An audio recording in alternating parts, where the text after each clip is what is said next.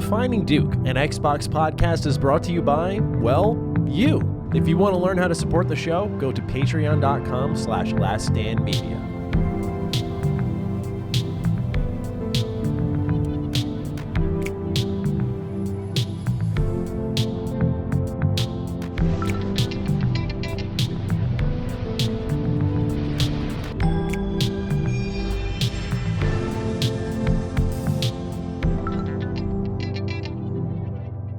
Salutations, everybody. It is Maddie here today. Welcome to episode 249 of Defining Duke, an Xbox podcast.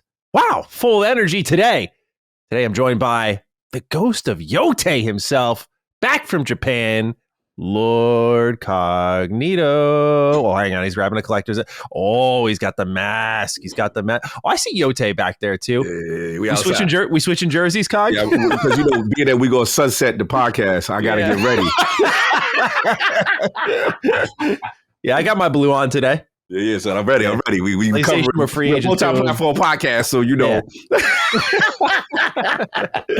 But yeah, man, I've been doing good. It's just a crazy day, man. As you already know, I was on the road for 4 hours. Yes, because I had to get a real ID, and there was no appointments near my DMV. And bro, I had to go to damn near Philly to get this joint. My local DMVs didn't have it, and appointments to next year. And I'm just tired. Outside of international travel, as a person who travels a lot, I don't like the idea of carrying my passport with me all the time. Yeah. I feel like I'm gonna lose it. Yeah. And then now with the laws the way they are, you cannot use your standard driver's license anymore unless it's real ID. So this was the process. You bring the identification, you go through the steps, whatever. Nice little, rural town. It was very suburban, where they ain't got no street lights. Yeah. And I'm driving, I'm like, damn, I'm in the boonies, bro. Yeah. This is deep. Did you bring a little portable gaming experience? Yeah, you had to, bro. I brought I think I played Lego Batman 2 during my last DMV trip last year. I had to register my car in the state. Yeah. I was like, all right. And I ended up beating the game because it was like, oh, you'll be done quick, they said. Bro, I was there for 3.5 hours. Yeah, waiting for your number to get called and all that. Yeah. So I bust the ally out, was getting some stuff done. But yeah, then race back. And like I said, we got a good show. We got the homies with us. So we got stuff to talk about. We have an esteemed guest with us this week. We have the man with a million, Thor. How you doing today, good sir? Gentlemen, Maddie, Cog, it's a pleasure to join you guys here in the... I don't know. Are we still calling it Defining Duke? I don't know. What we calling it? Is the name changing? Is it something else at this point? We got write-ins, man. We can get into that because, Rand, I'm curious where your head's at with the Xbox content creation podcasting space yourself. So, yeah, big question coming out of last week into this week. Hey, this episode, by the way, a lot of it is our audience blowing off steam. There's a lot of write-ins this episode. We appreciate you all.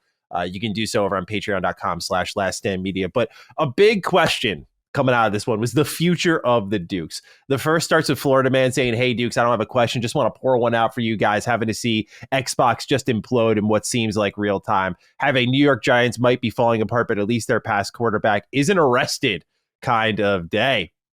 Meanwhile, Jibo Man 64 writes, hey, Maddie and Cog, listener of many years, but first time writing in. Colin mentioned in the last Sacred Streaming live stream there have been more talks going on behind the scenes about Defining Duke potentially shifting to a PC or generalized gaming podcast.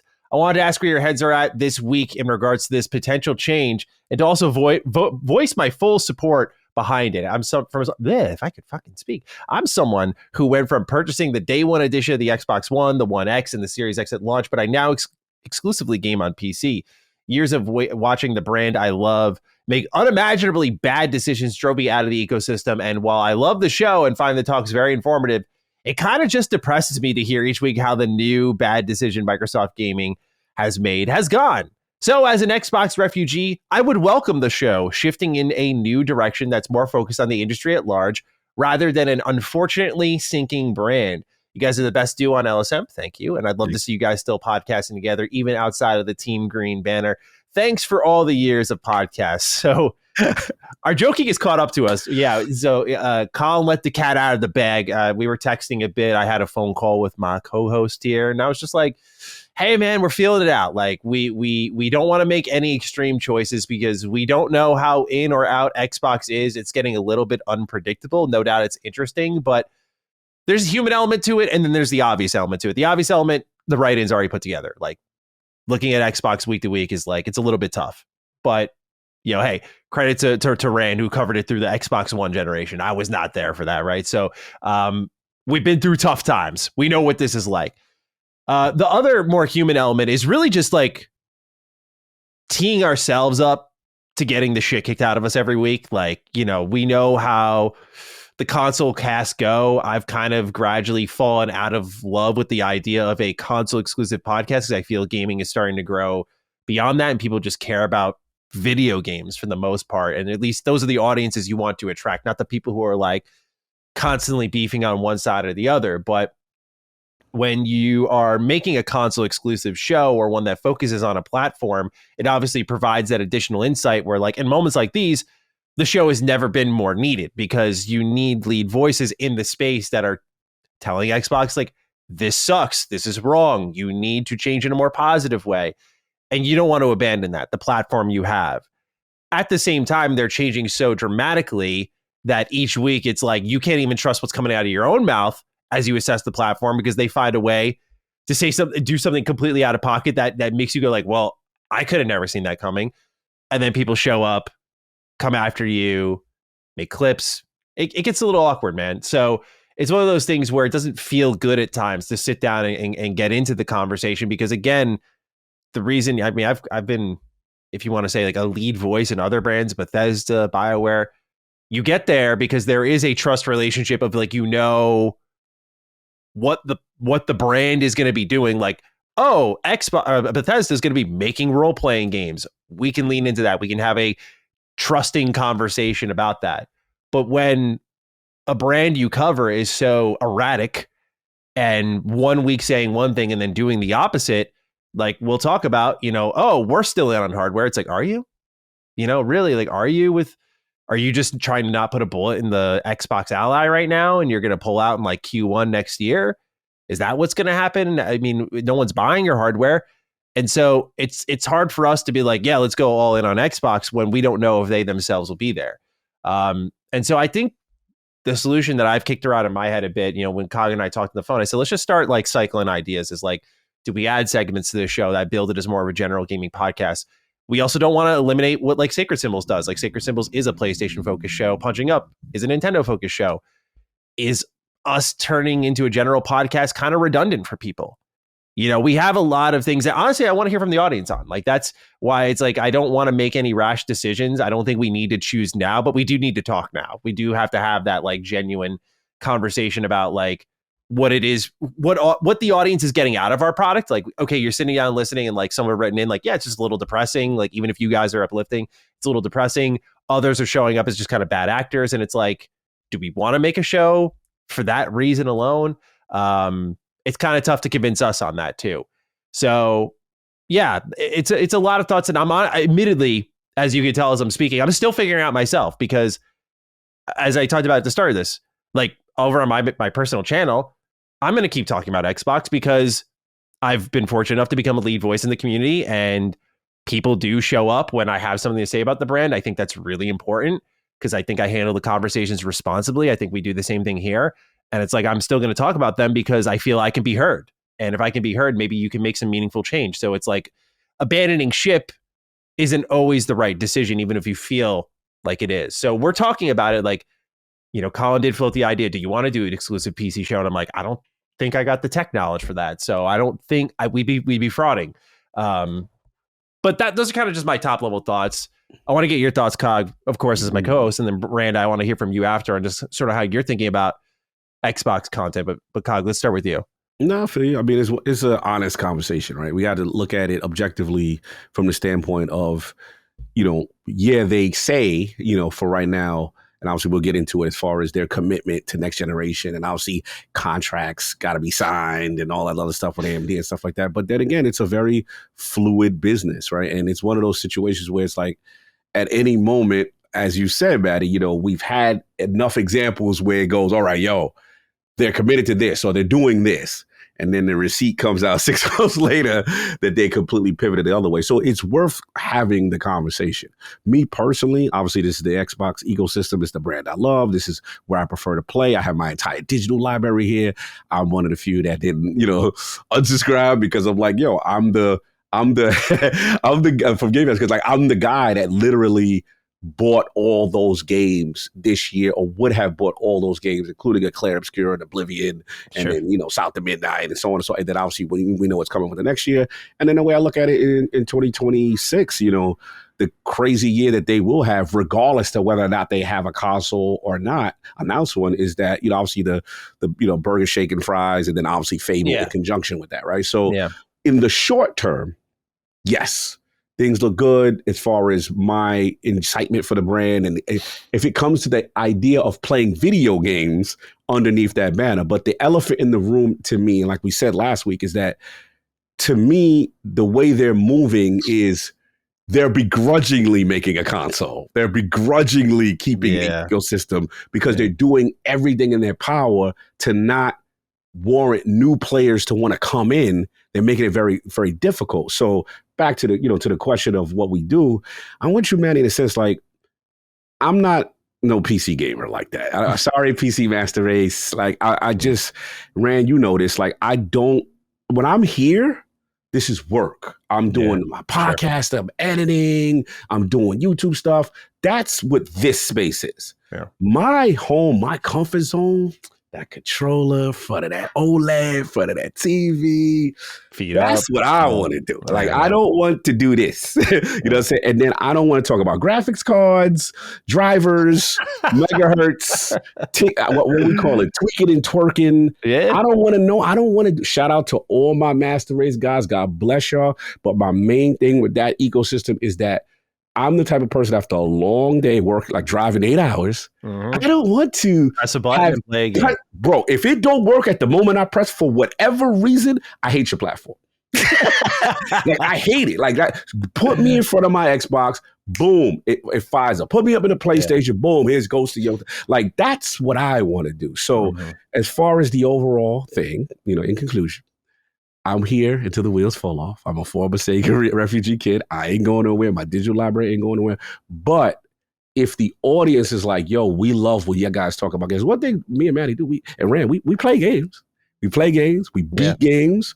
We do spoiler casts. We do a lot of previews, reviews. We do all that stuff. So if that's the case and, LSM doesn't find it too redundant and we still kind of, let's say, keep it because they want to be a publisher ideally, right? Yeah. They still got games, right? That's the thing, is like, is the software outlook enough to build an Xbox podcast if they drop out of hardware? And that's the question, right? And if I had to guess, here's my two guesses. 80-20 that they still will make a next generation hardware thing. If they do, fine. If they don't, then we got to talk about what we talk about. But if they don't, then it becomes, in my opinion, all right, they're the biggest publisher, right? That houses some of the biggest games. So games still will come out. And then maybe we could pivot in that way. So that's kind of just, again, we're spitballing, we're throwing things out, but these are important discussions that we got to have, that I agree. But I'm curious, Rand, because you're kind of in a similar situation, you know what I'm saying, which was going on. Xbox 2 about to be called Gamer 2 or something. What y'all like doing? That, y'all doing to play anywhere too? What we doing? Maybe call ourselves the Steam 2. The Steam 2. I don't know. I mean, I don't like the Steam 2 sound like a Steven turd or something. Like, I don't like the Steam 2. I shout out to all the PC Master Race guys out there, but I sort of feel the same way about PC as you do. So, I mean, I wouldn't stop gaming, but I was just like, well, PC is the way to move. And it does seem like Xbox is kind of, there's an easy pathway between you used to play an Xbox, and with the relationship with Play Anywhere on PC, it's kind of like an easy like sidestep, that where you could go there and like all your first party games are essentially on PC you own through Play Anywhere. So it does seem like an easy, move forward there. But as far as like, content creation or stuff, I mean, me and Jez have talked about it in the past. I mean, how when the multi-platform stuff happened, I mean, he really came to me and was like, should we change the podcast? And I was like, well, I was like, you want some hard truths, Jez? He's like, what? I'm like, you hate Nintendo and you don't play anything on PlayStation. So we could, and we do. Like, if you listen to the show, it's, everything that's going on in gaming, but obviously like a really big focus on Xbox because of what both me and Jez know. Yeah. But I was like, we can't really. I said, if I were to make a general podcast, and I said this to him, I'm like, it wouldn't include you. Because, and look, and I'm not going to be someone who's going to be talking about Nintendo. Oh, you know that's your people. That's how you. I'm apathetic towards Nintendo. I play up the kind of like, oh, Nintendo sucks or whatever, but I just don't care. Sure. All my Nintendo bros out there, I love that you love it. It's just not for me. Enjoy it, which is why I never really talk about it. Right? I just like, I'll let people enjoy what they like. Sure. I do enjoy PlayStation when I turn it on for the exclusives that are on this platform, but yeah, we've had that discussion and we're just like, no, let's just keep it the way it is and maybe add some things. And this time we haven't had that discussion yet because I don't know, maybe it's because we decided back then that it was like, this is just going to be what it is. And if it dies off, then it dies off. But if that was the case, I'm sure we would have a larger in-depth discussion about the future of the podcast or whatever. And my like, and I've had this conversation with Cognito about like videos and stuff. My desire, and I actually talked to you about this as well, but my desire to make videos kind of at like 2023, I don't know. I just didn't want to do it anymore. Burnout, I guess you could call it. And I always kind of get like the spark of like, oh, maybe I should. But I don't know. I can't say what the future holds. Maybe something does change within me where I would want to start making more content regularly. But I still like doing podcasts and talking with Jez and talking with like you and Cognito and everybody else. So I like doing that stuff. But I don't know. We'll see what the future holds. And with Xbox, I guess the thing is the future is up in the air. Yeah. At least a lot of people feel it's up in the air, or a lot of people feel that it's actually set in stone, meaning, they're not doing something that said they were going to do. So I guess this is a giant question mark. Yeah. And for some people, they're like, well, that's not good enough. I'll go over here instead. And for others, and be like, Cog, it's like, I'll be here until the ship is completely sank and everybody's floating in the Atlantic Ocean.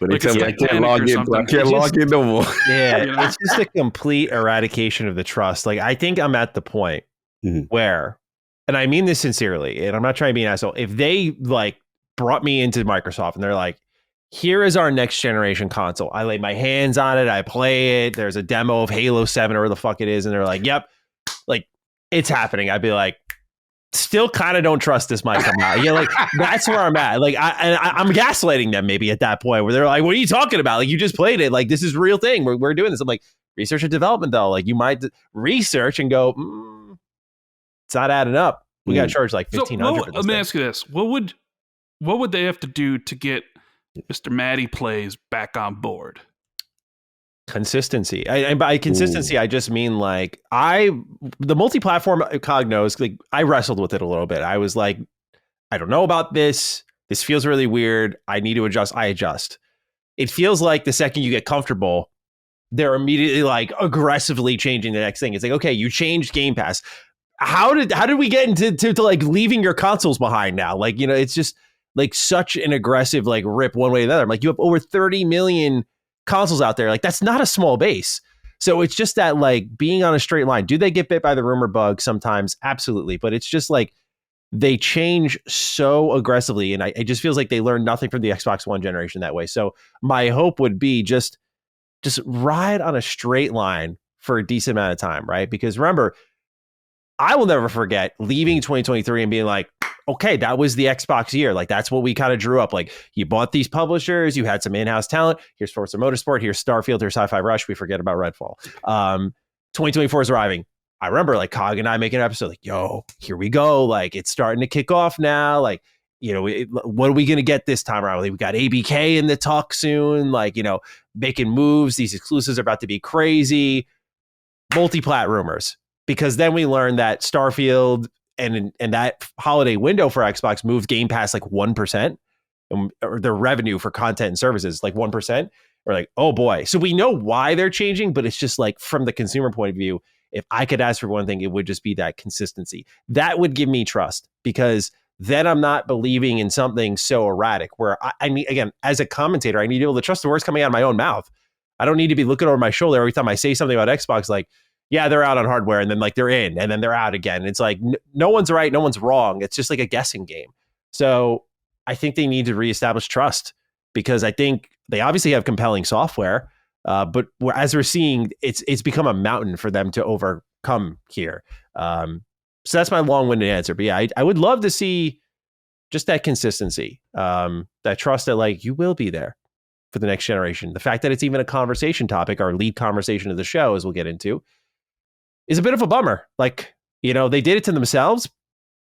We see that correlation of the console sales dipping off when they went multi-platform. I feel bad for them, because again, I think they do have a lot of good things attached to the brand, but they've kind of devalued all of them. So, again, just consistency, trust, like no erratic changes would go a very long way with me, at least. But yeah, that's where I stand on it. So I'm with you guys that I think any aggressive changes from our ends would be a little short-sighted, but it's good to talk about it and sort of where we need to be at. But good talk, gents. Let's keep this thing rolling here. Mm-hmm. Cog, you went to Japan.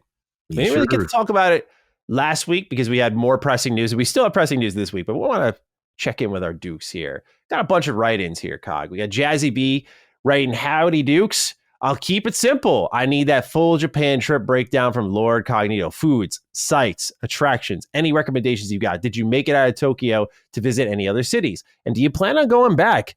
Thanks. Patrick Allen writes, what's up, Dukes? First time writing into the show. Thank you, Patrick. I'd love to hear about Cog's recent trip and some of his highlights. I was in Japan at the same time and went to TGS2 on Sunday. Side note, I'd never miss a Duke episode, and I've never owned an Xbox. Health is Wealth is a brilliant segment, and keep killing it with those interviews, Maddie. Thank you, Patrick. Appreciate that. Last one is a recommendation. Thought this one was kind of funny, because I'll get into why. Papa Smurf 531 writes, in Konnichiwa, Dukes. My wife and I just got back from our honeymoon / 1 year anniversary trip from Japan. It was great. Looking for older games / figures is a blast over there. It got me thinking, do either of you have some gaming holy grail items you are trying to acquire? I found one of mine over there. It's a 20th anniversary Mario Game Boy Advance Micro.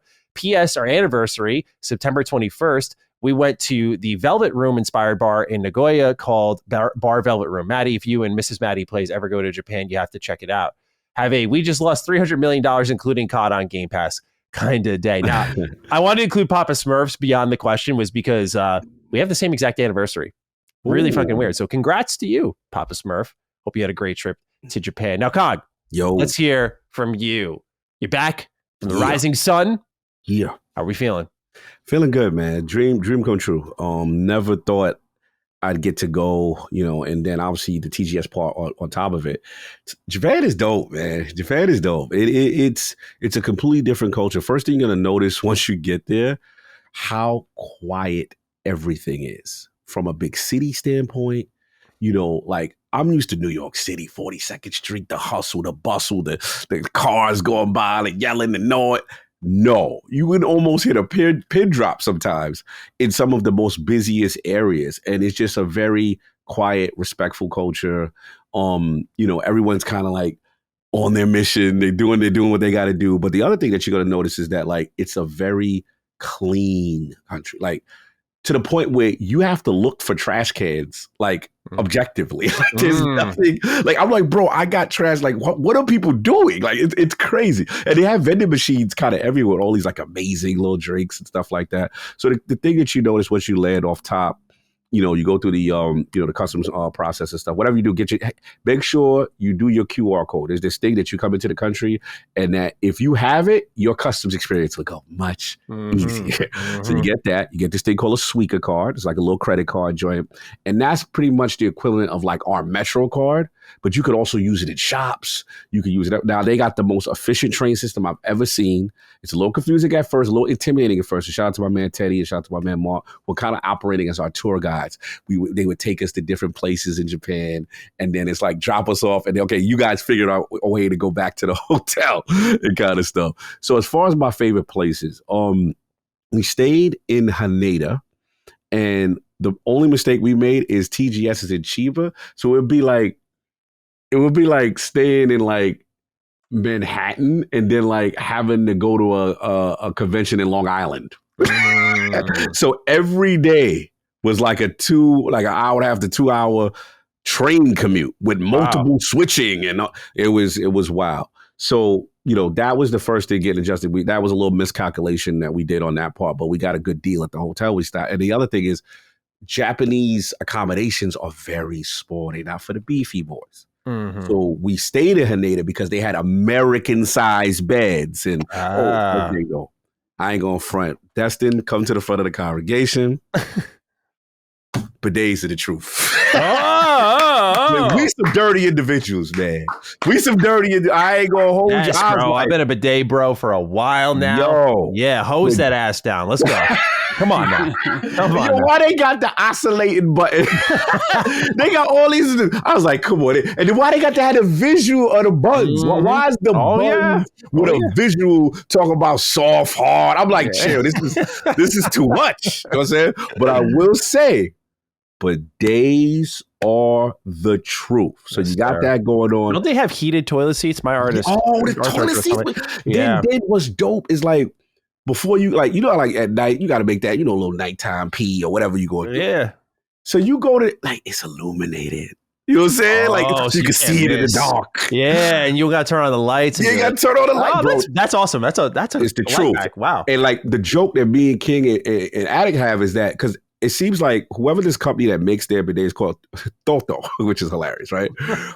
They have a monopoly. Like every bathroom, it don't matter where you go, it's made by Toto. Is it Toto got everything on lock? But anyway, so that was definitely the food. Amazing. What I would highly recommend is these things called izakayas. So izakayas be like, they vary from place to place, but think about like a hole in the wall spot that you go on like the second floor of a random building, and it'll be just like bar food, some of the best food, you know what I'm saying? Like, and a variety of it. The other thing that they're big on as far as drinks, they got these drinks called sours. I love me some lemon sour, some grape sour. They're like sake, but like flavor. So it's almost like Kool-Aid and sake.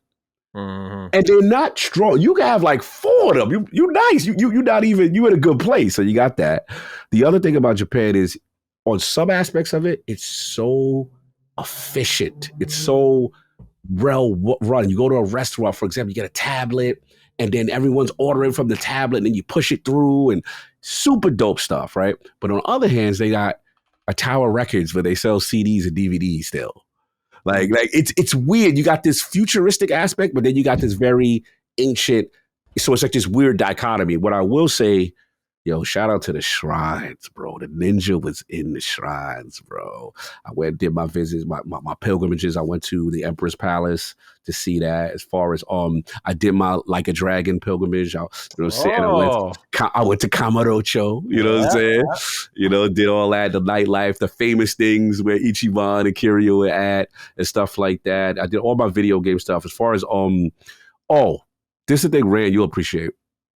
We from big cities, right? We from you from the Chi, I'm from New York. So like when you go to a big city, advertisement is always the same. It's like beer, it's clothes maybe, or a show. Japan is so video game and anime. Like on the billboards, Dragon Quest, here's, Final Fantasy Tactics. Oh, Nintendo got it on lock. I'm just going to tell y'all right now. I see why Sony, like, it's not even close. Like, and I don't even talk about Xbox. Xbox had like you go to a store, it'd be like a dirty corner in the side. It'd be like one shelf for Xbox thing. I ain't going, like, Xbox really has no presence in like department store. I went to all the big ones, what's it, Kabayoshi Camera and stuff like that. So it's like that. Oh, what you like, Manny? Oh, I'm gonna tell you what you gonna like. The thrift shops and the pop-up shops. Yes. Bro, I've heard you great things get about the pop-ups, yeah. fire things in these thrift shops for cheap. Clothes, liquor, watches, toys. And then shout out to my man. I got shout out to a lot of people. Shout out to Astro Parrot and shout out to my man Florida Man, my man Jimmy. We did the Sky Tree, which is amazing. It would be like the equivalent of like the Empire State Building looking over the entire Tokyo, which is beautiful at night. So that's the first thing. Shout out to my man Expat, who we met in Akihabara, who put us onto the pop-up shops and put us onto what you will like is we went to the famous Super Potato Shop, which is everything retro gaming. Oh. Everything. Bro, 4 levels of like, bro, you had NES's, Famicoms, all the games, Vitas, bro. Like, the only thing I couldn't get my hand on to answer woman's question. I wanted a TurboGrafx 16 Express. That was one of my favorite handhelds from back in the day, and I didn't see that one there. But there's so many. I didn't get a chance to see everything. There's also little pop-up shops around Super Potato. But look, there's so much to talk about. I'll just some of the things, and then TGS. I just want to shout that out because Red appreciate this. Like, it was the closest to that old E3 feel. You know what I'm saying? You got the big convention center. You've got like the big hall. Booth Babes return. They was outside. It's some old school E3 energy. Yeah. They had booth dudes and booth babes. They was repping. Bro, they had Borderlands was outside. But I was like, damn, they had the what's the psychos, the dudes with the psychos with the no shirt. He was out there. And then they got all type of animes. I didn't know what was going on, but I was looking at what them girls was wearing. I was like, okay, whatever this is, y'all representing it faithfully. But look, it's more stories. Stay tuned. I'll give y'all a little heads up. Me and Colin got something cooking.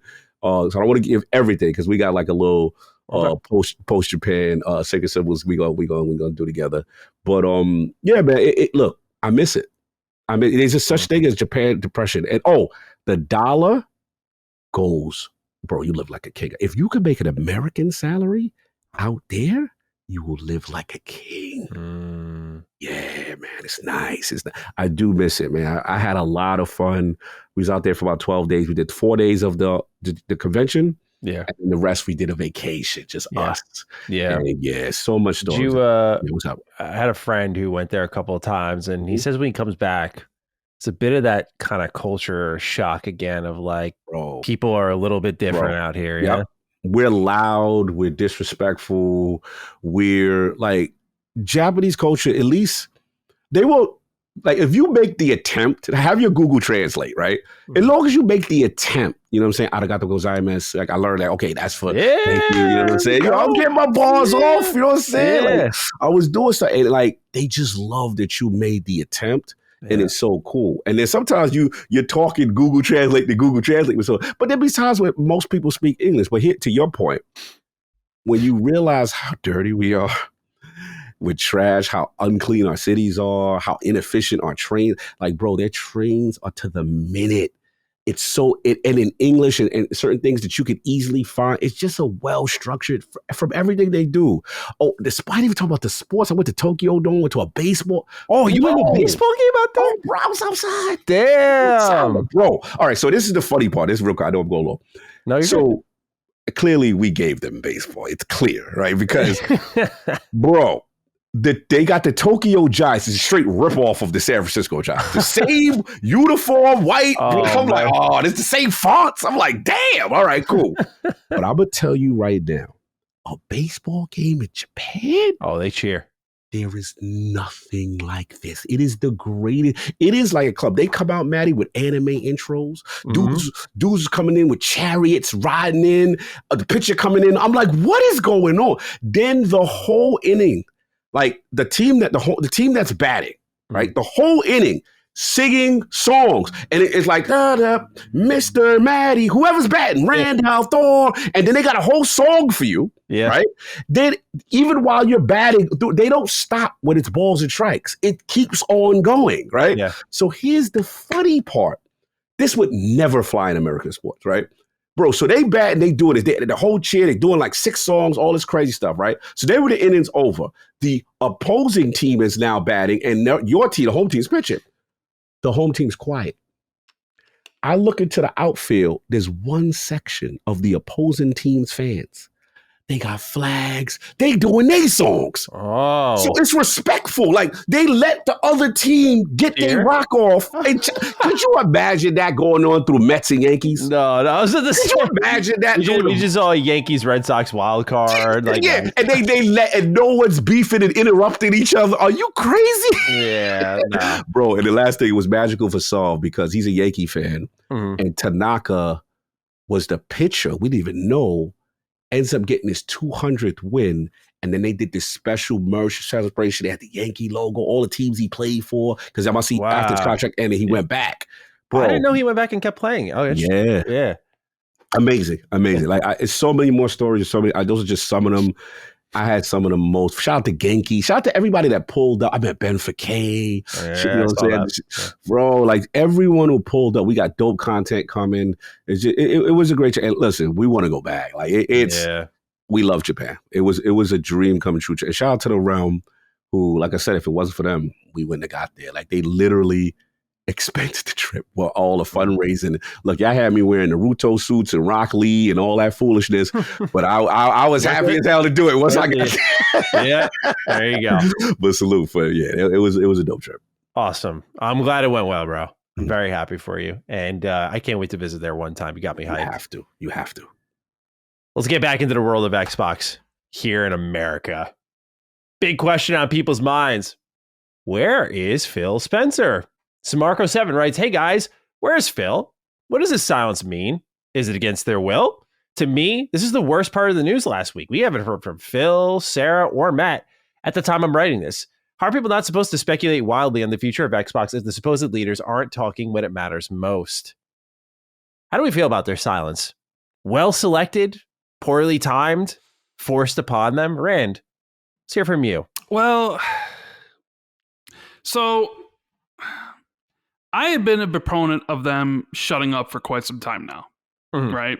Because I feel they talk too much. And we've seen recently where things Phil would say or things Sarah would say would immediately kind of not be true. And most recent example being Phil being on Xbox Era and talking about how he just played Everwild and how he's looking for Everwild to, come out and whatever you're saying about Everwild, and then 3-4 months later it's canceled, right? Yeah. So there's been a lot of pushback on them even doing interviews and all that sort of stuff because, as Maddie alluded to about what he needs Xbox to do to, be okay again, a lot of it is consistency. But there's been a lot of inconsistency with their messaging because people can point to things you've said and then a year later it being, not true. So I guess you could look at it a couple ways. One being, do you really need to hear from Phil and Sarah or Matt regarding Game Pass price hikes? I don't really think so. And they sort of speak for themselves anyways. It's like, yeah, we're raising the price of the service. Like every time Netflix raises their prices, you don't see Reed Hastings, whoever's in charge of Netflix, come out and say anything about it. That just kind of seems par for the course for a lot of these companies is like the price goes up. Unfortunately, it sucks because it seems like we're paying the same or we're paying more for the same stuff we're getting. But usually you don't see anybody come out from a company and be like, these are the reasons why. I guess you could make a case that the price increase in Ultimate was egregious enough where maybe they should have done, maybe Phil or Sarah should have been in the video instead of the girl who was there to help explain better about why they're doing this. I guess you could probably make that argument if you wanted to. Now, I guess what people are really concerned about in this regard is the stuff about the rumors about them not doing next gen. I think that's where people are like, well, they need to come out and say something. But I'll point to the PR piece that Xbox gave to Destin Legary and Xbox gave to Windows Central, where they basically said we're still doing actively investing in first party hardware. Reference back our AMD partnership just 3 months ago. And the thing is, a lot of people don't believe them. So let's just say instead of it being Microsoft PR that came out and said that, let's imagine if it was Phil Spencer had come out on Twitter and said the same exact thing. the same people wouldn't believe him anyways. Yes. You know what I mean? So you could also say like, well, should Microsoft even respond to rumor and speculation? Because you usually get those sort of answers from people when a rumor starts building momentum. They'll go to the company and the company will be like, we don't respond to rumors or speculation, blah, blah, blah, blah, blah. Because that's what this was, right? This was just a rumor that kind of grew legs because the original person had some previous knowledge and clearly has a reputation for being right.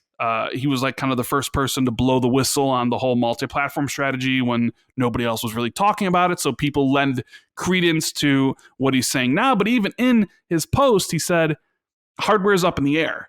Like it was going to happen and now it's up in the air, which doesn't necessarily mean canceled, but it means like, oh, they're debating about it, what have you. But then the rumor changed to, oh, it's done. Yeah. It's officially over. And at that point, it's like, do you send someone out there to say, actually, we're doing it, when you damn well know that, I guess, things within the company, they change constantly, or at least enough where you could have someone could make a diss track of Phil saying one thing and then the next thing. Not the diss track. I'm saying you could. And we all know, because we all thinking about it, like all the things they've said that ended up not being. So I get what people just want their fears, laid to rest.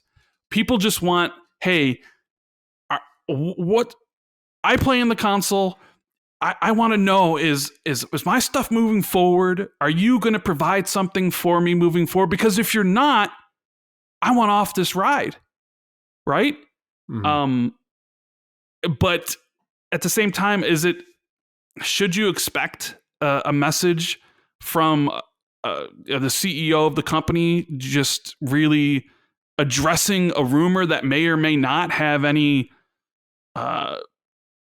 like truth to it whatsoever? Because then that feeds into a lot of things. Because what the next rumor that happens a couple months from now, do you roll out Phil again or Sarah again? Because it kind of starts like a chain of dominoes that who knows where it ends.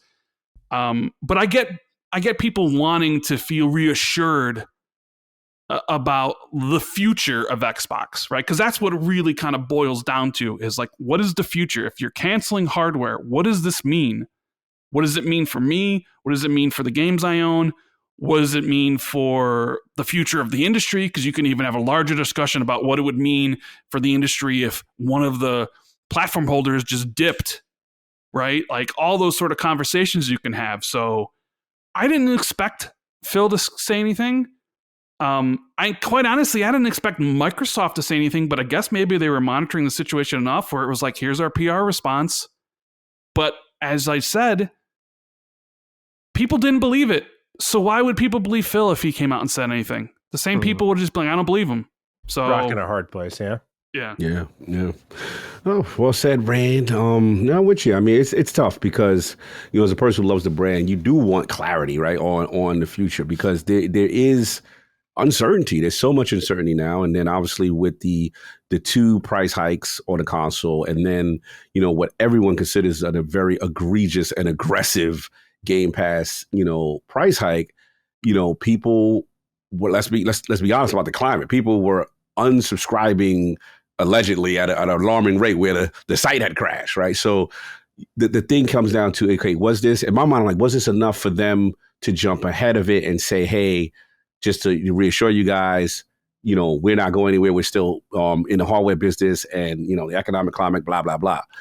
But to your point, we're damned if we do, damned if we don't, because the same people would say that they need to be in front of it would be like, yo, they need to shut up. And I'm of the mindset that I'm the guy that likes when they talk. I'm the guy that likes when I see them. You know what I'm saying? So it's like, I had to be honest, like, damn, like, it's probably better to just be quiet, because at the end of the day, all it's going to happen to you is you're going to get clipped, because the minute you deviate from that plan or whatever you said, they got you in 4K. Saying, opposite and moving opposite from what you said. And I think that's the problem. What I think the problem with them is this. Microsoft Gaming has its own mind on what they're doing.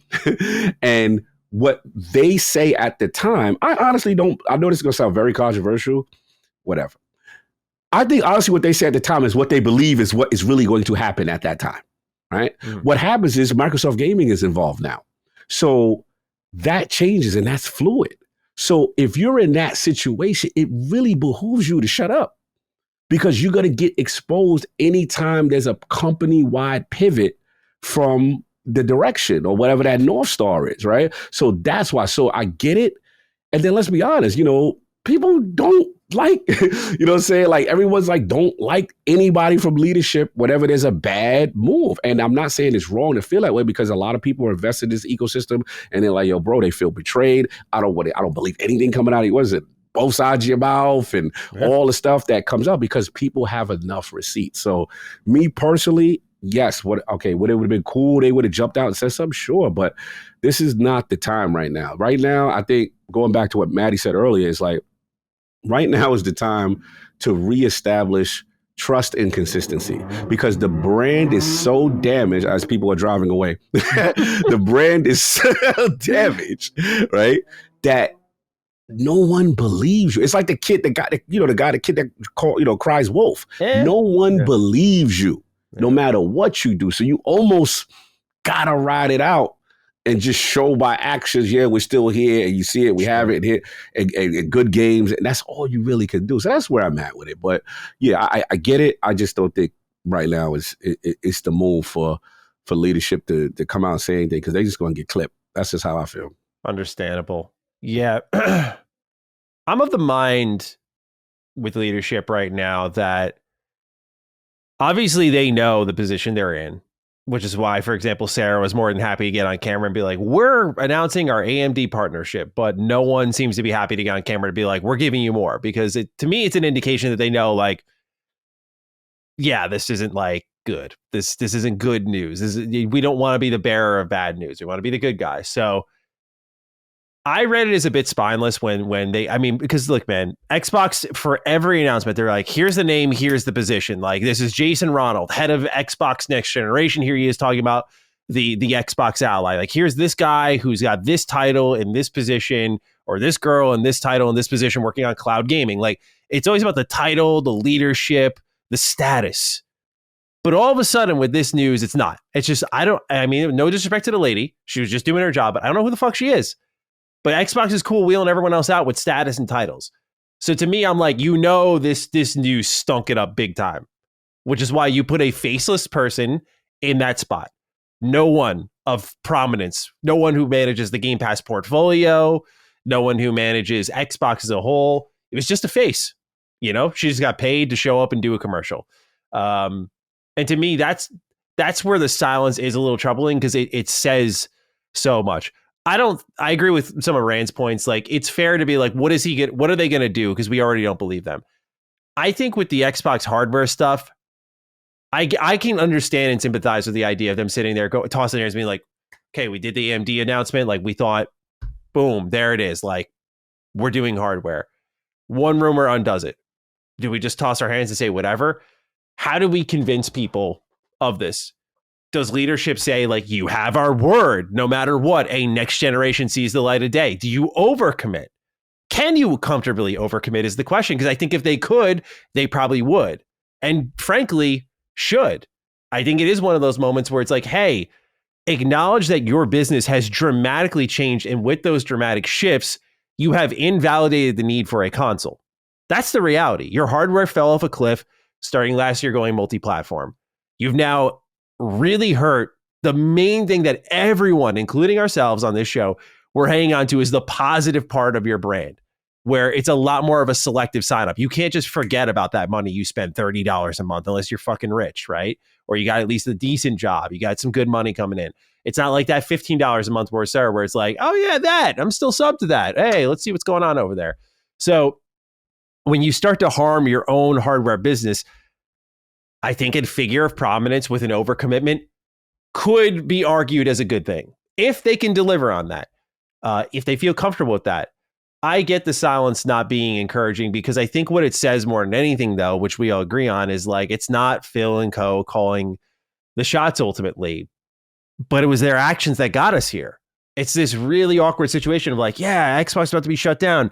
They saved us. They kept it going only to like overcommit with, I think, Activision, and now put us in this fucking hole where the eye of Satya is on them, and they've got to make money, and they're making decisions that they traditionally wouldn't make. So I understand and agree with the demand that leadership should be there. I don't agree that a leader should only be there when it's like, hey, we got next generation console coming, I'm here for the good news, or Phil partying it up on stage with Hideo Kojima. But then, like, again, here comes the dagger to Game Pass. And you're like, oh, you nameless woman, please. So again, I don't think they got to be out there. Like, I think Rand's point about Netflix is great. I think it's fair, but Xbox has kind of set that standard for themselves where they put these faces out there. They make themselves accessible. I think it's good that they've quieted down a bit in general, but I do think these are the times where you really have to kind of like, how can we put out the fire? What's the big bucket of water we can use to douse this? And I thought over the weekend might have been one of those times, just like when Xbox's entire set of plans leaked from that the FTC documents. Like, one person hit the wrong button and like, here's the Bethesda roadmap. Here's everything. Like, that was a Phil, get out there, bro. And he did. And he said, like, some of this won't hold up. And to his credit, we haven't seen much from that whole slideshow in the terms of hardware yet. So, I think there is value to them stepping out and putting out fires, because there's not one, my final point is there's not one single action that they'll do to undo all this. And that has to be accepted, right? You have to start somewhere. So is this where you start? Because I think they can regain themselves. I don't hate any of them. I just think that they got to rebuild the trust. They have to understand that it does fall to them. They've made themselves the three faces of these parts of the business. A lot of the blame's going to fall to you. That's the shitty part of big business responsibility. So where do you start to regain it? Where do you start to regain trust? I think, yeah, good games are part of it. But Xbox has had pretty decent games for most of this generation, man. So it's like, it's obviously taking more than that. And I don't think everyone's out to get them. So that's kind of where I land on it. I think some sort of, you're our leader, Phil. Some words of encouragement, please. Like one of those before the big fight, right? That's how I think about it. But Cog, you had something to say. Go ahead. I hear you. It's just, all I'm thinking about is like the Redfall moment, right? And him having to jump in front and explain, what happened and so on and so forth.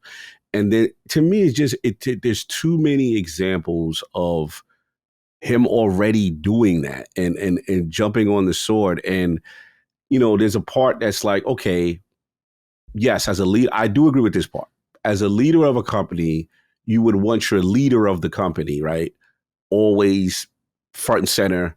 And to his credit, he's done that. He's with the lowest moments. He's been there, right? So it's just like, my thing is at this point, what purpose does it serve when there's so many clips now of him jumping in front, right? Soothing, what's going on, apologizing for what's happened or what have you. I remember, we watched this showcase. It was like, the next 12 months, you're going to see all these games here, this, that, and the third. Yeah. Okay. Right. Yep. I remember, we did Bethesda things so Starfield could be exclusive. I remember, Halo, we lose our way with Halo. You see what I'm saying? So at the end of the day, it's like, what you may say today is true. And that may be true in that moment. Mm-hmm. But Microsoft Gaming is showing you it is a fluid situation. Amy Hood and them are showing you, and I hate to be disrespectful, but it's like, you're not in position. To me, it's so clear because you don't go out and say these things unless you truly believe them in the moment. I honestly do not think this man gets out there, wakes up and say, see, I'm going to finesse them today. Yeah, son, I'm going to freak this right quick. Tell him it's XYZ. We going to be out the press. I don't believe this is happening, y'all. I'm sorry. I just don't. You don't believe he twirls his mustache, ends his drink in his office, watches Twitter burn? I'm not. Like I said, like what I keep telling people like, you too close to the situation, whatever. I'm a judgment of character. Like the way I look at it is this is a person who honestly believes what he's saying at that moment is true and has gaming sensibilities. I keep telling y'all that whenever I see Xbox do non-gaming stuff, I don't associate that with that leadership. That is, we saw the FTC documents, right? Amy was like, I think you building a moat, Phil. around what we doing with your investment in these dudes. You know what I'm saying? Like Satya said, bro, like, why are we doing exclusives? You see what I'm saying? So it's an uphill fight now that you've got to your credit though, Maddie. He's going to be forever tied to that ABK, right? That's his legacy. Win, lose, or draw. Now, the argument, if people want to say, Cog, you did it to yourself, y'all wish this, great. I own that. You know why I own that? Because the brand would have been dead around the Xbox One era if they didn't take the shot. I'd rather you take the shot. I got a Series X out of this, a Series S, Game Pass, Mad Game, and games that are revitalized that I've never seen before, and Clair Obscure and Ninja Gaiden 4 as a result of him. Yes, please sign me up for that. I don't want it to die when we had Crackdown. And we had, come on, like, what are we doing? Remember we had Rise and Crackdown and all these. Rise. All right, the greatest 900p game that I've ever lived of all time. Did anybody have Cognito mentioning Crackdown 3 on today's Duke or the bingo card anywhere? If you did, you just won. Bro, remember what we was dealing with, bro, back in the day? Hey, man. That was flagship. We had 5 studios, and we kept rolling out them same burger, shake, and fries for mad years. Like, I didn't like that era. So remember the squirrel game, bro? Remember the squirrel game? That was their big fall game in 2017, man. We was Super Lucky Tales. Super Lucky Tales, Maddie. Super Lucky That's what we had. Like, people I think that game's underrated, but go off. You said that was Joey's low-key fire? Yeah, I mean, like, I'm not going to oversell it, but, like, I remember playing that shit when game streaming was first becoming a thing, and I was like, what the fuck is this? Like, why not? And I played it, I was like, hey, yeah, like, not what I was looking for during the Xbox One generation. I'm not so far removed that I remember what we wanted then, but, like, hey, not bad, you know, like Xbox. Again, like I got it right here, bro. This was the man to save the Xbox brand. Oh, you got Blinks. You got Blinks. It was Blinks, bro. Like, yeah, I don't have Super Lucky still. I was looking to see if in my collection I had what's it called? Like Crackdown. I have 0 Crackdown in my collection.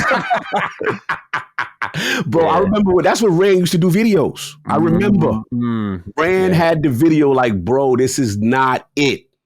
This is not it. It was the terrible, the cloud technology. We ain't even gonna get into it, but y'all know what it was. So anyway, all I'm saying, we know what it is, though. We know what it is. Yeah. I still got my pen, baby. This is the day one edition too. Bro, I got my day one pen when I was outside New York City. I ain't playing. I'm real with this. You guys are capping for a 59 meta right there. So listen, the greatest 900p game you ever seen, bro. Listen, that launch ladder was fire. Forget what Don butchered. I always defend Don on that. I'll be like, bro, this guy talked us out of the room, but that launch lineup was fun. I had a lot of fun with that. So, like I said, in conclusion, like I said, I was just happy that my brand got to exist. And if this is the end result, that I got 2 more, I got this generation and maybe just 1 more generation, hey, it was a good run, and it's better than dying during that generation. That's all I'm saying. While we're on the topic, I talked about this in a video. I'm curious if you guys think this will happen one day, right? I got NFL Fever 2002 right here, right?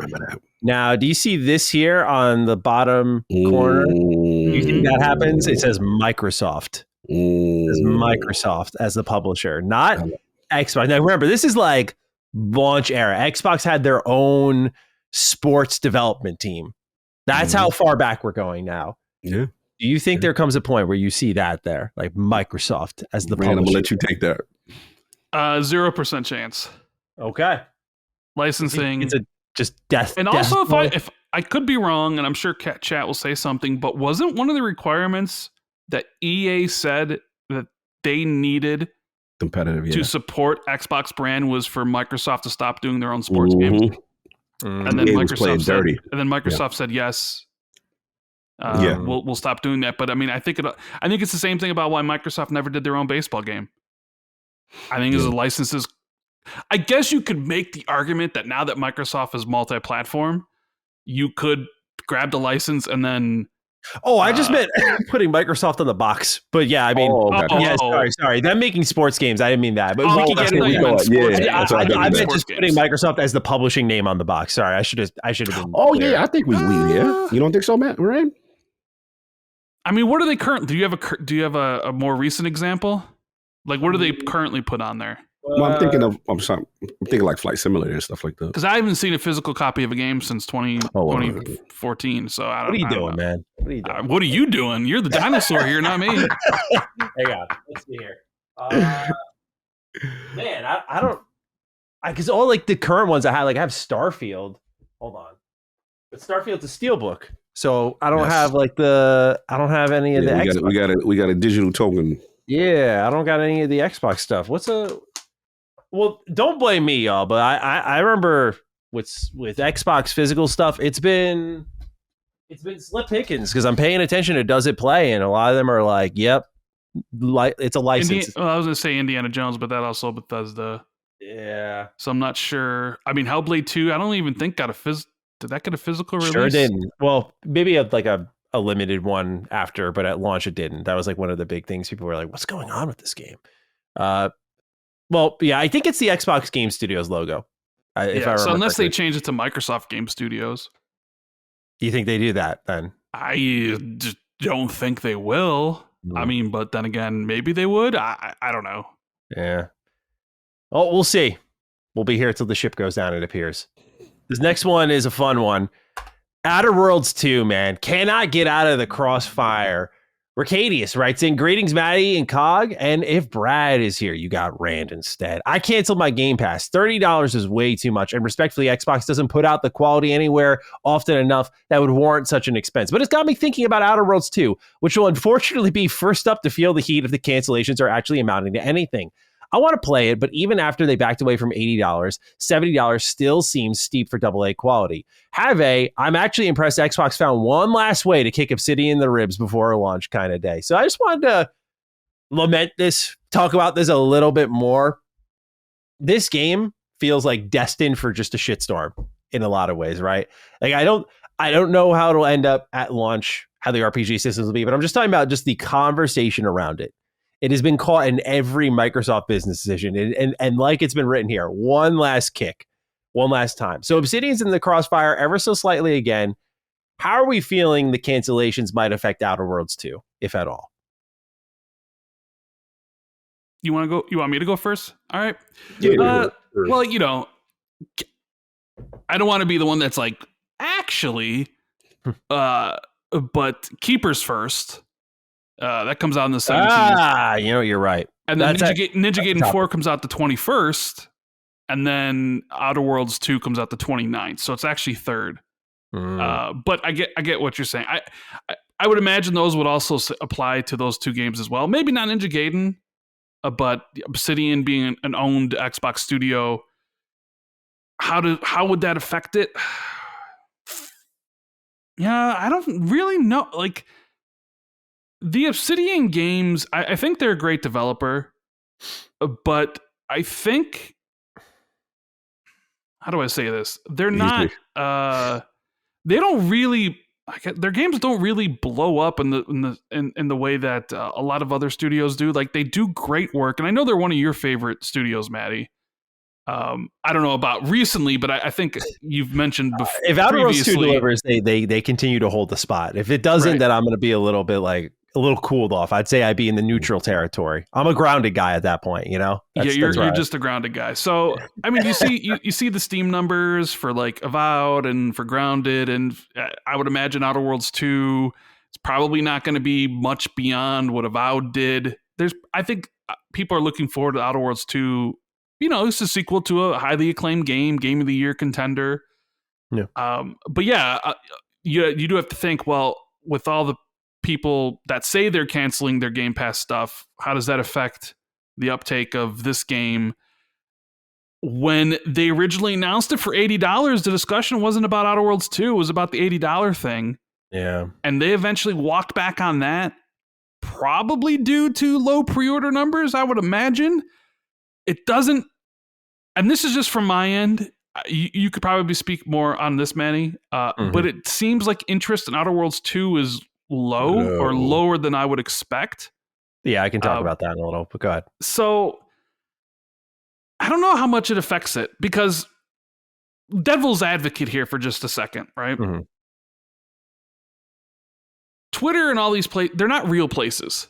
And sometimes you get caught up in echo chambers, and you think something's massive and then it's actually not, right?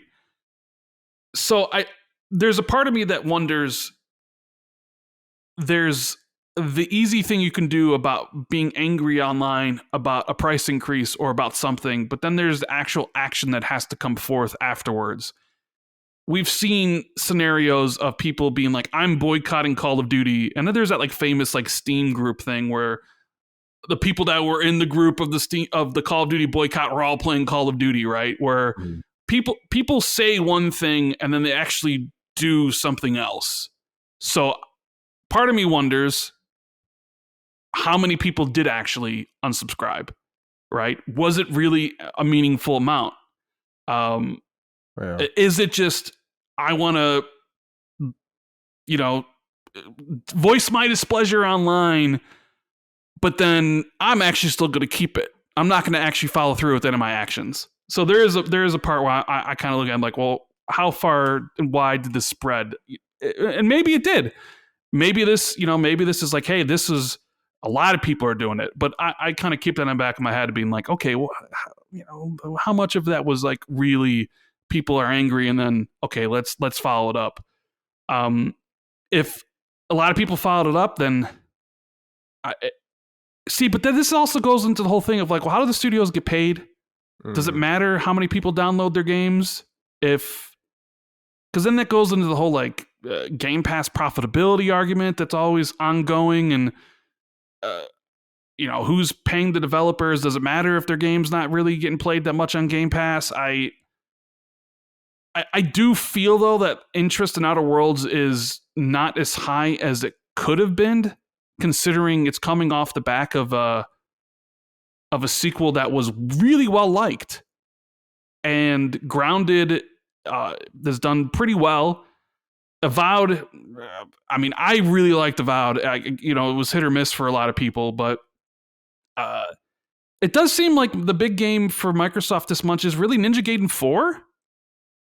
For me, at least, yeah. I'm right. That's the one I'm really looking forward to. So I agree.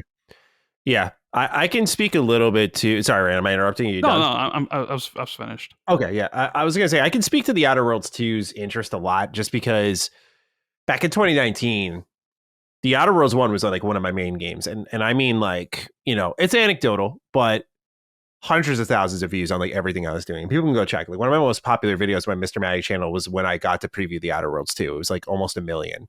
The excitement was really high. Enthusiasm for the game was up. Obsidian proper. And it was also on the back of Bethesda doing 76, and then the Fallout First subscription was like, here's Obsidian giving us what we want. We've seen this kind of cycle many times before. I don't like to act like that isn't a part of the gaming zeitgeist. Is like usually your momentum can be built off of someone else's miss. Like if we want a more recent example, Arc Raiders Marathon. Like Arc Raiders was doing well. Marathon took a absolute shit on the floor. And then here comes Arc Raiders, like everything you want from top to bottom is right there. Go after it. And it blows up even more. So it was like I don't want to take away from the studio's success. It was already on a track for success, but that momentum it gains can't be ignored. And so I think that helped the Outer Worlds 1 a lot. For a lot of people, I read the comments, many people love the game.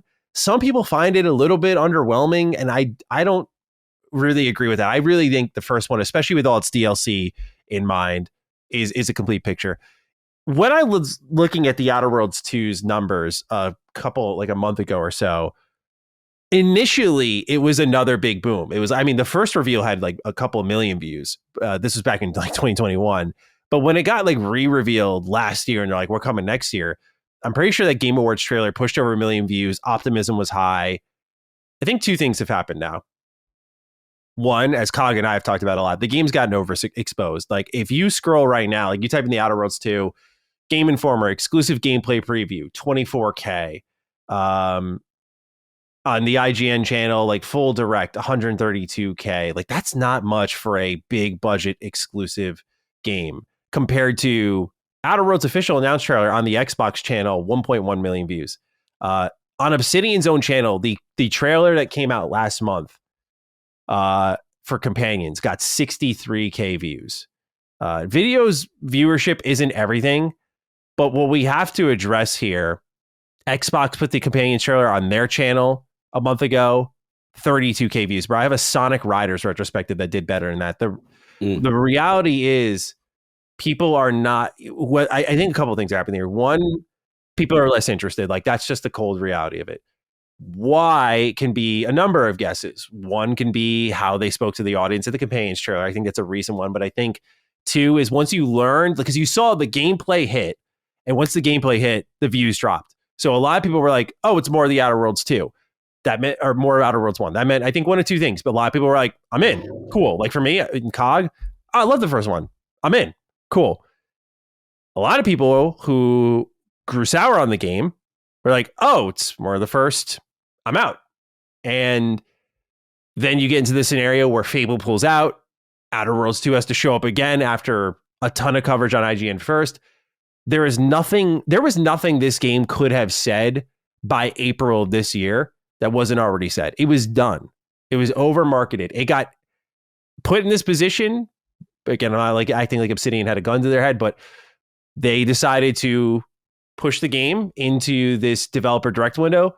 Gets overexposed. It's forcing these trailers. It's forcing these things. And I think at this point now, like many games, it's like the minds have been made up. And you couple that with like the kind of mess of the Avowed conversation online.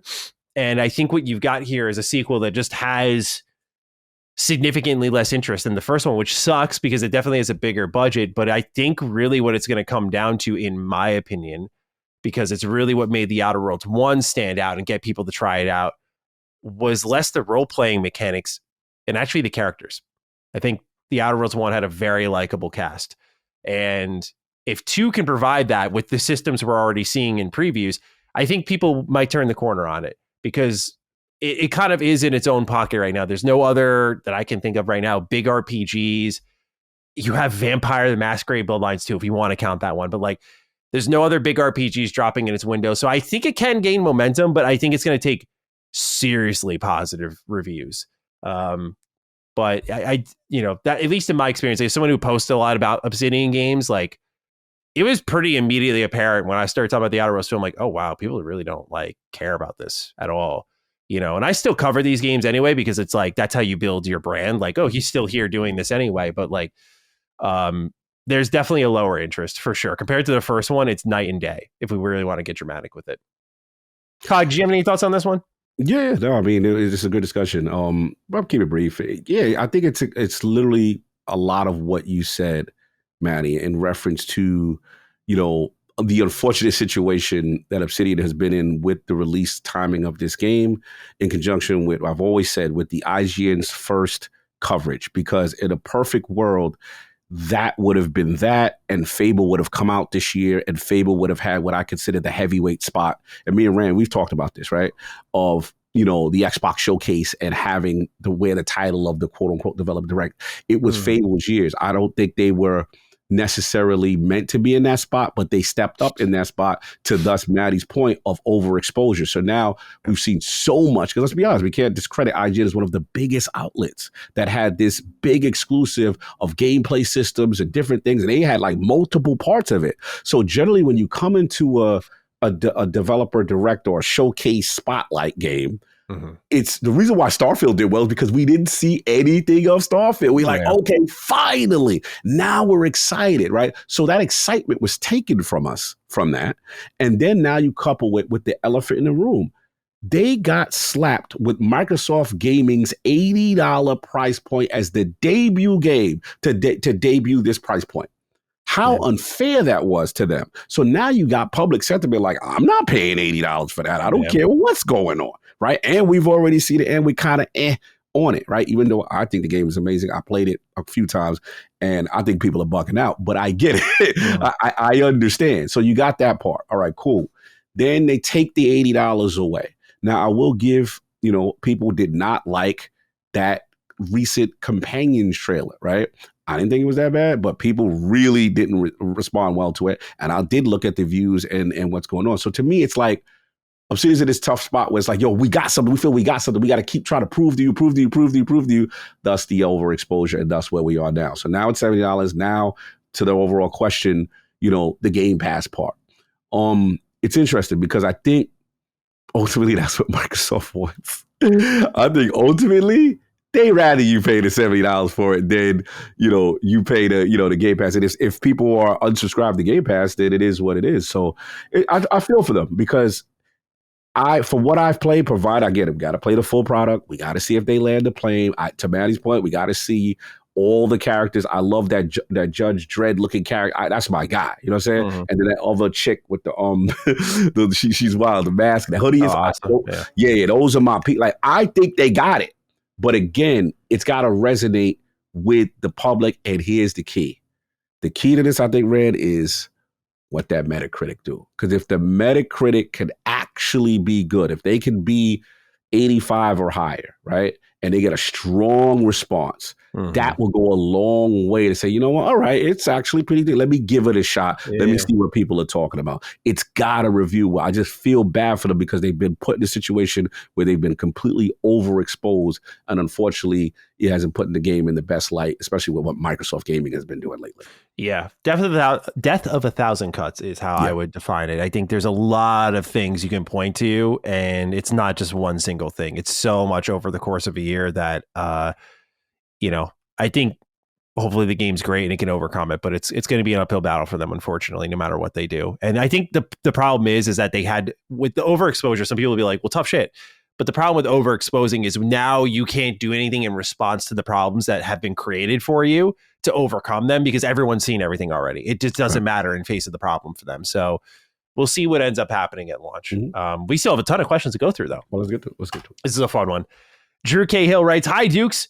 Do you think Xbox and PlayStation could partner now? I'm sure console warriors will seek to take me out now. But for instance, PlayStation says they'll allow Game Pass if PS is officially day one hardware carrier of Xbox with exclusive IP deals, typical of third party like Cars and Forza. This would entail PlayStation welcoming Xbox and allowing Game Pass, but being the Microsoft hardware of choice, basically in a tough time, but a way for both sides to win together on the console side, perhaps. Have a celebration of great history between the two kind of day." Thank you, Drew, for writing in. Gentlemen, can cats and dogs sleep together?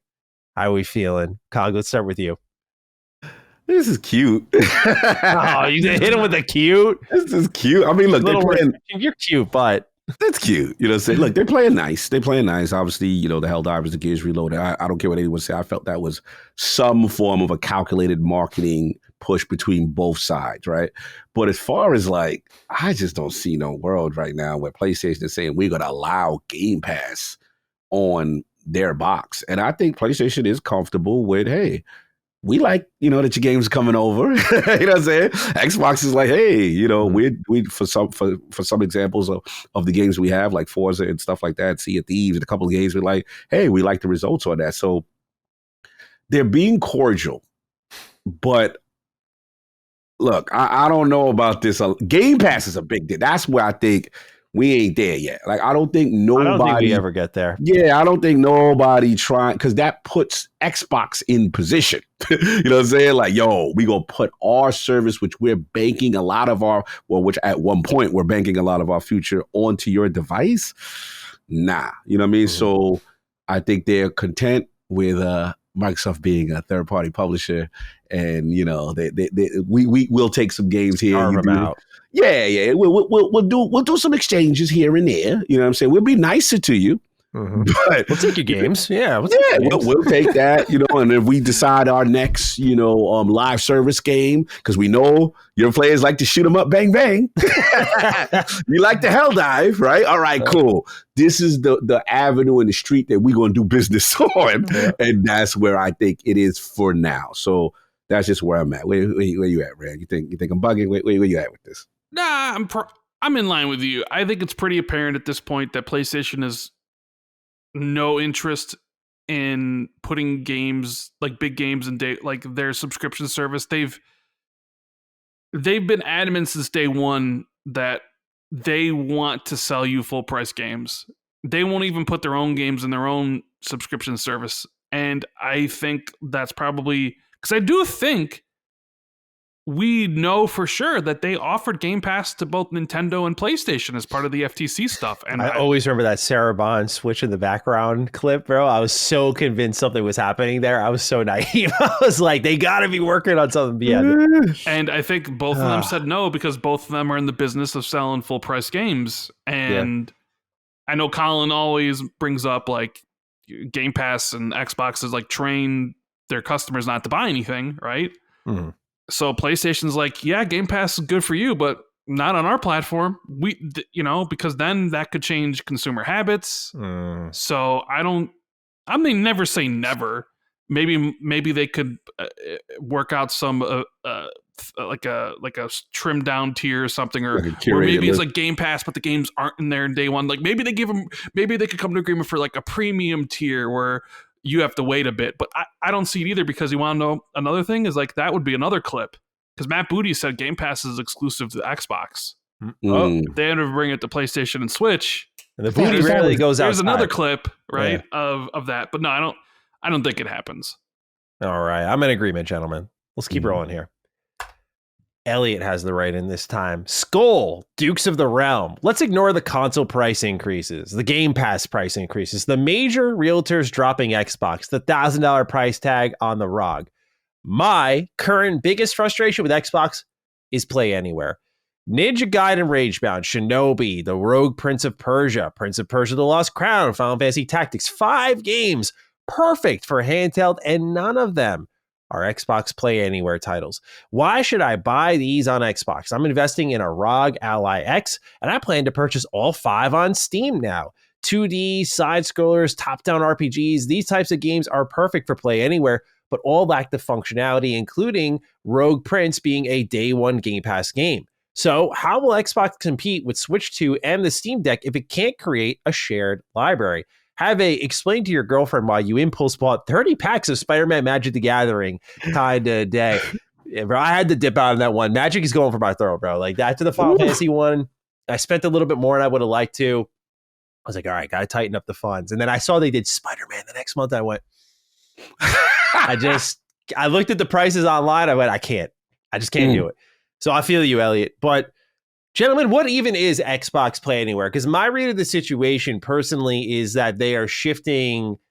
I think we'll learn a lot with this Xbox Ally coming out, because I think the shift to this sort of Windows Xbox hybrid might make it a little more palatable. Like the PC version and the console version are like one and the same. So Play Anywhere is kind of a stamp that isn't like how it exists now, where like developers have to participate in a program, but by just making the game, they are within the program. I'm thinking that's what Xbox has to do at this point, because again, what we're combating with here is like lost sales.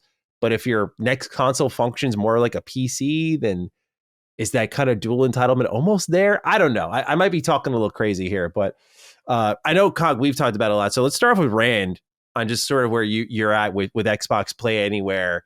And should people be investing in these games on Xbox if the stamp isn't there? I mean, this would be a better question for Jez, because he's all about this. I don't Xbox Play Anywhere isn't something I really dabble my toes in. So I just the toes, Rand. I don't. I mean, I play in the console, and that's where I play. I don't. On the toes. I can't even think. I can't even think of a scenario where I've used Xbox Play Anywhere to play something on PC or handheld. It's not something that super interests me. Mm-hmm. I get why people love it. Don't get me wrong. I get why people are like, hey, I could play my copy here and then play it over there and play it over there. But I'm also somebody who says, I don't care for I know you love handheld gaming. I don't care for handheld. I know you both love handheld gaming. Not for me. Another thing, I guess maybe I'm the dinosaur here, Maddie, you know? So. No, definitely handheld gaming is like the ultimate dino move. I gotta say, like, you know, that's like an old head move. Like, bro, just still playing games in his hands. Like, where's your OLED at? You know, where's your big screen TV at? Yeah, no, but I get, you know, hey, like Cog's going to Japan, got all this time spent, like, hell yeah, busted it out, or someone's using your console or your TV you normally game on, so I'm gonna get some gaming done on the handheld. But I guess I don't know. I don't really know too much about the intricacies of like the developer agreements and publisher agreements about about like Play Anywhere. Like even recently, like we've seen with like Square Enix, they come back to the platform, which is great. Final Fantasy 7 is going to be Play Anywhere. I think 16 was Play Anywhere. And then I think the Final Fantasy Tactics wasn't. But then their next release is, and it's kind of these weird anomalies. Like, why all these games or some of these games in your portfolio, but then not this one specifically? I don't know if just like a checkbox you have to like mark. Obviously, you have to build a PC version, and you would think with them going to a more PC hybrid thing, maybe that is the future where we're not going to say all of the games will be Xbox Play Anywhere, because I'm sure there's certain publishers that won't do it. But the majority will, because Xbox seems to be focusing more on Play Anywhere than Game Pass. I mean, their last two showcases were really riding on the whole Xbox Play Anywhere stuff, which makes sense with the ROG Ally. I think we'll probably see more and more games adopt it. But I do think we'll see more holdouts. And I understand why some people are like, well, if it doesn't have Xbox Play Anywhere, then I'm not going to buy it there. I understand people's hesitance because, people game on more than one device these days. I know the games he kind of did mention are all Ubisoft-related games, or at least most of them. Maybe Ubisoft doesn't do Xbox Play Anywhere. Is that the case? I'm not sure. That there's some validity there. Not to interrupt you, because they do have their own. Ubisoft Plus is their own kind of version of it in a way. They have Play Anywhere. If you subscribe to Ubisoft Plus, I tested it, and Assassin's Creed Shadow I could play on any device, so to speak. So I think Ubisoft probably has some conflict because they're running a similar kind of service, if I had to guess. So, I mean, you're the Play Anywhere guys. This is much more for you than it is for me. Oh, I got thoughts. All right, let's hear it. They ain't gonna like me. Nah, bro, I'm tired of them. Speak from your heart, Cog. Let's go, bro. What is it? You need to tell them what they need to hear, not what they want to hear, right? Act like I don't go on Xbox. Like, this is unacceptable. I'm sorry. Like, I was in Japan, bro. Like, how you got Play Anywhere? You have, like you said it, right? You got Final Fantasy 7. You got 16. I'm playing. But the new Square game and Tactics, you don't have Play Anywhere. What are we doing? Then it's like, Shinobi, don't even get me started. Don't even get me started. Like, I did so much work on that game, on the Xbox version. Why do first of all, if you type in Shinobi on Xbox Game Pass, nothing comes up. So I'm like, I can't even, put it this way.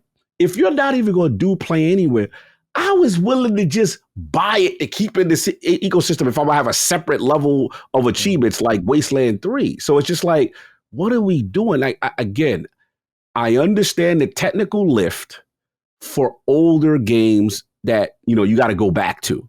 But if you debuted an initiative, I expect almost 90% of the games that you debuted that launch from now on to be played anywhere. Like, it's just, it bothers me to no end that there are gaps like this. I get it with Ubisoft. Okay, fine. They have a competing store. Maybe it's an EA situation. If it's an EA game, cool. Shinobi, that's like everything with Sega has been pretty much Play Anywhere in Game Pass lately. That relationship was supposed to be great. Square relationship now is supposed to be great. I don't understand the gaps. What box needs to be checked? So yeah, like they're gonna get this work. You can't be talking about Play Anywhere and this is an Xbox when children are missing. You know what I'm saying? Like, nah, where are these games at, B? That's what I'm like. So I voice my displeasure because see, the thing about me is I don't just be talking on a podcast. I fill out, I'm like, I'm the man with the million Xbox Insider score. When it comes to Xbox Insider in terms of what the platform need to be doing, I'm the top guy out of my friends list. You know what I'm saying? So they need to do that, and I speak to them all the time. So it's just like what I'm hoping, Maddie, or end of my rant, is that with this new ecosystem of ROG Ally and Xbox/PC, that maybe when you make one version, it automatically duplicates and that needs to happen, because I'm just tired of these gaps, man. Because this is the reason why I go so hard. This is the feature I love the most about them. This is the number one reason why I'm still in the ecosystem. the fact I can take it anywhere I go, it doesn't matter what's going on, I can still continue. It's an empowering feeling, and I love that about them. But you can't have these inconsistencies and these gaps that make no sense to me. That's all. Just make it make sense. Yeah, I was quickly checking because I wondered if it was something to do with like the Microsoft store, but then I found Prince of Persia: The Lost Crown is on there. So because I couldn't find Tactics, I couldn't find Shinobi. I was like, Tactics pissed me off, bro. Yeah. Tactics is a perfect game for, come on, handheld, turn-based. Come on, man. What we doing? I only have guesswork on it. Like, I don't really have anything concrete. I'm like, is it a developer thing? Is this a box you check? Is this kind of like smart delivery where it's this kind of low-key service that something's happening on the back end that we don't really understand or know about? Like, I don't know what goes. Is it publisher? No, we're not giving a free copy away. Buy it a second time if you want on that platform. Like, it's really tough to gauge. Like, is it like a Game Pass pseudo Game Pass deal of like, okay, we want to overexpose this title. We want as much goodwill with it. We're going to put this to play anywhere. Like 7 Remakes, like, we've got most of our sales on that. 16, we've got most of our sales on that. But Tactics, we know you're going to buy day and day. So is it that? Like, there's a lot of guesses. So yeah, that's a good point. I hope they make that one clear. That'd be a good thing for Phil to come out and talk about. There's a talking point, Phil. There we go. All right. Amjad has the write-in. I genuinely forgot this game's coming out in 11 days. Hey, Dukes, what's going on with Keeper? The game's launching on October 17th, but there's barely any marketing. Pre-orders aren't live yet, and we still don't even know the price. I've always loved Double Fine games. I'm honestly confused about what's happening with this one. It's also pretty surprising that there's no PS5 version, and not even a mention of a future port. It's pretty rare these days to see a title that's Xbox and PC exclusive, especially when Psychonauts 2 even ended up on PS Plus as a monthly free game. Just a shout out again. Play Psychonauts 2. Psychonauts 2, one of the best games of the gen. Yeah, agree. I really hope Keeper doesn't get buried amid all the noise around Xbox and Game Pass. But with no PS5 port, no early access, no pre-orders, the uncertainty around Game Pass, and its release so close to Ninja Gaiden 4, it feels like this game isn't getting the push it deserves. Please, spread some love for my beloved Double Fine. They've always delivered such creative, heartfelt experiences, and it'd be such a shame for Keeper to slip under the radar. Yeah, there's a game I'll talk about in what we're playing section, by Sweet Carol. And the game took me like 9 hours to beat. And it looks like Keeper is a more experiential game compared to something like Psychonauts 2, which is more of a game, like 3D platformer and boss fights and combat and that sort of stuff. So I wonder if, at least on the sort of coverage and exposure front side of things, like if there's a world where like Keeper reviews are coming in late because you kind of maybe just need a day or two to beat the game. I wonder about that. Xbox has always been good with that sort of stuff. So when they're silent about things, it's, at least for me, it's always a touch concerning. But I'm curious where you guys are at with Keeper. I had my Double Fine awakening with Psychonauts 2, where I went from not hating on the game, but like, yeah, I'm not really into it. All respect to people who are into it, to like playing it as Rand and I just sounded off like one of the best games of the generation. So with Keeper, obviously where your excitement level is at, I'd love to hear, but also like what you think's going on here. Cause yeah, it is also completely exclusive to the Xbox ecosystem. So you think you'd be getting a little push. Is this going to be a system seller? No. Is it even going to change Game Pass subs? Probably not. So I'm like, is that why Xbox is like, fuck it, put it out? But like, this is one of the teams that, to be honest, we're a little worried about in this new regime of making money, because that's not like a big name IP. That's Double Fine's not known for that. They're artistes over there. So let's start with you, Cog. How are you feeling about Keeper and how quiet things are? Let me just interject for just a second. Go ahead. Because there is breaking news. Oh, what we got? Pre-orders just went live for Keeper. Okay. And because the game just went gold. Announced the game went gold today, and that pre-orders are now available. And that happened like the last hour. So okay. So what's the price at? I haven't checked. I don't know. Okay. But they did make that announcement today. So I know because the question had, why is there no pre-orders available and stuff? Well, they're available right now. There you go. Yeah, there it is. And if you're looking, Maddie, I don't know, but I would imagine the price is probably either $19.99 or $29.99. I would guess. I don't think it's going to be a lot of money. 26 gigs. Yeah, I'm looking at that right now. Yeah, I can't. Damn it, give me a price tag. Am I going to have to turn on my Xbox for this? Come on now. Like, I make it sound like I don't turn on my Xbox. It's more turn on my Xbox. Yeah, I more so Turn on I that have my God. PS5 hooked up. I have the HDMI plugged in for that right now. So I'm just like, you guys gonna make me turn on the Xbox right now? Come on. Hilarious.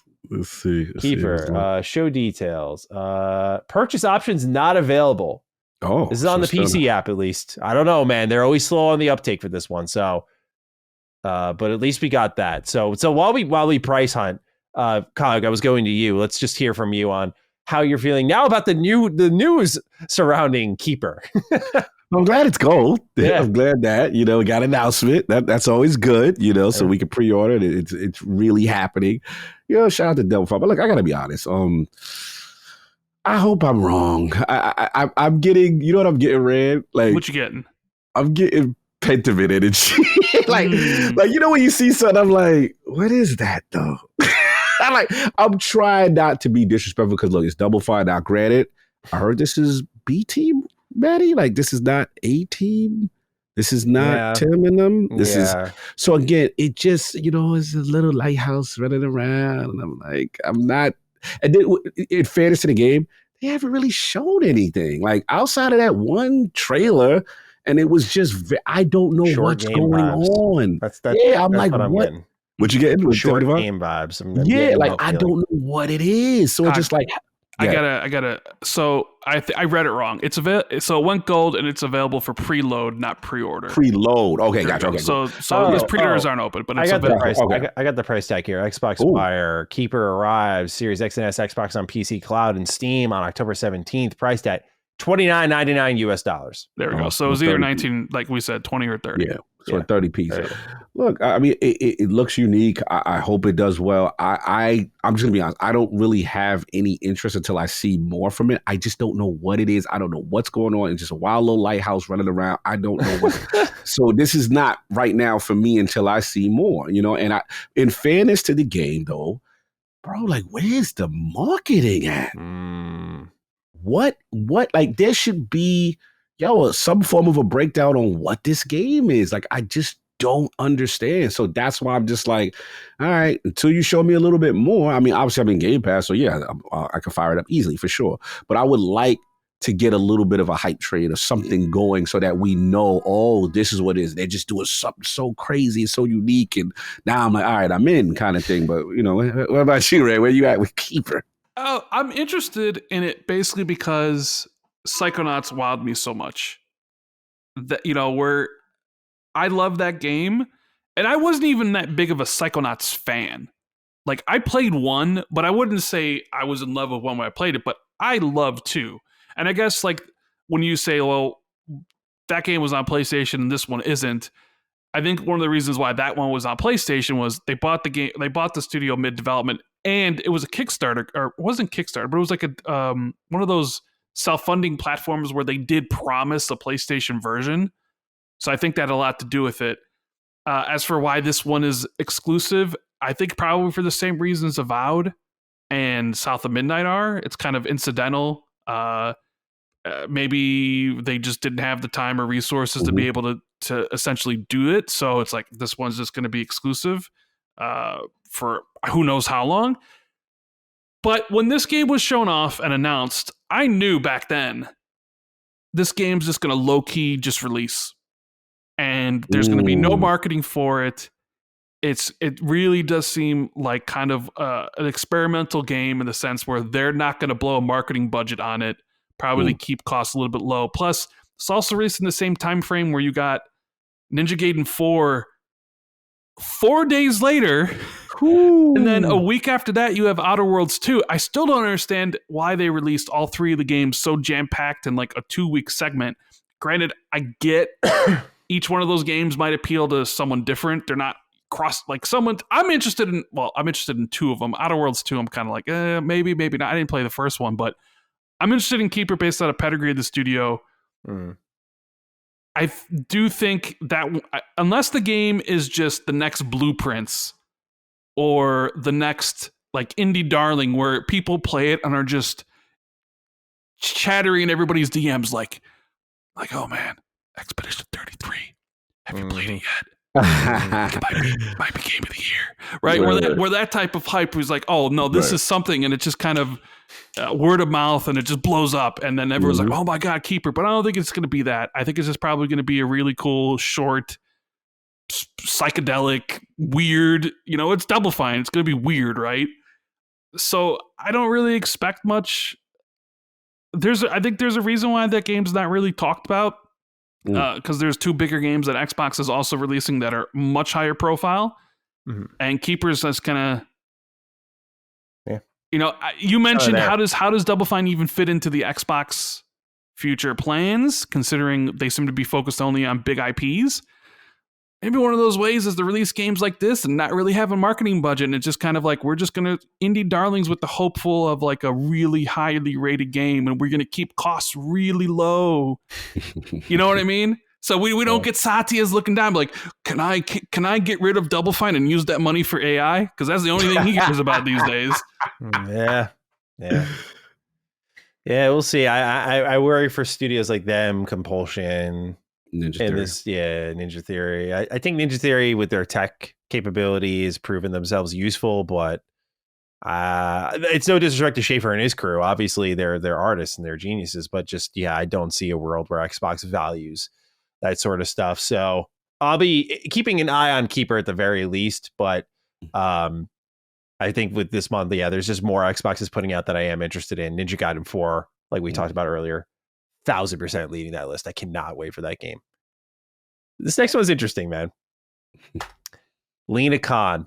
Remember that name, y'all? Came up a lot during our conversation around the FTC versus Microsoft. She eventually got canned, but T-Dot's finest 82's got the right in. Hello, Dukes. Any thoughts on Lina Khan and her recent victory lap / I told you so media campaign? I want to be upset, but I can't find it in me. Everything she said would happen has happened, and in some cases even worse, such as the uncertainty about Xbox's future hardware. So on Twitter, she wrote, Microsoft's acquisition of Activision has been followed by significant price hikes and layoffs, harming both gamers and developers. As we've seen across sectors, increasing market consolidation and increasing prices often goes hand in hand. As dominant firms become too big to care, they can make things worse for their customers without having to worry about any of the consequences. Below that, the replies, pretty hilarious. A lot of, I'm sorry. And I'm not exaggerating. You scroll through this. I'm sorry. You were right. My bad. Sorry, Lina. Like a lot of like pleading and like, I'm genuinely sorry. Which I thought was is funny. So any thoughts on Lina Khan coming out with the truth here at the end of it all? Like how are we feeling that the greatest adversary Microsoft ever toppled ended up being right in the end of it all?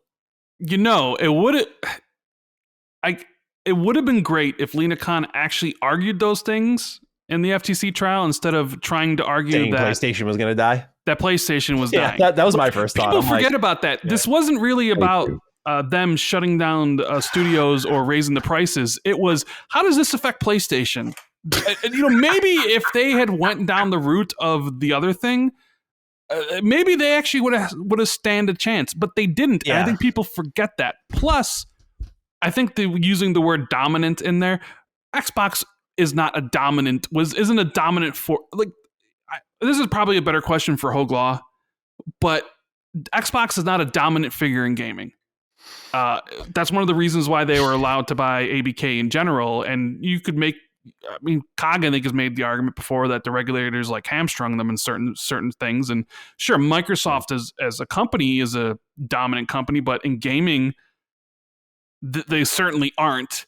But yeah, it's someone taking it. It's someone taking a victory lap, but it's like, I told you so, but you weren't like, I remember you were completely wrong. It was like, you were all about how does it affect PlayStation? Oh, they might remove remember, Maddie, the last level on PlayStation might have awful graphics and it might not even work. Like they were so concerned about how this would disrupt PlayStation's business. They didn't talk about the other stuff. Yeah, like I distinctly remember talking to Hogue about it on one of our episodes and him saying that like her arguments were what was going to lose them the Yes. fight because she was targeting the wrong things. Like they had a leg to stand on. The biggest weakness we saw during this case was cloud gaming, and they did get Xbox to bend the knee on that. You had to bring Ubisoft in. They had to delineate to like different cloud providers in various regions of the world. Like that was interesting to track. It's almost what stopped them. But yeah, her argument really was centered around PlayStation, Call of Duty, Xbox extending the 10-year offers publicly to PlayStation, to Nintendo. That brought out the Jim Ryan, I'm here to block your merger. Like it was an Xbox versus PlayStation thing. And I do think if these were some of the to my memory, the points that were being made more regularly, they would have held a little more water. But also at the time, I'm trying to think, did Xbox do any sort of gutting of Bethesda by that point in time that Lina Khan and co could have pointed at? I don't think so. I think it was after ABK, right? That's when they started to like, it was 2023, Hi-Fi Rush and everything. So it came in 24. So that was the other thing, is that we didn't have anything to point to with Xbox at that point where it was just like, hey, they got Bethesda and they've been well behaved. It's like, well, now we know they were holding on for dear fucking life until they could be like, get off our books, damn it. So, yeah, I mean, I get the victory lap at the end of the day, but I do distinctly remember a lot of PlayStation talk. But I understand how people feel, that ultimately what she's writing here is what happened, but I don't recall that being her argument. Yeah, it's like people are like, maybe it shouldn't have happened, but you weren't making those arguments about the reasons why. It was something completely different. Completely different. And I'm sure Cock has probably something good to say about this. Or yeah, it just, I mean, you nailed it. It's just one of those things where just like that wasn't the initial argument. And then again, the argument for what I recall was that it was like protecting the market leader, as was PlayStation being the market leader, and how this would affect PlayStation, and also them coming in the space as the third place high performance device. They wouldn't even count Nintendo as part of this would be disruptive, nor were they thinking about anything pro-consumer about the move. And Microsoft had to prove to them, hey, these are how devices and consoles work. This is what we're also going to put it on Game Pass and also allow these other platform holders to have Call of Duty, so not be disruptive. So again, I will give her the price increase part, right? I'll give her that, you know what I'm saying? As far as like, yo, see, they did that, and that one of the aspects we were worried about. So, but she's counting these ancillary points, these side, secondary, and third points, when her major argument was literally protecting PlayStation and the market leader. And that's not what was going on as far as what's going on now. So that's where I just see it's just like a little bit disingenuous kind of thing. But I get layoffs. I'm not going to minimize that. And I'm not going to minimize the Game Pass increase. I'll give that. But that wasn't what her argument was. And that's what people have to remember, like you said, Rand, what the whole core of this fight was really about. That's what led to Saya saying, if this is about competition, let us have competition. Then because like it was always about PlayStation. It's like, well, yeah, Xbox played the role very well of lying on their back like a defenseless fucking animal and just being like, well, we can't fight back. Look at everyone do. Remember that? It's so easy to forget all of that extra context. Like Xbox lying on their back, acting like they were getting fucking stomped out by everyone, playing the weak role the whole time beautifully because they won at the end of the day, right? And we were sitting there. I remember Cog and I laughing. We're like, they're acting like they make no bread because they're in like third place. And I'm like, they're making millions of dollars. And they're like, yeah, like we're not competing though. We need this to compete. And so at the time, we also were under the impression that Xbox was sticking with an exclusive driven business. Right. Keep that in mind. So the whole context, this is what I mean about the trust with Xbox. The context has shifted so dramatically, so quickly. So I get why people are Team Lina Khan. And I don't disrespect that. Just I think there was months of material. You just Google Lina Khan Xbox. There's months of material to go through as they exchange back and forth. I don't think it's as simple as just what she wrote here on Twitter being I told you so, and that's it. Okay, gentlemen, we've still got some news to fire through here, so let's do it. First, Xbox responded to the Game Pass price hike. This is the most official response we've received. It was in a conversation with The Verge here. We're looking at an article from Pure Xbox. The director of gaming and platform communications at Microsoft, Dustin Blackwell, had this to say, quote, "We understand price increases are never fun for anybody, but we're trying to reinforce by adding more value to these plans as well. It's something we don't take lightly, and we're listening to the feedback of players in the community to try to provide them with more of what they're asking for," end quote. So the dust is settled, gentlemen. This was the response the day after. And in looking at how things are right now, I think we're past the point of walking back. Would you agree with that? I think Xbox is sticking with this one. Yeah, I would pretty much agree, minus this little weirdness with some, at least mine. I can just speak for myself. I checked my Game Pass renewal. Like my Game Pass Ultimate ends like October 15th. And it renews at $19.99. And I'm just like, huh? Like, so I don't know what some regions haven't hit. Yeah. So is it a situation where November it hits? And then I just don't know. So I know some people are saying, well, if you were, the thought process, maybe some specific regions, or if you're grandfathered in on some specific regions, maybe you were able to hold the $19.99 a little longer, and maybe it's a new thing. But again, it just goes down to just unclear messaging. Again, this is just bad. Like I don't know what's. I just looked yesterday and I'm like, wow, I thought I was going to get hit with the 29 piece, and I still ain't get hit with it yet. So I don't know. I don't know about what you guys, what you thought, Randall, if that happened with you. I mean,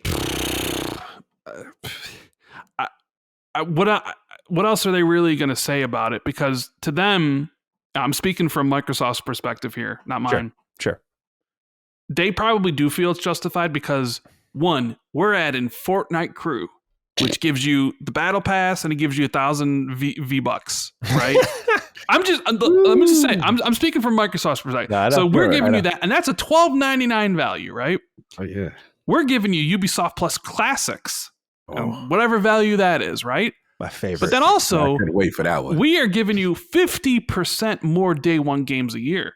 75 total, which, if you go off the math, it's like what's the name 50, of those 75? So it's 50 last year. We're going up to 75. It's a 50% increase. Combine that with Fortnite. It's like, this is a great deal. So it justifies the 50% increase because we're trying to get more games for you for day one. So we have to spend more money, et cetera, et cetera, et cetera, right? Mm-hmm. I get how the corpo would try to say that, but like, hey, look at the value we're providing. We've heard you say you want these perks and all that stuff, but then, well, I mean, they said, hey, they listened to our feedback, and apparently this is what people have been asking for. What, 50% more on that bill? Well, I can definitely see people asking for more games, right?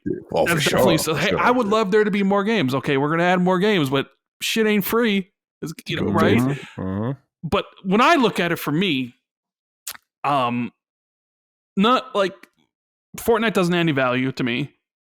Ubisoft Plus doesn't add any value to me. The cloud gaming increases, while that may add value to some people, I'm sure it does. I mean, Jez will be one to talk about that, but yeah, he loves it. I don't care about cloud gaming, so I don't care that I'm getting 1440p and lower wait times in my cloud gaming stuff. Got a beta. So too. Before, when it was like, here's Ultimate in 2019, and we're adding EA Play, and even though I didn't use EA Play, it was like, okay, it's just a part of what I'm already paying. I'm good with that. I can set it and forget it, Maddie. And that's what this all comes down to, I think, for a lot of people, is like, they're just used with subscriptions. Like COG didn't even know when it was going to renew. It's like, I just set it and I forget it. And if I want to use it 1 month or don't use it at all whatsoever, it's okay, because it's within that price threshold I have for myself that I'm okay paying and not using, right? But now it's creeped up so high that for a lot of people, it's no longer a set and forget. Now you legitimately have to think, am I getting the value out of this that I thought I was? Mm-hmm. But then Game Pass doesn't exist in a vacuum, because like, everybody's raising their prices. Apple TV, Disney Plus, Hulu, ESPN's got a new whole thing. I'm sure it's not, we don't have to wait long for Netflix to raise their prices too, or Spotify, or everything else. And every time you go to the grocery store, everything costs more. Mm-hmm. You're paying more for everything. So now you're just like, oh man, my money doesn't go as far as it used to. Yep. Do I really need this? Am I really going to be? And I think the conversation has always been centered around Game Pass as a yearly thing, when I'm more looking at it as a monthly thing at this point. And what I mean by that is, if there's games I want to play right away, is it worth it for me to subscribe for 1 month and then just cancel once I play the stuff I get and then move on. Because I know that I think that's tough for people to do because that's not how people are conditioned to do it. They're conditioned to sign up and then forget about it. But as someone who's like signed up, when I use my PlayStation, there's 2 games I did this for specifically: Stray and Sword of the Sea. Both were day one games in PlayStation Premium. Both were $30. I signed up for the $15 premium thing so I could play both those games. So I save $15 each because instead of buying them, and I'm not someone who necessarily like cares about ownership to the same degree a lot of other people do. Like for me, it's about buying the game, being able to play it, and ownership's kind of like a secondary concern. It's not the primary concern, which might be blasphemy to a lot of people, but that's just me, right? So I'm now looking at Game Pass is like, okay, well, maybe I only subscribe for 2 months. Maybe I wait for a month where there's 3 games out that I want to play. I subscribe for that $30. I play those games and then I unsubscribe and I don't worry about it until there's another month. Yeah. Like for instance, this month, I want to play Ninja Gaiden 4 and I want to play Outer Worlds 2. That's $140. I subscribed this month. I played both those games and boom, I'm unsubscribed. And then you get Bradley Ellis effect. Get your refund. Brad, yeah. I mean, that's how I didn't used to view it that way because it used to be cheap enough where it was like, okay, fine, I'll use it next month, right? Now I'm like, well, $30 is a lot, you know. Finances aren't. It's like ain't nobody rich, so it's like that's ends up being a lot of money. And I know people will say it's just like 30 cents an extra day or whatever the hell people say about it. But it's like just an extra $10 a month. It's like, yeah, but I don't want to. I feel like I'm subsidizing someone else's enjoyment. It feels like I'm subsidizing the Fortnite kids or Microsoft's like foray into trying to inroads in with like young kids to get Fortnite. And it's like, I don't want my money to go to that. So I'm going to make informed decisions. And it's like, if there's stuff that's greater than the, $30, I'll consider subscribing. I don't know. So for me, it's like it's a month-to-month thing now. It isn't a yearly thing. So good thoughts. Yeah. I agree with a lot of what you're saying there. That I never really thought of it that way. That the kind of I'm so used to just keeping it around the calendar year that it might just be a sort of like, okay, $30 instead of $140, boom, and maybe that's how they priced it out for themselves. They're like, this is what it's going to be, and anyone who stays, we're going to make money on whoever we lose. Yeah. All right. Well, while we're still paying for Game Pass, Xbox has ditched a benefit that came with the subscription service. This one done quietly so. Originally spotted by pure Xbox, Microsoft ditched a majority of their Game Pass DLC discounts. And so the statement that was then shared with Kotaku when asked about this, for those who don't know, there was originally a 10% discount for DLC packs for Xbox Game Studios titles. So things like Indiana Jones in its Order of the Giants expansion would get a percentage off, or Starfield Shattered Space would get a percentage off. Not so much anymore. Xbox's statement is, quote, "This is not specific to any one game and reflects all games and DLC purchases. Instead of a discount in the purchases, Ultimate and Premium subscribers will earn 10% and 5% respectively in points when purchasing select games and add-ons from the Game Pass library. Ultimate members continue to have a 20% discount on select games from the Game Pass library. On top of all of that, all reward members will earn points when shopping games and add-ons on the store, while Premium and Ultimate subscribers will earn even more, 2 times and 4 times respectively. See more details on the Game Pass rewards program page here." So basically what they're doing here is they want you to kind of keep spending within their ecosystem rather than, saving actual money. It's money you're getting back to spend within Xbox again. Many people were playing Xbox games because the rewards program was like a life hack. Like, oh, I can like buy an Applebee's gift card now through the Microsoft rewards program because I got like 50,000 points or something crazy like that. There were guides that were being made on how to farm this program. The days of the free ride are over, and that even comes to the nickel and diming on DLC. And so they've kind of funneled. One of my big critiques is that they've funneled all of these parts of the service, or I'm sorry, of the platform that were very appealing under one service and then devalued them afterwards.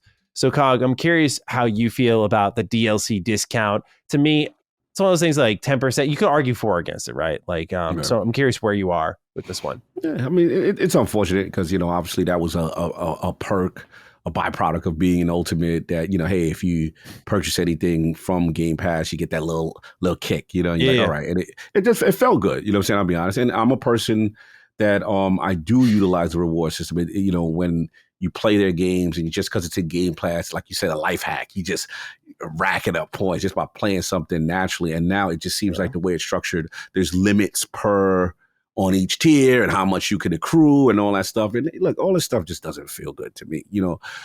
I get it. The price of the brick went up. we get that. But it's like the 50%, and now you're adding these death by 1,000 cuts things to make things seem less attractive to, again, new people. I just, that's my main thing. As a person who loves console gaming, who loves this service, who still subscribe to this service, I get what someone says, like Rand said, bro, the price of groceries are up. I can't afford to be spending $30 on this service that I might not even utilize to the way that other people utilize. And that's the thing that saddens me, because I'm like, man, you got great games now. You got all of this dope lineup, and you're making it so hard. So the way I'm looking at it is, bro, you just want people to buy the game. Like that. That's just how I'm looking at it. Everything you're doing is basically nurturing people to say, okay, if you want to remain here, great, but you're going to pay. But ultimately, buy the game, because that's the way the numbers work out a little bit better for us. And that's this kind of energy I'm getting when I see these kind of, moves and discount stuff. But this is where I'm at. Rand, any thoughts on this one? Just little DLC discounts being gone. It's kind of like Microsoft's trying to be, as some would say, greedy, raising the price what they did, but then they also penny pinched. They penny pinched too. It's like, we're raising the price this much, but those discounts on those DLC, we're getting rid of them. It's like, me and Jez had talked about this on Friday, where it's like, why don't you have like an ultimate tier where you increase the price and you do all these things, but then any DLC that comes with the game you get for free? Like, it would add an immediate value. Be like Indiana Jones, boom, you get the ultimate editions of the games, because I think Ubisoft Plus does that, right, where they get like the ultimate edition of something, so it comes with everything. It's like that would be immediate, like, okay, I'm getting some for my money now, like all this sort of stuff. And maybe they can't do it because COD has COD points and all those sort of things, which could be cut separately, but it's always something to think about, like, why didn't they really do that? And the only time they've actually given you, I don't know if you remember this, remember Hive Busters? That was included as part of your Game Pass Ultimate subscription. Yes. And they never did it again for any of their games. And it just makes you wonder, did they see data that kind of suggested people didn't care or didn't really use it that much? Or but the data that they had no games ready for launch and they need to give us some. There's the thing. It was like they didn't have a lot. So it was like, at least we got Hive Busters. But yeah, it's just like, I don't know why they couldn't also keep the discounts. It's like, you're worried about raising the price so much and people like leaving the service. Like, yeah, the reward stuff is an extra thing on top of it, but then why also get rid of this? Like, is it really causing them that much harm to the bottom line by using the discounts to buy that sort of stuff? I don't know. It really just seemed like penny pinching in that regard. Yeah, I agree. Just a little cheapy cheap. Well, let's hope there's one thing that Xbox didn't cheap out on. It's the Combat Evolved remake rumors. Oh man, they're swirling, and we hope this game is great. So this comes from Rebs Gaming, who's been a Halo insider for a while. We've covered a lot of his work before. Some of this information has been corroborated by Xbox Era, but Rebs Gaming had a couple of bits of information to throw out there on like what's going on with Halo Combat Evolved remake. First, sprinting is being added. Very divisive among the classic Halo fans versus the modern Halo fans. Some love sprinting. Some think it has no place in Halo and disrupts the sandbox arena style gameplay that it has in multiplayer. It's using a hybrid engine, so this is becoming a very popular thing. If you want a example, the sources of this video pointed Rebs Gaming to Oblivion Remastered as an example. So what they're doing is using a modified version of the Blam engine from Halo Reach for its game mechanics, but Unreal Engine 5 is powering the visuals. And the visuals within the game are similar to what we saw from the Halo Studios announcement video of Project Foundry. So if you look at that, it's kind of what you're going to be getting there, which I think was where everyone already set their expectations. There will be level design changes. So Halo Combat Evolved, fantastic campaign, but there are some levels like the library, which even as someone who defends this game, really not a good level. Like it just is. It would be a fine level, but it's just like 40 minutes of corridor shooting, and it's very easy to get twisted around and lost and just way too stretched out. But other repetitive areas in the game's campaign missions are going to be tackled. So I'm curious about that. Talk about that in a little bit. The studio behind it is said to be Abstraction, who is a Virtuos-owned studio that was acquired in December of 2024 by Virtuos Studios. They made accessibility features for Halo Master Chief Collection. And they're also publicly listed as a Halo Studios partner, so there's public evidence supporting it. So that's the roundup of Halo Combat Evolved Remake rumors. Rand, we had a little pre-show on this one, so I want to turn to you first and just see how you're feeling about these rumors on Halo Combat Evolved Remake. I mean, sound good to me. Okay. I'll die. Look, I'll die on this hill, and it might be a hot take, but break my heart. Halo needs to change. If you want to move forward with the franchise, and I'm sorry to say this, it needs to appeal to new people. It can't just keep on appealing to the same people who are probably now 45. You know what I'm saying? Like, yo, you Gen X shaming, bro? I'm just saying, like, it needs to change. And I understand within the studio, you're like, oh man, well, if we make these changes, the fans are going to be pissed. And it's like, yeah, they probably will be. But it's like, but if you also keep it the same, it's not going to appeal to anybody new. And as we know, like line got to go up, right? You got to make more money, and you got to get new people. And Halo 1 is, despite my feelings towards it, a seminal game for Xbox. Some would say maybe the game. You know, maybe the game that the only reason the Xbox platform even exists is because of Halo, right? Oh man, there we go. Come bring it full circle. It's not my favorite Halo. I played it later, right before Halo 2. My experience with Halo, and I've said this before on my show plenty of times. I'm not the biggest fan of Halo 1. I would rate it lower than a lot of other Halo 2, Halo 3, Halo Reach. Right, you know what I'm saying? It's like, oh, you know, lower than you know. Get through your point, bro. My point is, I like the changes that they're doing. If they're adding sprint and they're adding other things, I say good. Good. Because he's spicy. Because I look at the Gears Reloaded thing, and they just played it safe. The same thing, just up-res taxers and better frame rate. And as someone who's played Gears 1 a whole bunch, I'm like, don't care. Not interested. Sure. But, okay, initially I wasn't interested in replaying Halo 1 Remake because I thought it was just going to be a faithful thing with better graphics. I'm like, okay.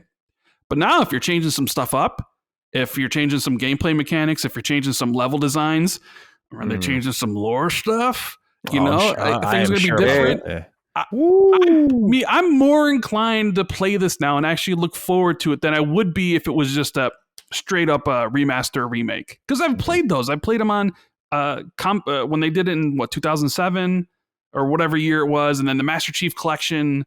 I played through the campaign. I played through each campaign like 4 times then. So I went from not being interested to, all right, you caught my attention now. Okay, let's see what you do. Because now I'm also not only looking forward to seeing what the game is and the changes are, I'm very interested in seeing what the reactions will be online. Because I'm sure people will be to have an intelligent debate about this. So, yeah, color me intrigued, Maddie. Color me intrigued. Yeah, I could see that Phil Spencer, if we lose our way with Halo quote, just cycling back around here if this doesn't turn out well. I love Combat Evolved. You know, I find it to be my personal favorite. I don't try to claim it's the best. Like, I think there are other Halo games, like 3, of course, that are way better. But I just have very strong memories of Combat Evolved. The amount of times I played as a kid, the introduction to Xbox, just the levels that I love from it. You know, I of course 343 Guilty Spark is one of my favorite levels in a shooter ever. But in fairness to what Rand was saying, Combat Evolved does have a lot of levels that are basically like the front half of the game is like basically it's effectively going forward, and the second half of the game is going through those levels in reverse. I do think that could be improved and just visually switch it up a little bit, make them more interesting to navigate. Like, I don't think that breaks what Halo Combat Evolved is trying to do. They just made like a family of assets for like 4 or 5 biomes and then just made double the levels with it. And frankly, it's smart game development there. But obviously expectations have risen. You need to mask those things a little bit better. So I think level design changes are good, especially in the case of the library. That is a mission that even as a Combat Evolved defender and lover, definitely dread on the replay most times. I'm like, ooh, this is the pit stop, because it's right after my favorite level in the game, right? Like you assault on control room, 343 Guilty Spark, bang, library. You're like, fuck. And library's cool in general, but like, it's just, you know, they need to reel that one in, make it like half the length. It's way too long. So there are some things here that I'm interested in. I think sprinting will be widely debated, but if this is just a campaign, I do find it kind of inoffensive because, dude, if we're just like talking about running around the Halo Combat Evolved mission maps, we're no longer affecting the competitive field. I feel like the argument loses a lot of weight. It's just like, you don't like getting around a little bit quicker? That doesn't make sense to me. So if there is no multiplayer, which that's what the rumors have suggested, then I think the sprint argument should be like dead. It's like, are you okay with that though, Maddie? Because there are some people that I'm seen not an anti-sprinter. Aren't okay with the fact that it won't have multiplayer.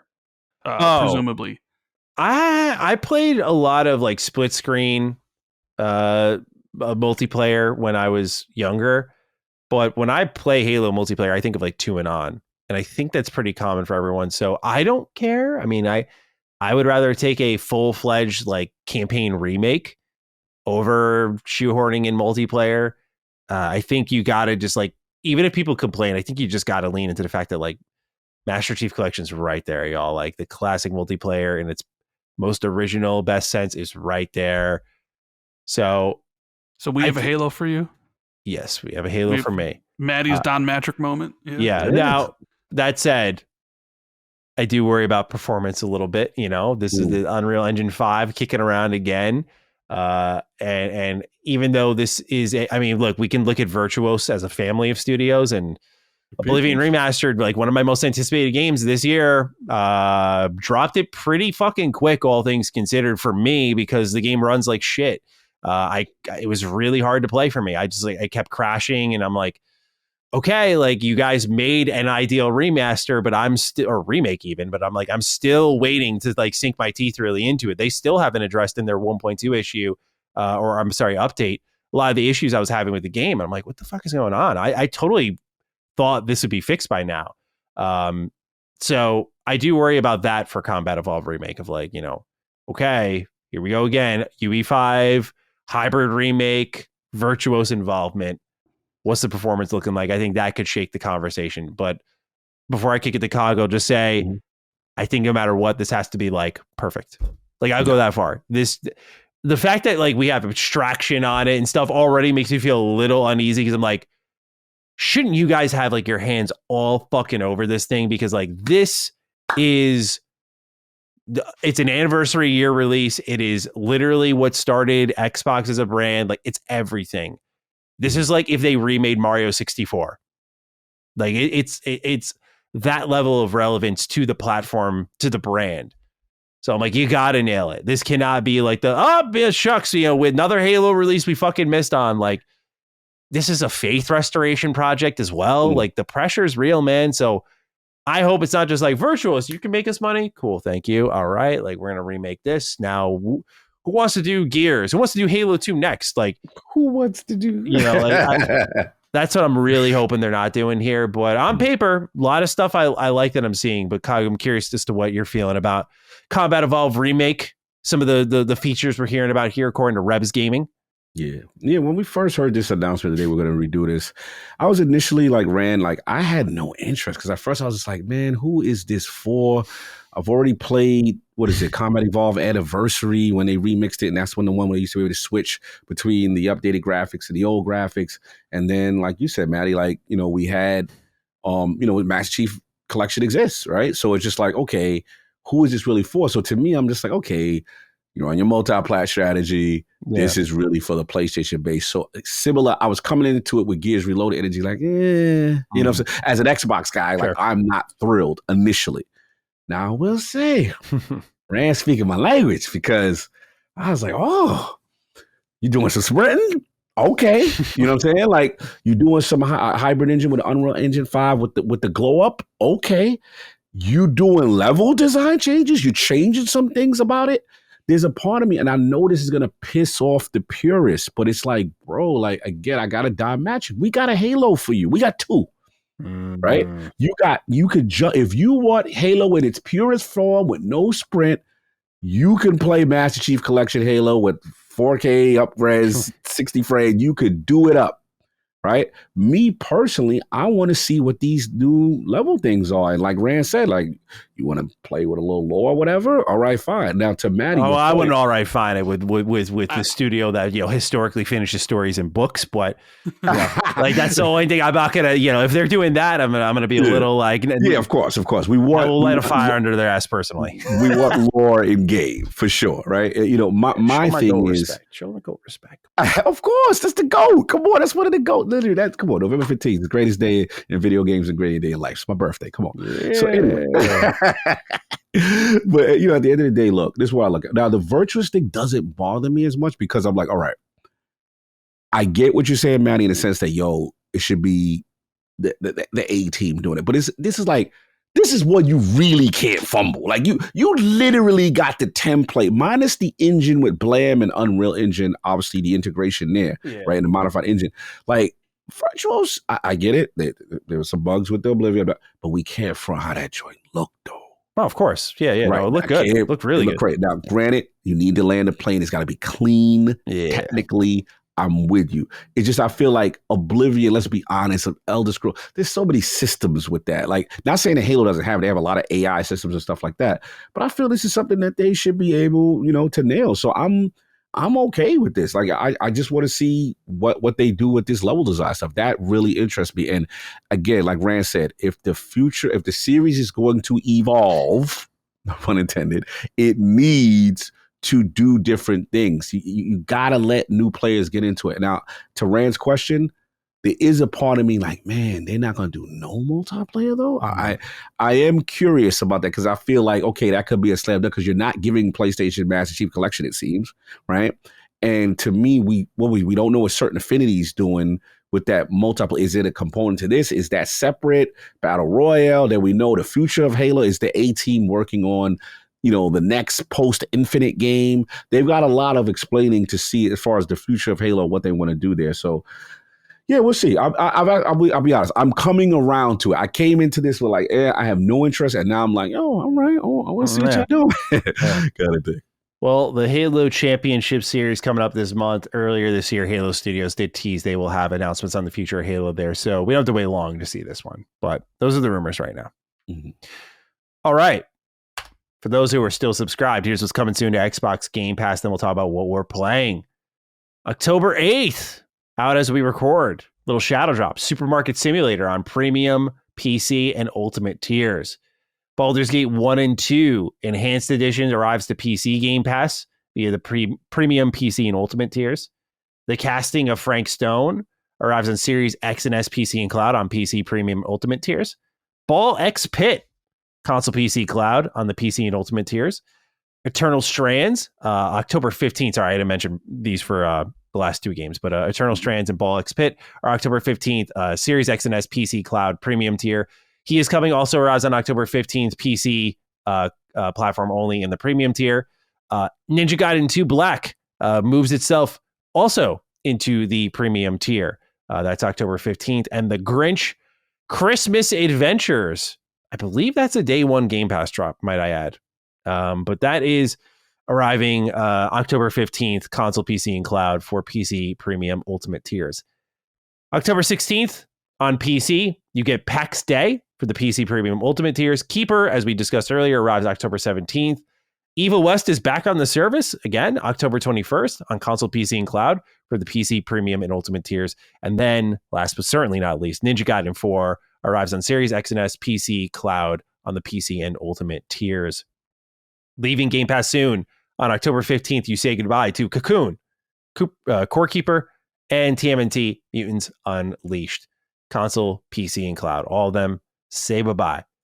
Gentlemen. If anybody's listening who haven't played Cocoon yet, prioritize that game because it is absolutely fantastic. I don't know. Have you played it, Maddie? Have you played Cocoon? I have not played this one. Yeah, it's a trip, bro. Get on that game, Maddie. Yeah, it's a trip. I'm not doing it through Game Pass. That's for damn sure. But I'll buy it. That game. You played a Cog? You played Cocoon? Yeah, I beat it. My Lord. It's insane. It is. Yeah. Again, that real quickly. Those are my people that part of the original. Was it Play Dead? One part of the inside. Inside team. One made Cocoon. I went with the Somerville guy because I still love Somerville. But when I played Cocoon, I said, "Oh, I know who the A side." I said, "Oh, that's the A side right there." Cocoon is a mind trip in the coolest way. And one of the best puzzle games. It's just amazing. It really is. More people need to play. I think it's in PlayStation Plus. Just put it in their service too. I think it's about to come to PlayStation Plus, which because it's been in Game Pass since day one. I think. So Maddie, get over this since you rebelling with Game Pass. Go over there, PlayStation Plus. You're gonna make me turn on my Xbox. Exactly. Go turn it on and go play that Cocoon. Hey, bro. All I'll say is my PS Plus subscription fired me Conscript, which looks really cool. And Crow Country. I'm like, I'm in my survival horror bag right now. Oh, they got Alan Wake today too. Yeah. Alan Wake 2. Alan Wake 2, one of the best games. Gentlemen, I'll hand you your blue jerseys on the way out. Any other games we want to call out here, though? Supermarket Simulator, you know me. I'm always a sim guy. Always want to shout out the sim games. Ninja Gaiden 2 Black stands out. Of course, the day one Game Pass games stand out as well. But gentlemen, Evil West was a fun game. I love it. I didn't expect much to it, but it was fun to play through. Underrated. That's like a 360 energy type jump. Yeah, that's exactly what it was. It was like a 360 B tier game that you just play, and it's like, it's fun. Yeah, Doom, but like beat 'em up mechanics at times. It was very, very solid game. I enjoyed it a lot. Alternate history too, very cool. Gentlemen, it's time to talk about what games we are playing. Lots coming out these days. Rand, our esteemed guest, would love to hear from you first. What are we playing right now? I just finished Silent Hill F. Not just one time, not just 2 times, but 3 times.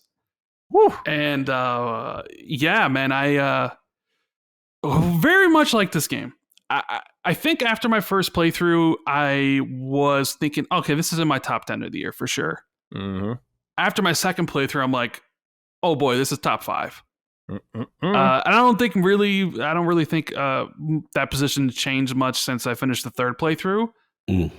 But as for a game that I wasn't really expecting much based on the pedigree of the studio and some issues I do have with the game, like sometimes I enjoy the combat, but sometimes I don't. Yeah, sure. I like everything else so much surrounding the game, like the setting, the story, the main characters. And then some of the side characters are like whatever, but I find myself just really interested in trying to learn as much as I can about like everything within the game itself. I'm trying to even think of another game where like your first playthrough is not really, there's more to the story, and then actually liking it so much to then, but if you want to learn more about it, play through it again. And then the second playthrough recontextualizes a lot of the dialogue. So now you're like, oh, that's what they're talking about. That's what this means. There's new cutscenes. And you know that like when you go to skip a cutscene, it'll tell you like new scenes here. Do you want to skip it? It's just like, they let you know. I was wondering. They let you know, that. like, because I'll be like, I'll skip the regular ones, but then you press the button. It's like, oh, this is there's something new here. So new dialogue, things are presented in a different way. I really, really ended up liking the game a lot. I think after 3 playthroughs, my last one I just did on the hardest difficulty and the hardest puzzle, so Lost in the Fog, which you need to. There's one aspect of games I don't like is when you need to beat it once to unlock the hardest difficulty. I don't like that mechanic that a lot of games do. I think like all the difficulties should be kind of available at once. But yeah, this final playthrough was done on the hardest on both. And I think overall my time was like 30, like I think maybe 29 hours roughly for the 3 playthroughs. Yeah. I really, really enjoyed it. And I talked a little bit about you about it. So how you said you finished it. So how are you feeling after rolling credits and stuff? Yeah, like I'm very bullish on Silent Hill nowadays, just because I'm a late blooming fan. You know, Really, you weren't there with us back in the day. I was not. No. I was scared. Silent Hill's imagery, as I remember seeing it when I was a kid, and it scared the shit out of me. And I was not like a horror game fan until very recently. Where I always forget Maddie's like really younger than me. So it's like because I remember playing Silent Hill in college. Like Bro, I was playing like Star Wars at the time, Battlefront 2, you know, that's what I was playing, nice innocent kid games. But yeah, Silent Hill I did know about. And I remember like that was like on the list with Fatal Frame, like never, because it looked genuinely terrifying. And it is pretty scary, but I braved it in 2022 with Silent Hill 2 and fell in love. Silent Hill 3 I played just earlier this year or last year, I can't remember, but I love that as well. But yeah, Silent Hill F, I was very much looking forward to because I was curious, like, okay, this is Konami proper now. Like, you know, this is not like we have a blueprint. We were remaking something we know you love, or we're doing a remaster collection. It's like, we're making this. It's like a new spinoff. And I beat it and I loved it. I loved every second of it. I get the combat's hit or miss. And there are moments where like the encounter design is not great, like where you just have a bunch of enemies swinging on you and there's not much you can do. And it does feel pretty bad in those moments. But especially in the boss fights, when it's like clicking, you're like, yeah, they made the right choice. Like, this is good. I would have loved to have a ranged option. I'll say that. But I'm with you, Rand, on the story, because you spend so much time in this game, I'll just say, thinking it's going one way, right? You're like, one thing that's different about Silent Hill F compared to other Silent Hill games, in my opinion, is it's very on the nose with its theme. It's like pretty much telling you point blank when you read the journal. It's like, this is what this is about. And then all of a sudden, you get to we'll just say, a part of the game where, I guess Rand used the beautiful word, recontextualizes everything. You're like, oh, it was going in this direction. And then I fired up a second playthrough pretty immediately, got to the first shrine, and in that just first effectively hour stretch, there's so much there that you just see and go, oh, wow. Mm-hmm. Oh, that's what they meant. Wait, yeah. Like, because even the intro cutscene on your second playthrough is different. Yeah. Yeah. Like, huge change. And you're like, oh, now I know what's going on here. There's a conversation with a certain character on a bench that when I heard that one, I went, okay, now I know why this one was. I was like, aren't you close? Like, now I get the tone. That's brilliant character writing. Like, they knew their story, and it just is like an onion, right? I'm like Shrek. It's an onion. It has layers. Like, that's Silent Hill F to me. It has some of the most gorgeous environments and decorating I think I've ever seen. The thing I'm struggling with, Rand, is I can't go through the game quickly because I like walking and taking in the atmosphere, and just like, I know I should be beating this game a second go around quicker, and I know I will, but there's just so many little details in the environment that I appreciate. Like, no one single corner in the game looks the same compared to the other. I feel like they did such a great job with that. So I got to be honest, bro. This is my hot take, if you will. As people know, I love Expedition, but on this, yeah, like, it's going to GOTY territory for me right now. Ooh, I didn't expect this, but I'm here for it. If we got to finish. What I want to do is finish the other playthroughs, because here's the thing: is that every game I love this year has not pulled an immediate playthrough out of me. This one did, and I mean, it's definitely the moment where I actually have a game I can put a stamp on it, like, and say, Silent Hill's my favorite survival horror series now. Like, Dead Space dethroned for me. Dead Space dethroned. Yes, wow. I love Dead Space. Like, it's still there. Resident but look, Evil, not even in the conversation. I love Resident Evil for sure. I mean, it's more like Dead Space 1 and 2 took a lot of ideas from Resident Evil and then evolved them, like the dismemberment, the weaponry. I also love like sci-fi settings, so it just speaks to my sensibilities a little bit more. But yeah, obviously Resident Evil gets a lot of love, but just Dead Space speaks to my taste, and then Silent Hill is like so story driven. And you played the originals, Rand, so I guess I want to ask you about how you felt Silent Hill F did in the gameplay department, because it's very much adhering to the originals in a lot of ways. It feels a lot like a classic survival horror game. I really respected them doing that personally. Yeah, and I think even part of it fits into the main character's, how she goes about things, because one of the things I first realized right away is that you really shouldn't get into combat very often. You should avoid it as much as possible, because there's no reasons to do it. Like, you know, with Resident Evil and even Dead Space, it's like you kill the enemies in Dead Space, you'll stomp them and stuff will pop out and you'll get things for it. Yep. But in Silent Hill F, they added weapon durability, so you can only have 3 weapons at a time, and then you'll get toolkits which then can restore their durability, which is also a mechanic I hate in video games. I hate the durability stuff.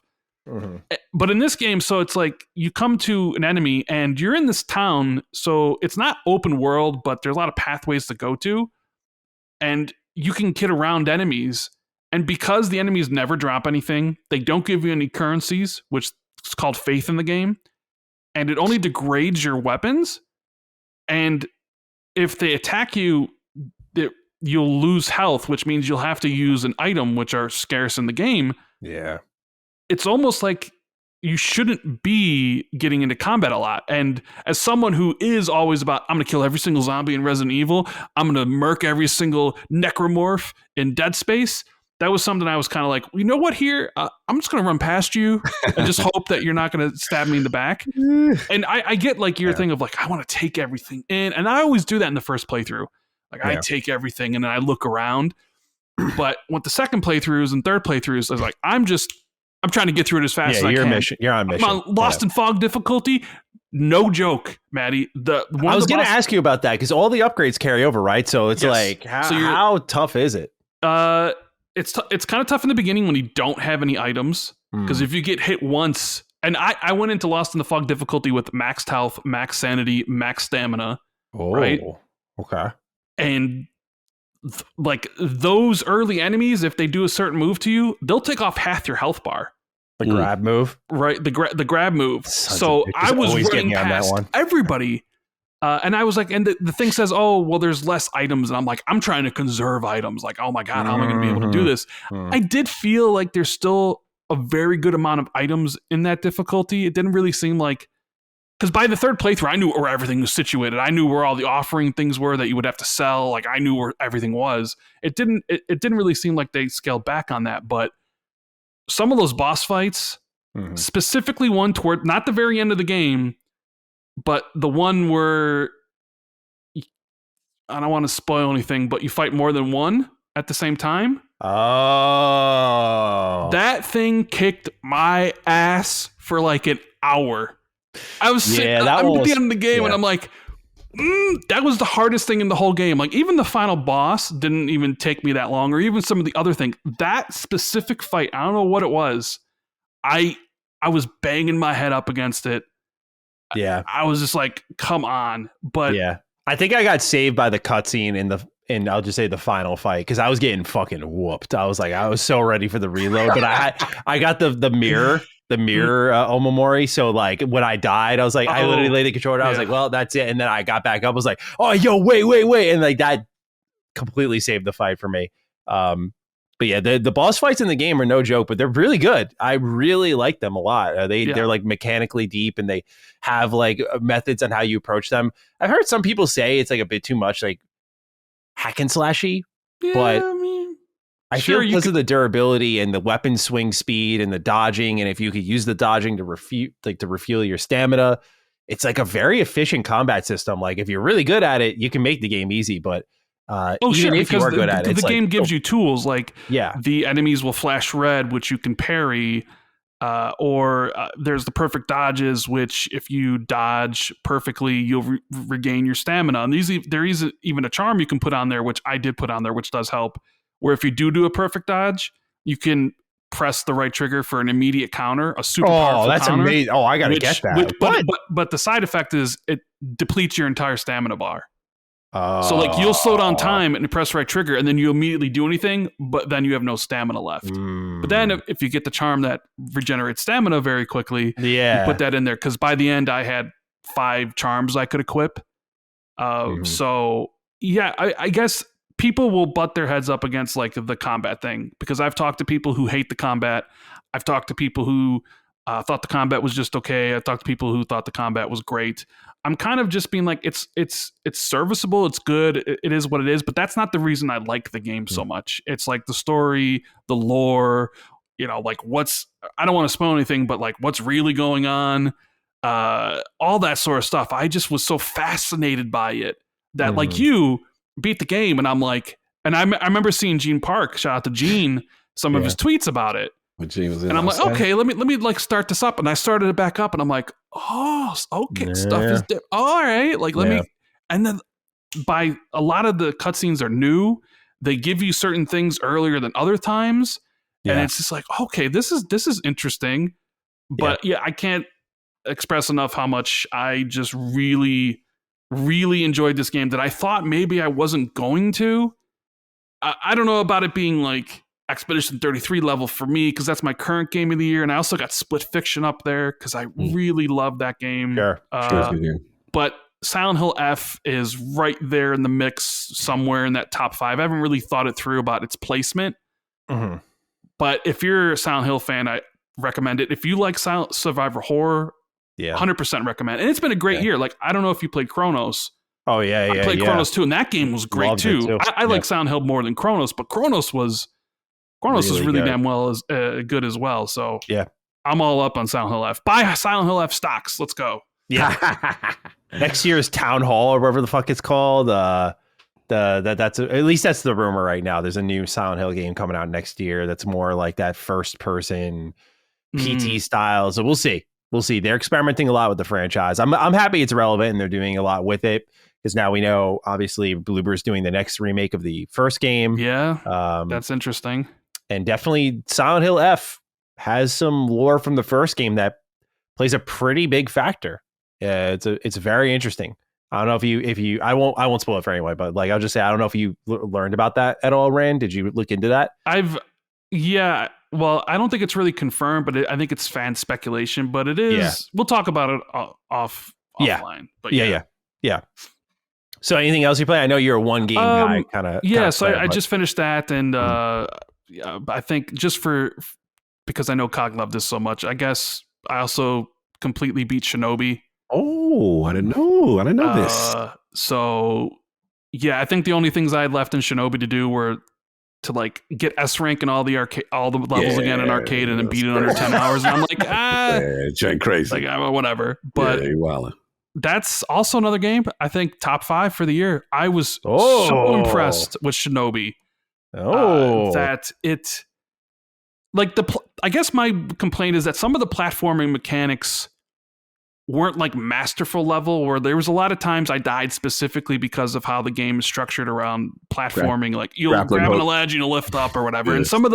And you won't really notice that if you just play through the game, but if you're trying to get all the different stuff, there are some really tough platforming sections where I know I died specifically because of the mechanics that the game has for platforming. But my Lord, that combat though. That combat was so satisfying and sublime, and I thought it would get kind of old halfway through, but it never did. It never did once. And combine that with the amazing art. I mean, the story is whatever. It's set up to just have you fight things. But my Lord, what a game! What an absolute like banger from them. I love that game. So there we go. I know, because I know Chicago was telling me, because I was talking to him, he's like, you need to play this, and I'm like, I will. I'm going to get to it. and I finally got around to it. And I'm just like, dude, this game is so freaking good. It's amazing, bro. And It's stunning when you look at it too. But yeah, it wowed me the same way, and that's why I always had to ask the opinion of people who are not as close to me to see if I'm not bugging. And I'm just like when you play something so good, you're like, you feel the same way too, right? Am I going crazy here? Am I going crazy? Or if you're like stinks, like this game sucks, right? Like, I remember DMing Maddie. I'm like, but the Starfield though, Maddie, I'm not feeling it right now. What about you? Yeah, we do have those spooky times. Spooky times, I hear you. All right, Rand. So that's all you're playing this week? Yeah, well, that's what I played recently, and then upcoming, I really can't wait to play Little Nightmares 3. I love the franchise, and I know Taser. I don't know how to pronounce the studio's name that's made the first two. They're no longer making the game. Supermassive Games is. But me and my buddy who played Split Fiction together are going to run through this game in co-op, so I'm quite looking forward to that. And then I'll probably get Battlefield 6 as well. Oh, nice. So a lot of games coming up. A lot of games. Ninja Gaiden 4, Outer Worlds 2, Keeper. But for me, and Cogs could probably talk about it right next, I had to sideline Ghost of Yotai because I went into overdrive with Silent Hill F, and I just didn't have any time. So I had the same problem, bro. Same. I feel so ashamed too because I've heard nothing but like incredible things about Yotai. Cog. Please fill us in. Yeah, man. You already know the Ghost is here. You know, this is my favorite PlayStation IP. You know, respectful to Last of Us, great game, but the story like with Jin Sakai and the initial Ghost of Tsushima was just beautiful. I think this is the perfect game for me at the right time with Yotai now because I'm just back from Japan, right? You got all the culture flowing through you. Yeah, like and like this game. Look, I got to give it up. This is the first time where I'm like, okay, pro, I see you. All right, Pierre, I see you. I see. No, this game is stunning. I think they have like a ray traced resolution variable, but 60 frames per second mode it's not enabled by default. And first of all, like the scale of the game, as far as like your field of view, and when you're on your horse and like you're seeing the entire landscape, and then Mount Yotai in the back, and this it's stunning. And then you couple that with, I gotta be real, like it's early, and I'm gonna be careful what I say, but Atsu, I'm not gonna hold you right now. Oh no! Don't do this to your man, Jin, bro. I'm not gonna get crazy. Is he forsaken Jin? Is he turned his back on Jin? Early, but Atsu is showing me some things from a character development standpoint. What I like what they're doing with their story, you know, because Jin, for those, obviously, I'm not gonna spoil too much. Like Jin is the classic story of samurai tradition, samurai culture. But we got to do what we got to do to survive. We're dealing with the Mongols. It's crazy out here. And, we might have to take up this ninjutsu, fam, and really get dirty and dishonorable. We might have to get dirty and dishonorable. We got to get dishonorable. We got to get dishonorable. That's really the crutch of it. And I don't want to spoil. There's other aspects of it, our family and stuff. Atsu, at first, I came into it thinking it was going to be shallow. I'm like, oh, you are just Assassin's Creed Shadow with the Kill Bill, and they killed you. They left you for dead, and it was 6 people, and you got a list. I'm used to those kung fu stories, right? But see, Ghost of Yotai does something that I didn't know. For all the detractors who thought they were going to come in to hate on this, they did something out the jump, and I'm like, oh, you throwed a little other wrinkle on this. Without spoiling, it is a very cool and believable wrinkle. Now I'm like, oh, and then we got a little bit of, when they talk about the unroll, like a little bit of, I'm spoiling too much, but some slight hinting of supernatural. That's what I will say. And the thing that I like, obviously you got the wolf situation, but here's where it gets dope and believable. Atsu is dirty. Like whatever it got to go down to win, if there's something on the floor, if there's a pot of sake, I'm throwing it at you. Like, she will do whatever it takes. There's no honor, there's no ninjutsu, there's no samurai. I am going to do whatever I need to do to win the battle and take any advantage I can. And that's what separates her. And she get busy. You know what I'm saying? Like right now, I got the dual katana style. The game is very contextual with PlayStation features as far as like the dual sense, you know, you have like camp, like you camp pretty much anywhere in the game. You could use these to get specific little advantages, your spirit meter up temporarily boost, you know, you could cook, you could do all these little things. But what I like about it with Yotai, it feels a little bit more lived in, because if you play Ghost of Tsushima, yeah, if you go around the countryside, you go to the next quest marker, you'll see person, or you're in a town, you'll see the NPCs. But like sometimes you'll see like, you know, a group of merchants just running in the along the countryside, or, you know, a traveling group, or wildlife, and it just feels a little bit more lived in. And then, like I said, you couple that with the combat, you couple that with all the new things that she has, and what they do, they have a fighting style which is like, okay, if someone's using spears, you want to use sword style. If someone else uses a katana, you want to use a katana. Like they make you able to pick these things on the fly and switch, and it adds a little different flavor to the game. You still got your classic shrines. The game just screams culture. Like the game is truly, it's amazing. Like so far, I'm very impressed. You know what I'm saying? I'm just like, and again, I'm only, I'll say about 4 hours in, 3-4 hours in.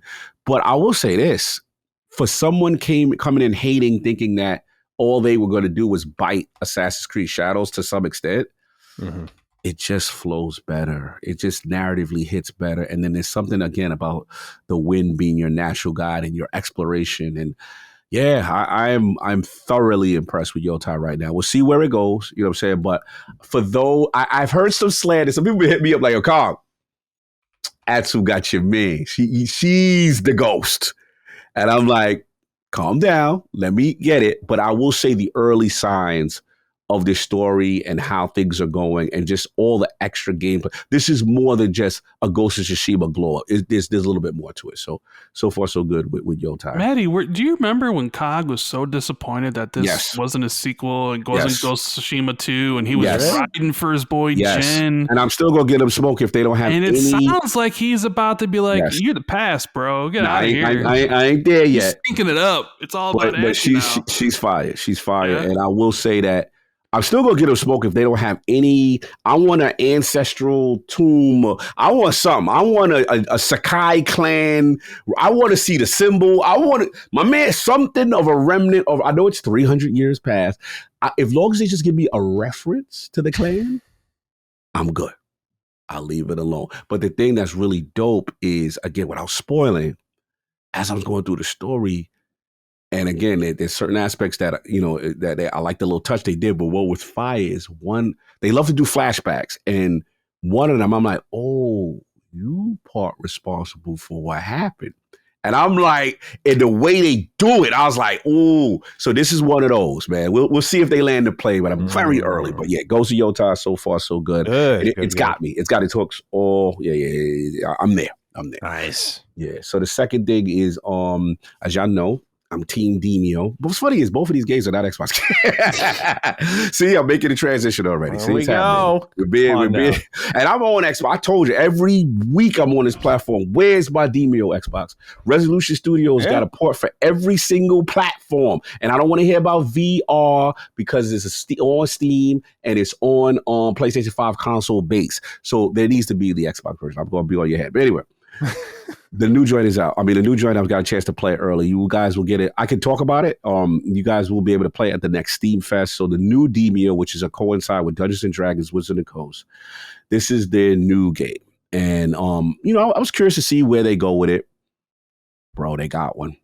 They got one. This is, but Maddie, the best thing I could say is this is Demio with a glow up, with Dungeons and Dragons and Baldur's Gate and a narrative. Demio finally has a narrative. Now, granted, 4 new characters. For those who've played Demio, you'll see some of the core archetypes in some of these characters. But now you got this Dragonborn Paladin, you've got this Halfling Sorcerer, you've got a Rogue class, and then you've got, for those are the 4 characters off the top. But you can tell story-wise, it's fully voiced. Narrative, quests, Baldur's Gate type energy when you go into a space where the narrator talks. You approach a thing. What do you approach a mushroom? Should you eat it? Then you roll, you got your probabilities and stuff like that. That could determine whether or not you get into an encounter or something like that. As far as the base game, core Demio, cards, the whole thing, class specific cards. But what this is way better is this is very environmental and combination driven. So again, you can use a thing to poison a card or a magic ability to poison enemies. And if they're poisoned and if someone else throws fire or you throw oil or somebody, you could do double damage and a whole bunch of area effect stuff. It's a lot of synergistic class stuff. Turn-based fans rejoice. Dungeons. So basically, it's this for people like Rand who don't really care about these type of games.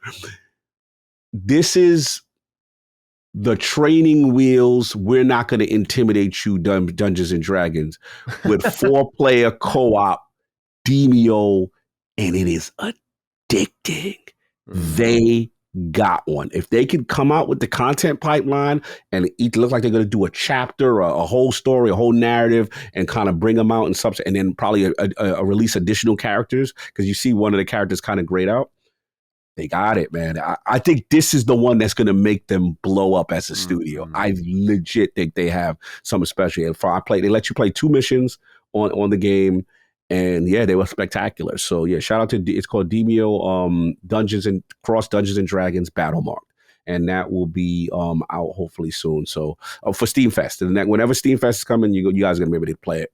And yeah, it's completely addicting. I've done single player by itself, amazing, and I've done 4-player co-op with the Lords, and yeah, amazing. Very nice, very nice. Everyone's delivering everywhere right now. Yeah. Look at that. All right, I'll close out this segment here. So I already talked about Silent Hill F. I beat another game this week. Review code came in for Buy Sweet Carol. Artsy fartsy indie game for your boy. We like artsy fartsy. Yeah. Buddy of mine put this on my radar earlier this year. For those who don't know, Buy Sweet Carol is a narrative, atmospheric Disney 1930s horror game. It's about a girl named Lana who is like the princess of this kingdom, Corolla, and basically is being chased by her demons. It's all 2D. Very LucasArts inspired, if I were to draw a comparison to a time period, I guess. But this is one of the most beautiful games that you can play right now. I mean, the 1930s animation is incredible. If you love Disney, I think this game is a treat the whole way through, and it just for your eyes. Like, I just was stunned by how consistently great looking the environments and the characters really looked here. The Metacritic score is very low. I'm going to be honest. It's 68 or 69 right now. I wasn't too surprised by this because the game does have some problems, but by and large, I came out, I wouldn't say really liking it. Yeah, I'd go that far because it's got tech problems. I had moments where you get chased by these creatures and you have to like hide in walls and like hold your breath. And for those who have played like Lone Survivor, like it's a little bit kind of coded like that. But like there was times I'd get like stuck in that wall and like they wouldn't let you leave, or characters get stuck in certain positions that they shouldn't be stuck in. You have to quit to the main menu, reload. The game has a very forgiving checkpoint system. So for me, it was just in and out for 2 seconds. But I went through the reviews because I didn't have time to review this one, but I went through the reviews. I saw a lot of people talking about that. So I think the game got hit pretty hard by that because there were only 12 critic reviews. So the weight of the score, like it takes one more positive review to throw this thing back up into like the mid 70s because it's only, like I said, I think like 12. But there are tech issues. Hopefully they're ironed out. Some of the platforming and controls, the controls themselves are fine, but the platforming that it rarely doesn't feel the best. So there's some jank there. It's a game that feels stretched thin in its gameplay because it is a puzzle game, and you could tell all the attention and time went into the art, the music, the animation, just like it is a production in that way. But when that becomes the focus, like many games that look like this, sometimes the gameplay falls to the wayside. So it's a puzzle game. It's a lot of like, you find this, which connects to this, which connects to that, which connects to this. And so none of the puzzles are brain busters. I found them pretty satisfying to go through. It's a great palate cleanser title in that way. It's like $20 if anyone's interested. Just keep that in mind as I go along here. But yeah, none of these puzzles are going to stomp you out. It's going to be like the most complex thing you're going to do is like mixing a drink and just kind of experimenting with that. Otherwise, though, pretty simple. Like find this item behind this locked door, which the key's over here behind this puzzle solution, and you just kind of string the environment together pretty quickly. It's a 10 chapter game each chapter. I mean, the game took me about 9 hours, give or take. So really short. But what I like about it, beyond the art style, is the message at the end. I do think it gets watered down a little bit in the midpoint in the game. It takes place during the early 1900s in Britain, during the suffragette movement. So it's a lot about like women protesting for their right to vote and stuff. So I will just warn people, it goes there. Like it is 100%. I mean, it's on the cover. It's on the description. Like it's going to go there. Don't be too surprised about that one. I think the first half of the game does a really good job building mystery. It's not like it's all about that, but it's building mystery around a more personal tale with this character, Lana, and sort of why she is such a traumatic character. By the midpoint in the game, I'll just say I think it shifts its focus a bit and comes across, I think, a little preachy in ways that are authentic to the time period, but I don't think will resonate well because it drops all the subtlety that the game has. And at that point, I'm like, oh, okay, it's falling off a bit, but I'm still going to finish it out. I'm glad I did because by the ending, they put a bow on it and the message of the game's completely different. I'm like, oh, that was, I thought, pretty well done, all things considered. Nice. Like it's that Disney feeling of like, I'll unpack it later, but I've been left with a really good feeling, a good taste in my mouth. And I feel the personal message and what Lana goes through and how it contextualizes everything you saw before then was pretty good. Here's the problem this game runs into. Rand, you'll relate to this because you have been playing Silent Hill F. Okay. Playing Silent Hill F, which tackles themes of womanhood, and then playing By Sweet Carol, which also tackles themes about womanhood, you can see what happens when a game tells that type of story with tact and subtlety versus a game that will drop that tact and subtlety and go like right for it. And the feeling it creates within the narrative and how it scratches your brain versus how it frankly doesn't. And I think that I do think Silent Hill F hurt By Sweet Carol a little bit for me, where it's definitely a game I really enjoyed. And frankly, if you're looking for a $20 game that you could play, I would recommend this probably if the technical performance is okay. I'd recommend it on like a handheld or something. I played it on Steam, and that's like, if they had the Steam Deck compatible version at the time I was reviewing it, I would have been all over this in handheld. But if you're looking for just like a atmospheric puzzle horror game with a Disney style twist to it in both animation, but in some of its storytelling and characters and whatnot, I do think By Sweet Carol's like kind of worth the look. I do think the reviews undersell it a lot. I mean, it's a small indie team, and I feel it's doing something pretty unique. I just don't think it tells its story as well as something like Silent Hill F. But all in all, man, like, again, I enjoyed it. I really did come away with that good taste in my mouth when I finished it. Puzzles, I think, will be a little hit or miss, not because of difficulty, but like I was mentioning earlier, it starts to stretch itself thin. Like you have characters that can light themselves on fire, and so you're going to burn this tree down. That's going to open up this vent that only the bunny can crawl through, because your main character can transform between a human and a bunny, so they have like their own suites of abilities. There's times where there's combat, but the combat's like very simple and very like set piecey. Like, it's one of those games where if you kind of treat it like you're just on a ride for like a interactive Disney, old school Disney animation film, I think you'll enjoy this one. I do think it's a solid time, all things considered. But I'll be interested to see how people respond to the writing of the game. Like I want to check out how some other creators feel about it and see if I'm on an island with it or if others agree with it. But by and large, I thought that it was a good time. I enjoyed it. Nice. Last game I'm playing this week, just small update. Borderlands 4. It's become the Discord call game. With the homies. Yeah, it's become the Discord call game. Like, okay, I kind of need to just like talk with a homie, mindlessly shoot some things. This game's been great though, man.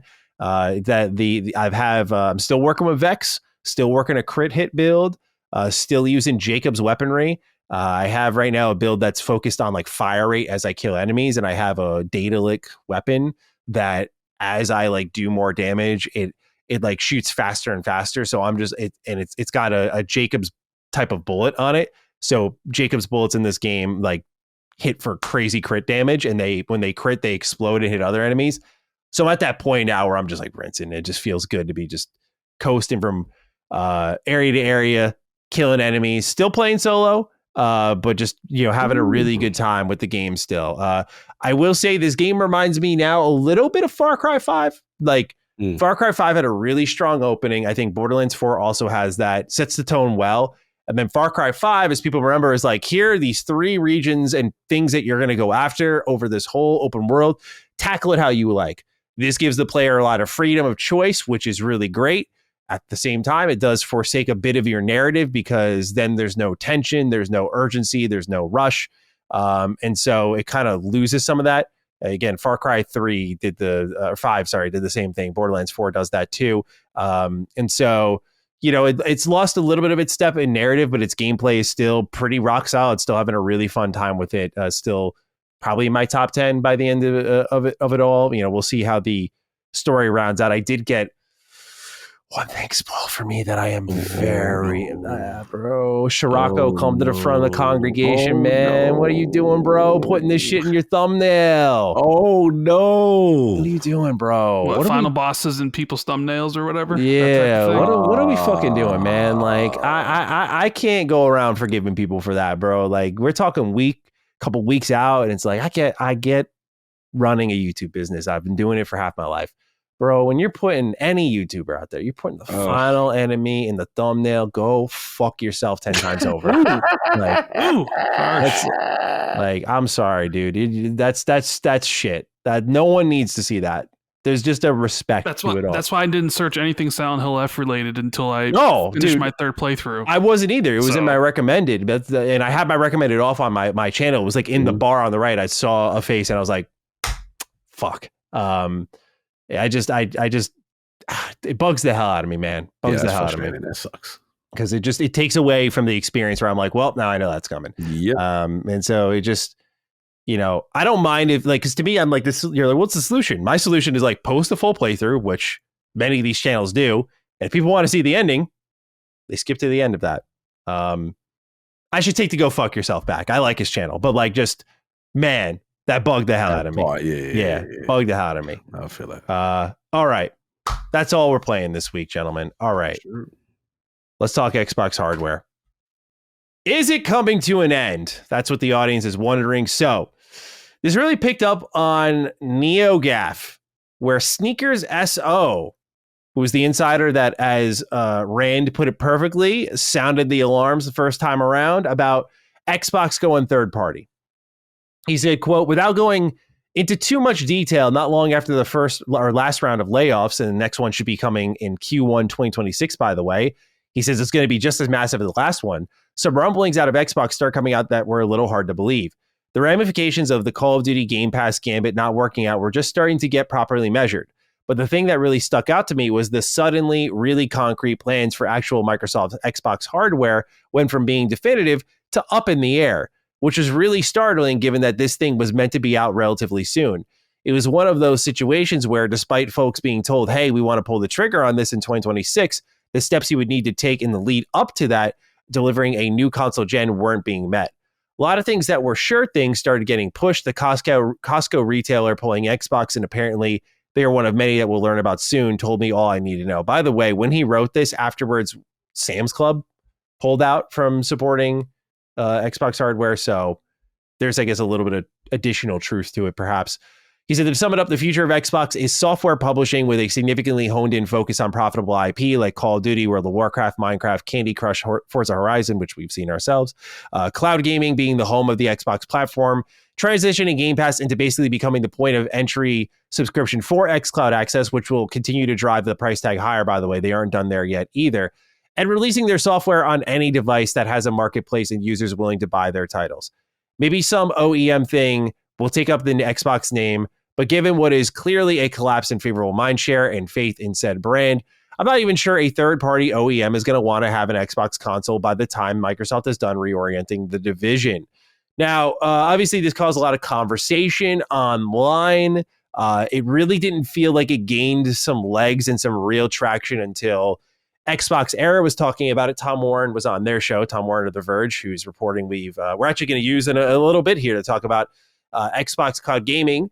and it was getting a story that was kind of being laughed off a little bit until Tom Warren said, well, Sneakers does know what's going on within Microsoft. So it's not like he's completely in the dark here. And obviously we could just look back to when the third-party plans leaked, and that suggests that there's something there. But it wasn't like him fully co-signing it, but just saying, like, I wouldn't dismiss this fully. So naturally, this gained even more traction. And that's what led to, as we talked about a lot this episode, Microsoft's official statement, which was submitted to Windows Central Gaming, quote, we are actively investing in our future first-party consoles and devices designed, engineered, and built by Xbox. For more details, the community can revisit our agreement announcement with AMD, end quote. So they've reassured everyone, like, hey, we're still going to be here, but the Defining Duke audience does not buy it. We have lots of write-ins. James Dutton's the first one. Greetings, Dukes. After Microsoft's statement about continuing on with next-gen hardware, I just don't believe them.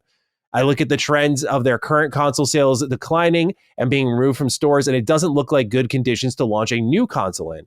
However, with the impending release of the ROG Ally announcing that they are not producing consoles anymore, I imagine this would destroy the sales of that device and result in more Game Pass subscription cancellations before they see money come in from its price hike. If they are likely to cancel next gen, I think it'll be towards the end of January, around when the Q2 call happens. But you never know. The end of this month is the Q1 earning call, and some bad news is likely to come from that, probably more layoffs. My question to you guys is, if Microsoft were to announce there is no new Xbox consoles, then when do you think they would do it? Thanks, James. Oh boy, gentlemen. Well, let's start unpacking this one here a bit. Is it coming to an end? Is it not? Do we believe him? Do we not? We talked about this pretty extensively throughout the episode, but let's kind of centralize our thoughts here. Cog, I'll start with you. Do we believe him? Do we not? So we got the Sneakers gentleman, right, who had predicted previously the multi-plat strategy, I believe. Yeah. I did see some other things from him in his predictions that seemed a little bit how can I say this nicely? It didn't seem based on. It seems some of the reporting seemed based on emotional about what he's thinking about what Phil Spencer was doing with fundages and campaigns, and that part seemed a little bit suspect to me, to be honest. Axe to grind kind of vibe. Yeah, that seemed like I have some personal issue with what they're doing, you know, what an individual CEO's doing, and so that part I disregarded. But I'm not going to disregard, the initial report. So what I heard, I'm like, okay. You know, obviously we got this is coming off the bad, Game Pass price increase. And then obviously we did see reports of the software stuff, right? So then obviously shout out to Rand and shout out to Jazz with Windows Central in terms of, what Microsoft's statement was. And Microsoft's statement is like, we're committed. We have, what was the exact statement? Let me just quote them, as far as that, we're actively investing in our future. First-party consoles and devices designed, engineered, and built by Xbox. Well, that's the part I like, built by Xbox, right? Because the other thing people were saying was if they make the statement, well, that could just mean OEM devices, right? So, look, I like this statement. I like the fact that, okay, they want to, they're pointing people to revisit the AMD announcement, which, again, would allude to the fact that plans are in motion. Now, look, what's my man? James, right? I get it. When James is like, bro, I don't care what they saying. I don't believe them. How can I get mad with James? Like, I can't, because, again, this is the situation that Xbox has put themselves in, where we got receipts of them changing and things being fluid. If you put a gun in my head, what do I think's happening? Probably 80-20 that they are going to do hardware. But it's just, we're in that climate that people are very afraid of Microsoft gaming versus, the current leadership. And I think that's going to be a dark cloud over them for a while, because of how sullied the brand is right now, how apathetic people are. How can I blame anyone from saying, yo, fam, I don't believe you until I get, even you, man, you're like, until I get it in my head. And even then, you're like, I got to make sure it's still released. You know what I'm saying? Like, that's what's, where we are, unfortunately. Again, gun in my head, I think it's coming.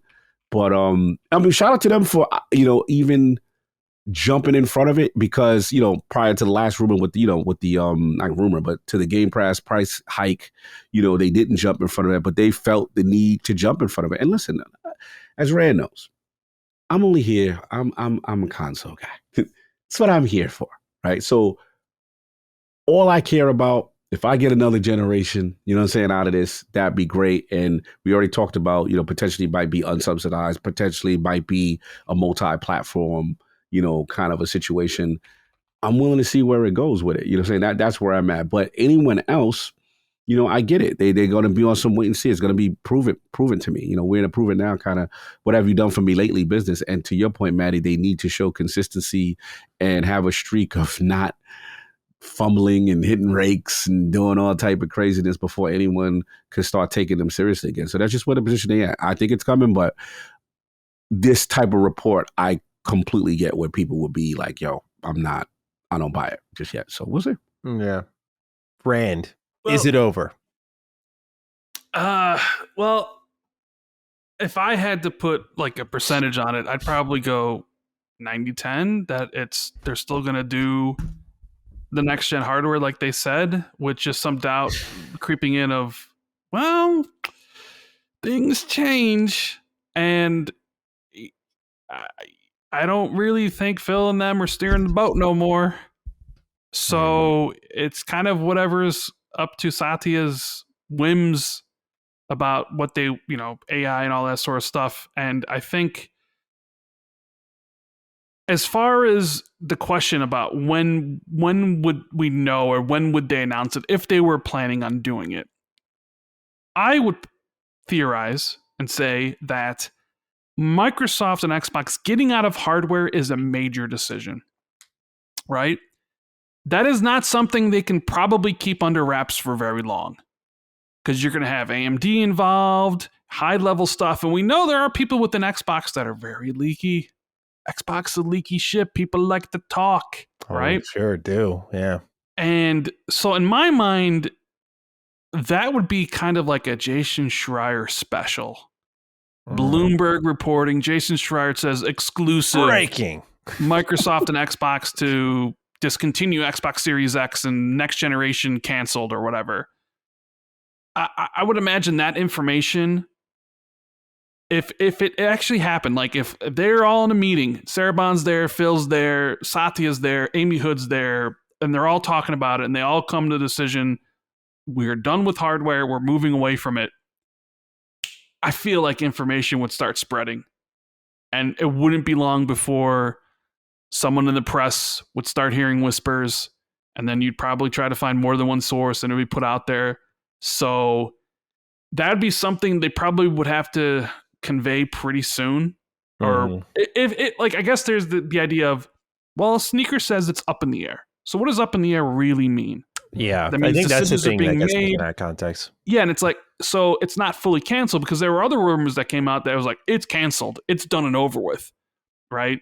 So personally, I would like to believe that they're still going to do it, because very much like Cog, I'm a console guy. I've had this conversation with Cog. He asked me, what would you do if there is no next-gen Xbox? I'd be like, well, I have to play my games elsewhere then. I told him, like, I have a PS5 Pro, and this may sound very odd to a lot of people listening, but my current plan right now is to play Grand Theft Auto 6 on Xbox. Even though I have a PS5 Pro, even though potentially that game might run better on the PS5 Pro, I'd still play an Xbox because that's where I would rather play it, right? But if they came out and said, no more hardware, I'd be like, okay, well, that makes the decision to play that game specifically on the PS5 Pro no-brainer. I would look at future purchases of games that I would make, being like, okay, well, I'm buying this on Steam now, or I'm buying it on PlayStation. Like, that would be... And honestly, Maddie, let's say they go back, hypothetically.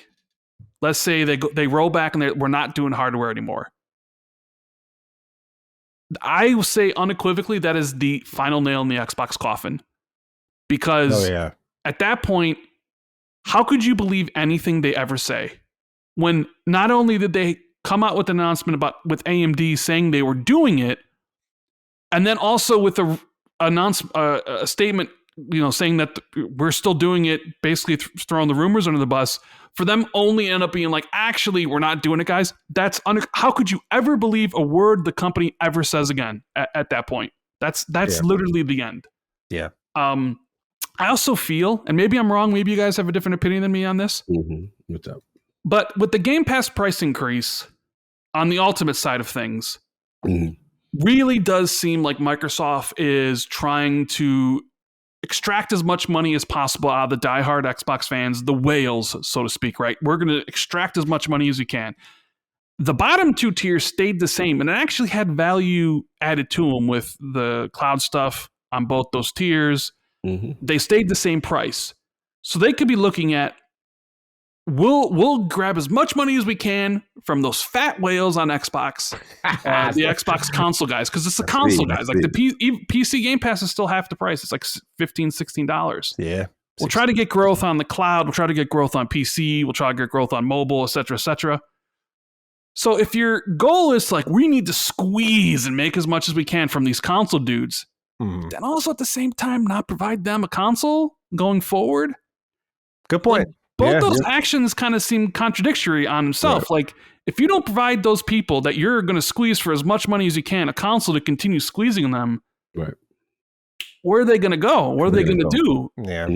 So I think this is just the problem with Xbox, is the perception. The perception being has always been they don't have any games, right? And even though this year they put out 14 games, and it's like, you even will still hear people from the mainstream media be like, Xbox hasn't put anything out. And you're just like, that's crazy. If someone's actually saying that and they work in the industry, they're out of their fucking mind. Because they don't play on the platform. You know, the people who have the most, not to interrupt you, I have to say this, the people who have the most mouth about the platform do not play on the platform. And I challenge people to look at their hours and what have they played on it. And they're always commenting about an ecosystem that they don't actively engage in. I mean, there was a very recent viral post from a Nintendo YouTuber, Woods Beat 'em Up, or Beat 'em Up Woods. He said that in the thing. It was like, hey, what is PlayStation's not putting anything out? Xbox isn't putting out any games, because he was defending Nintendo or whatever. But I've seen people like that from other outlets, and I know he's a YouTuber, but where they'll be like, they still think he's Xbox a Nintendo-oriented YouTuber. That Xbox is still not putting out anything, or that Xbox games themselves are just inferior to their Nintendo or PlayStation counterparts. But when they actually add it all up, they're virtually the same. Like Metacritic wise, OpenCritic wise, like the numbers are pretty much lock and key. So what I mean to say about all that is, like, Xbox has this perception problem, and none of this helps, where it's like you have people looking at the hardware situation and how expensive it is. They've raised the price twice. It's $650 for a Series X. The 2 terabyte one is more expensive than the Pro. You see it getting pulled from retailers. So what else are you supposed to think? Like, what is like the evolution? What is like, okay, it's this expensive. Retailers are pulling it. They're raising the price of game. It's like you're trying to think, well, yeah, them not doing hardware is the next logical step in that sequence. Mm-hmm. And you can't fault people for feeling that way, despite Xbox trying to reassure everybody. Sure. Because they don't believe what Xbox is doing, because we've seen the examples of them saying one thing and then the other thing the opposite thing happening. So I don't fault anybody for like jumping out of a window, or not believing it. And I don't know. I guess the only way to like fix it is like, well, your actions speak louder than your words. You could come out and say we're still doing it, but nobody's going to believe you until they get that thing in their hands. Exactly. And it comes out and you deliver on the games that you've talked about. They'll just have to weather this storm. I mean, there's not much more to it, right? That's I personally still think they're doing hardware. Mm-hmm. And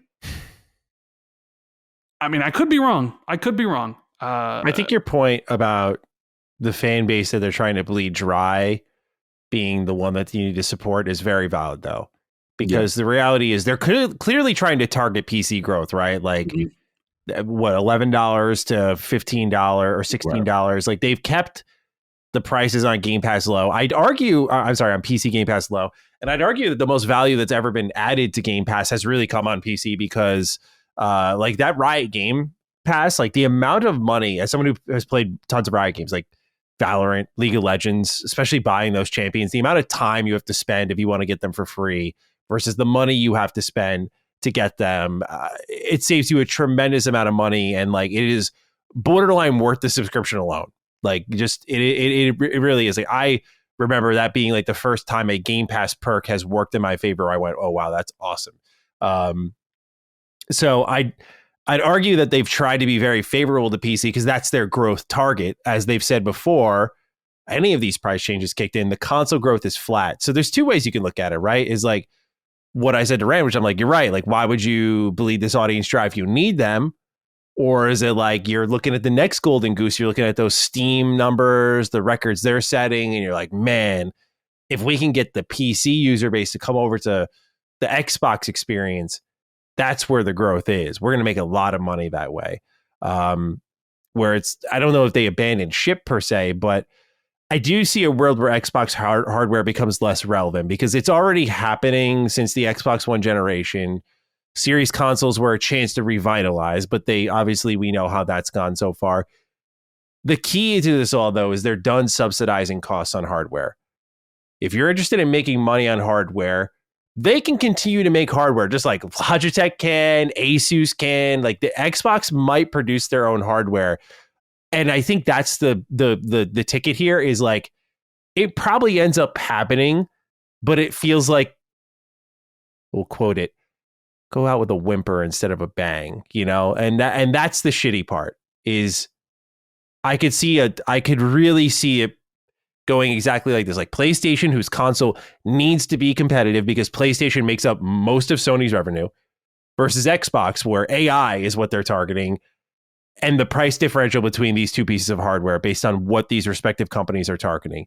Xbox is seemingly going, if the Xbox Ally pricing that COG absolutely nailed is anything they go by, they're going in more of this sort of niche, we're here for you if you need us approach, but otherwise you can buy us everywhere.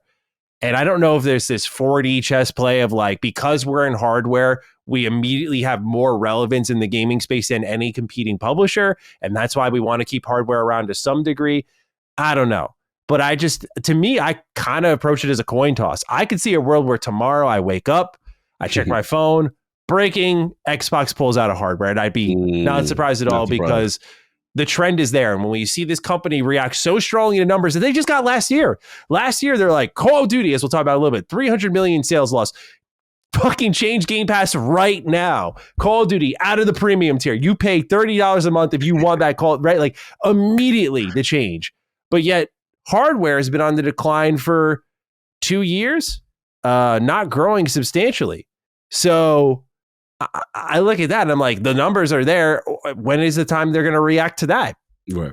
I do co-sign a little bit of what James is saying, where I think if they announce any sort of changes, it's coming next year, only because I think right now you have a new handheld launching. Yes, it's niche, but hey, it's sold out to what unit amount we don't know, but it's sold out. You're entering the holiday window. Spending's going to go up. Xbox is in an extracting value phase, so get what you can out of it. Don't put a bullet in this, right? Maybe this also is a moment that Xbox, if it overperforms, right? Like, let's be honest, we've signed the death sentence to handhelds before. Like, I remember I bought the PS Portal at launch, but I also bought it because I like remote play and cloud gaming and having a device that was kind of like $200 dedicated. I was like, yeah, I'll use this. And I do use it a lot. But I remember everyone being like, no one fucking wants that. That shit sucks. Yeah, that's true. That's right. But it sold really well. So there's also a world where this hardware, we actually do get in a perfect world, some numbers, maybe Asus, works a little backdoor, like units sold. And Xbox is like, how'd you do that? But maybe there's something here where data shows there is a demand for this. I'm being very optimistic in my thinking right now. Of course, the audience knows that, but I'm just saying there is a world where we're thinking of it from the doomer point of view, or at least I am. Right. But there is a world where this hardware does do something where Xbox says, go, see, look, we're going to keep this. All right. Like there's that too. So at the same time, I think it's very foolish to put it like, because people have been speculating, discussing online. I do think it's foolish to toss out that amount of users. There's so much money you already make in that part of the business, and leaving it up to the Xbox Ally to decide any of that, is pretty crazy. But again, it could come down to that. It seems like they're just a very scared of their shadow reactive company where they're not thinking and behaving rationally. But there's even, we didn't mention it, but I don't know how much does tariffs play in all this stuff. That was just what I was like, because they increased the price twice. PlayStation's releasing PlayStations with less storage in them, presumably to cut the cost of making it so they don't have to raise the price of PlayStations. I know Nintendo's, they've raised the price of like everything except the console or whatever.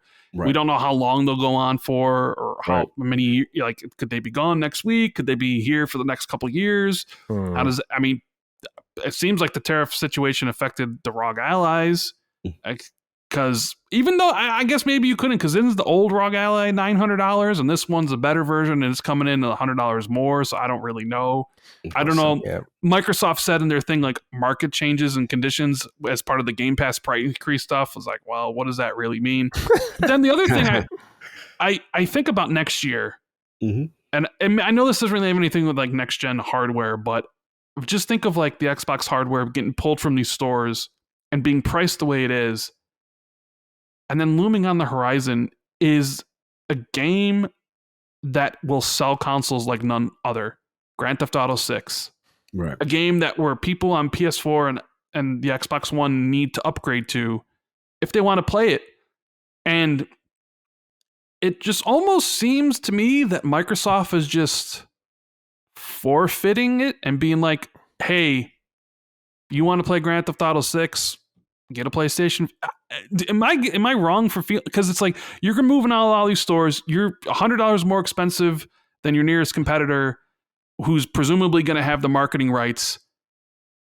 Yeah. And it really just feels like they're just like, it is what it is. This is what we can do. Money. I mean, I agree. Grand Theft Auto's a lot of money, and it's going to make a lot of money, and it's going to sell a lot of consoles, and potentially lock people into a lot of ecosystems and what have you. And I'm just really curious about that. I was just like, I think that's the strongest argument, right? The strongest argument for them pulling out is when you hear about the Costco's, the BJ's, and stuff like that, in conjunction with, like you said, like a Grand Theft Auto, coming out that will move next generation or current generation hardware, right? So that's a big bet to lose on it. And I think you got that, you got the tariffs. And I think for me, it just ultimately comes down to, look, Maddie's right in the sense that with Xbox, things are fluid, right? We could theoretically wake up one day and there's a new CEO and now they're doing this, right? Like, we literally could wake up to that. But like, to me, the way I see them moving is this is how I look at it. It's not just what they're saying, right? Yo, we're doing it, da-da-da. I look at, you put in place a contractual agreement with AMD. Mm-hmm. A lot of this, even if there was a new initiative, still would take a lot to, in my opinion, to just undo. These plans are farther along. We're thinking in the now, but they've been planning 3 to 4 years ahead of what that should be. So can I predict anything after that? No, but that's why I'm still like, okay, this is something that they still have to do, that they may not be able to easily untie from. Then coupled with the fact that they did jump in front of this particular one. They didn't jump really in front of the Game Pass one, but they jumped in front of this one, which I thought was interesting kind of thing. But to your point, Rand, it is interesting to me. Oh, will there be a stock up, re-up, come Grand Theft just to try to get something? One would think, right? Because like, you get that college football effect. You can move something then, right? Kind of things. I think that part is interesting. Or my final point is it a situation where it's like, look, we ain't taking no more losses on this current gen. That's it. Yeah. The joints ain't moving. Stop production and move all the resources towards the production of the new niche, non-subsidized next generation hardware. And those are the questions. So, but to Maddie's point, like, I understand for anyone who still doesn't believe it, until we get it in our hands, until we see it, then people are going to believe. But it's interesting. There are points for both sides, even though I am leaning that there's hardware. There are points for the other side as well. I will admit that part. It feels as an AI and cloud positioned company that they are trying to set themselves up for that as a brand. Like, we're half into hardware in case this ends up being the future, but we're also investing all of our resources into AI. and cloud computing and that sort of stuff, because they'll be a leader in that category. That's why Xbox cloud gaming and all that streaming shit. I mean, I remember when we first saw xCloud, we're like Forza Horizon, which one was it? Was on your phones. Yeah. And I remember really that being like, there's no chance in hell, bro. Mm-hmm. I'm a believer, like that shit's awesome. So, and it works. It's not a lie. I do a lot of backbone gaming from bed, and that shit is awesome. So, is there a world where Xbox is positioning themselves to be an app one day? Like, are they staying on the ready for that? And it's like, hey, we can't commit to overproducing these hardware units if that's going to maybe be the case. Like, they're always trying to be on the cutting edge of that next thing. Like, they thought TV and that sort of all-in-one entertainment unit was the cutting edge of the Xbox One gen. This generation has been very directionless, in my opinion. But the next one, they might think like that's the era of AI and the cloud, because that's what Microsoft is trying so hard to just to lead it right now with the amount of money they're spending on it. I think you're right, Maddie. Like, I think the future or the ultimate future of Xbox is just an app on your TV screen that loads up cloud gaming. I think that's the ultimate endpoint, and you would like to think, oh, they'll make hardware for the people that want it. But I'm also very much out there, and I firmly believe, as well as Cog, I think the next if they put out a next console, that's it. It's over. That's the last one from them you'll ever get. That's how I'm Maybe feeling. third parties continue it, but I think the ultimate future is basically an app on every device that you can just load up. You want to play some Xbox games on your fridge? Press the button. That's essentially it. Yeah, I believe you, man. Yeah. It's a crazy thought. It's a crazy thought that they could be reaching that sort of endpoint, but it also sounds like people set that up for like PlayStation's the same way. Like, it's the next one. Everyone seems very convinced this next one's the last one. And unless you're Nintendo, in which case Nintendo's going to march to the beat of their own drum. Yeah, they'll just keep doing new things, I guess. But it's a very interesting time for video game hardware, because it was like even news that PlayStation is rumored to be doing a detachable disc drive for PS6, but it seems like they're not quite ready yet to let go of like your access to physical media and make that hard pivot, which I thought was if provided the rumor's true, a great move, a competitive one that has me much more optimistic about the future of walking into a store and buying a game. But with Xbox hardware, man, it makes me sad to be having these conversations again, because in a lot of, they did it to themselves, bro. Like, that's the shitty part. It's like, there's no like, oh, they were wronged, or, oh, like a Dreamcast sort of like that library was hot and no one was paying attention. Like, it's just like, you guys could not have shot yourselves in the foot more times if you tried. And so hopefully they're around next generation. We'll see how the hardware is looking then. But ultimately, I'm not as high faith.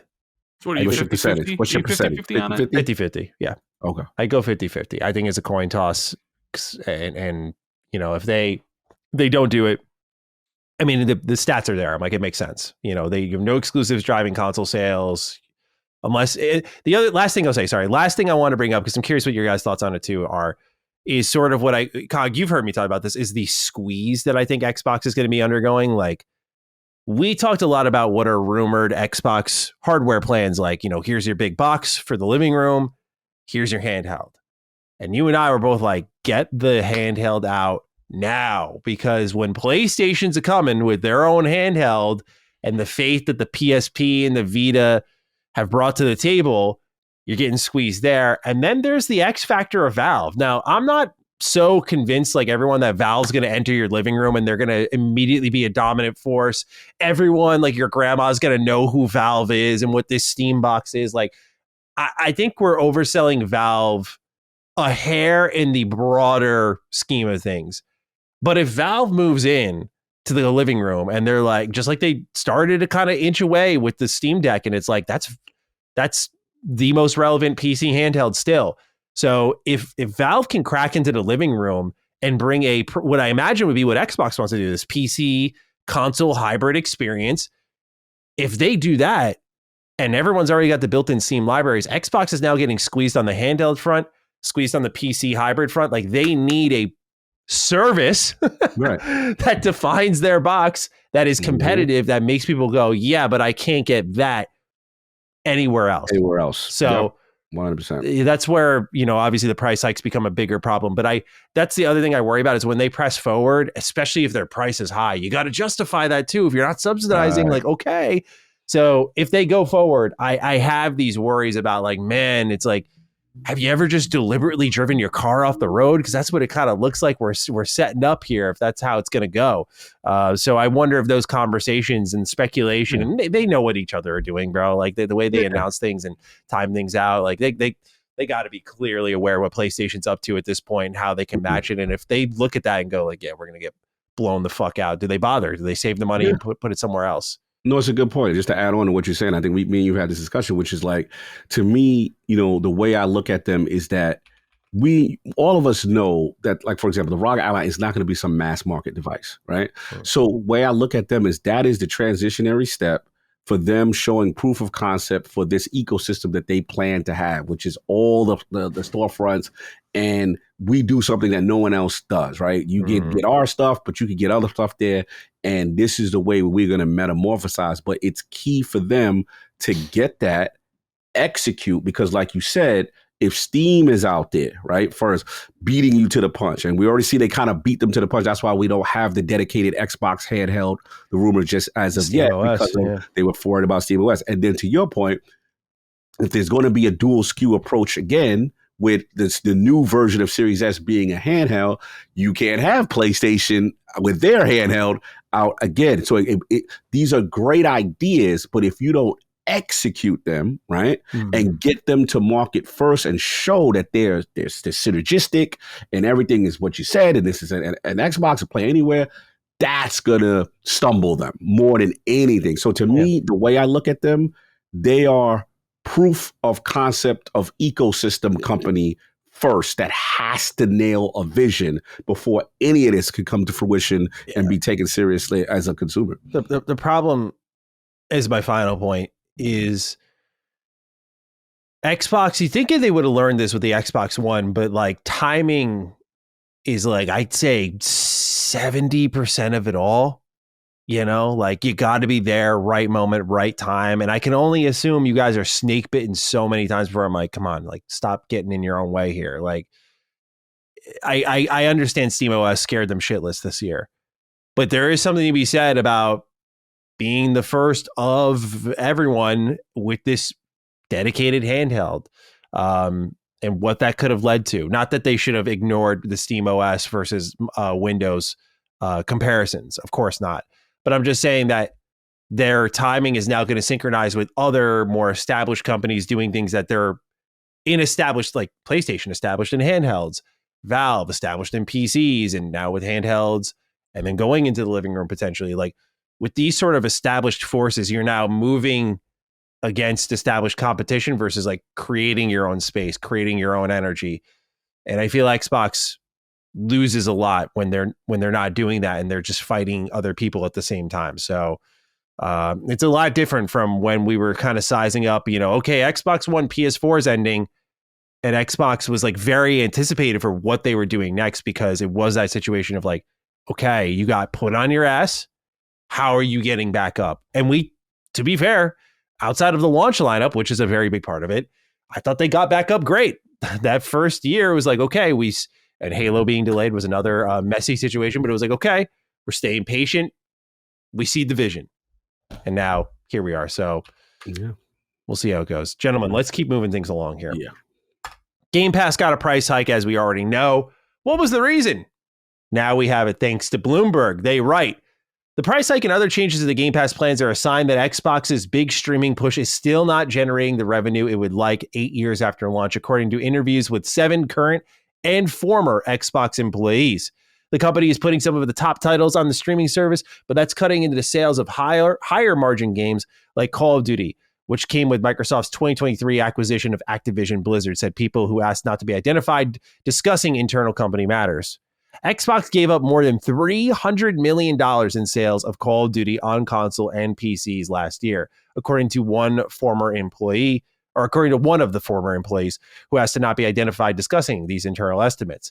Quote, Game Pass hasn't delivered the explosive growth Microsoft anticipated post-Activision, and they realized their infrastructure costs don't align with their pricing model, end quote, said Joost van Drunen, a founder of the video game analytics firm Aldora. A spokesperson for Xbox declined to comment on this story.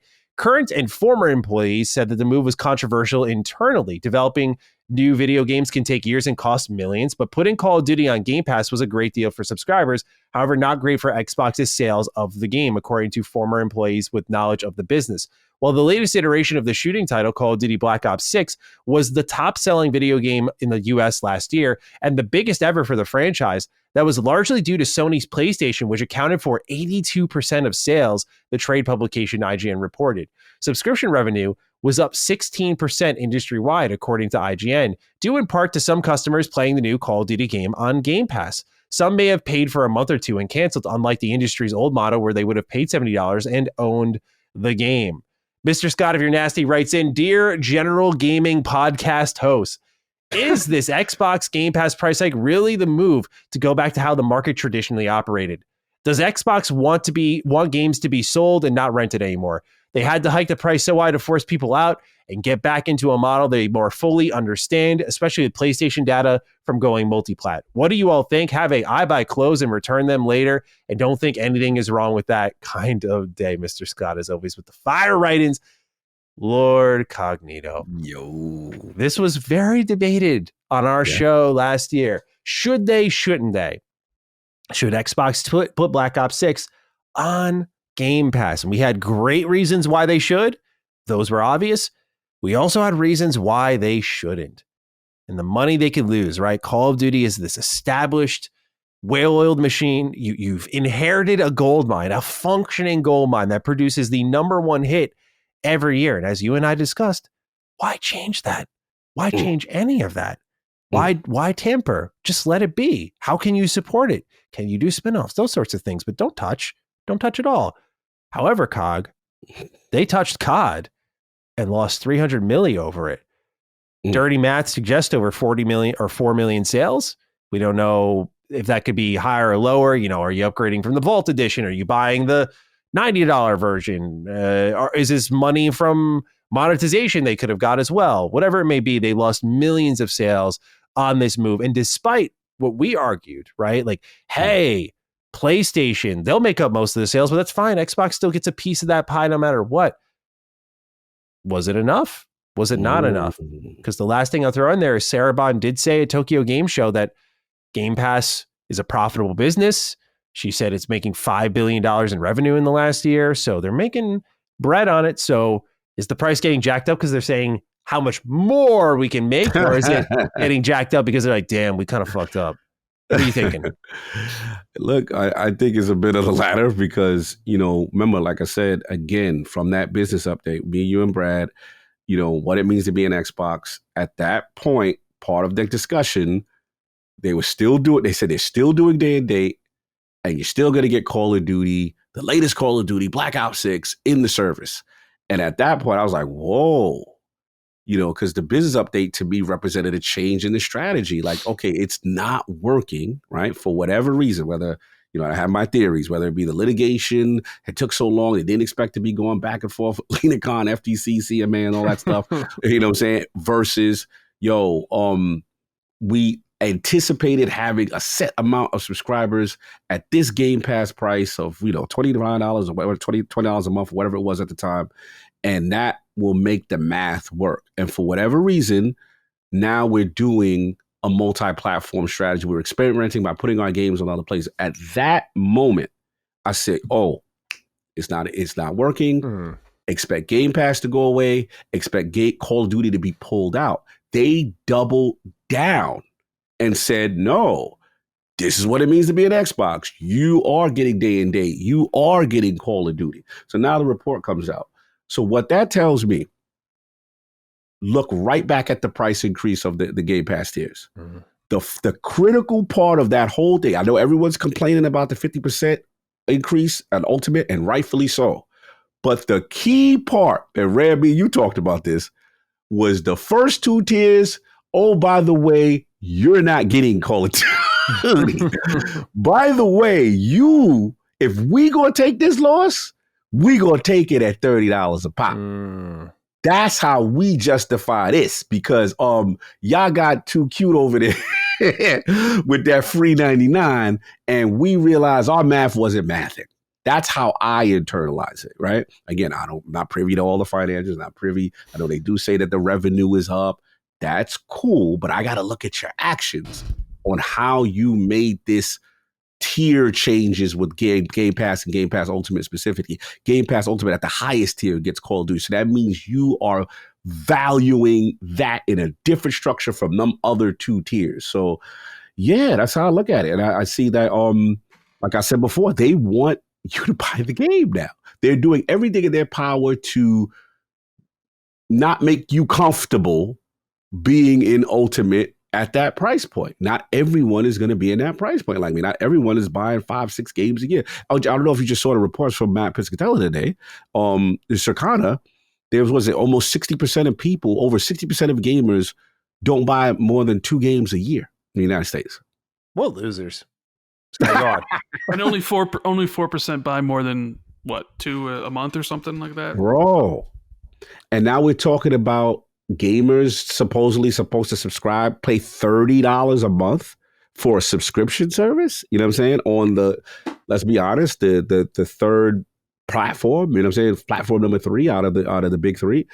I see it. So to me, they're just doing this as a necessity to keep that going, but that's the price they feel comfortable keeping that going at the Game Pass service.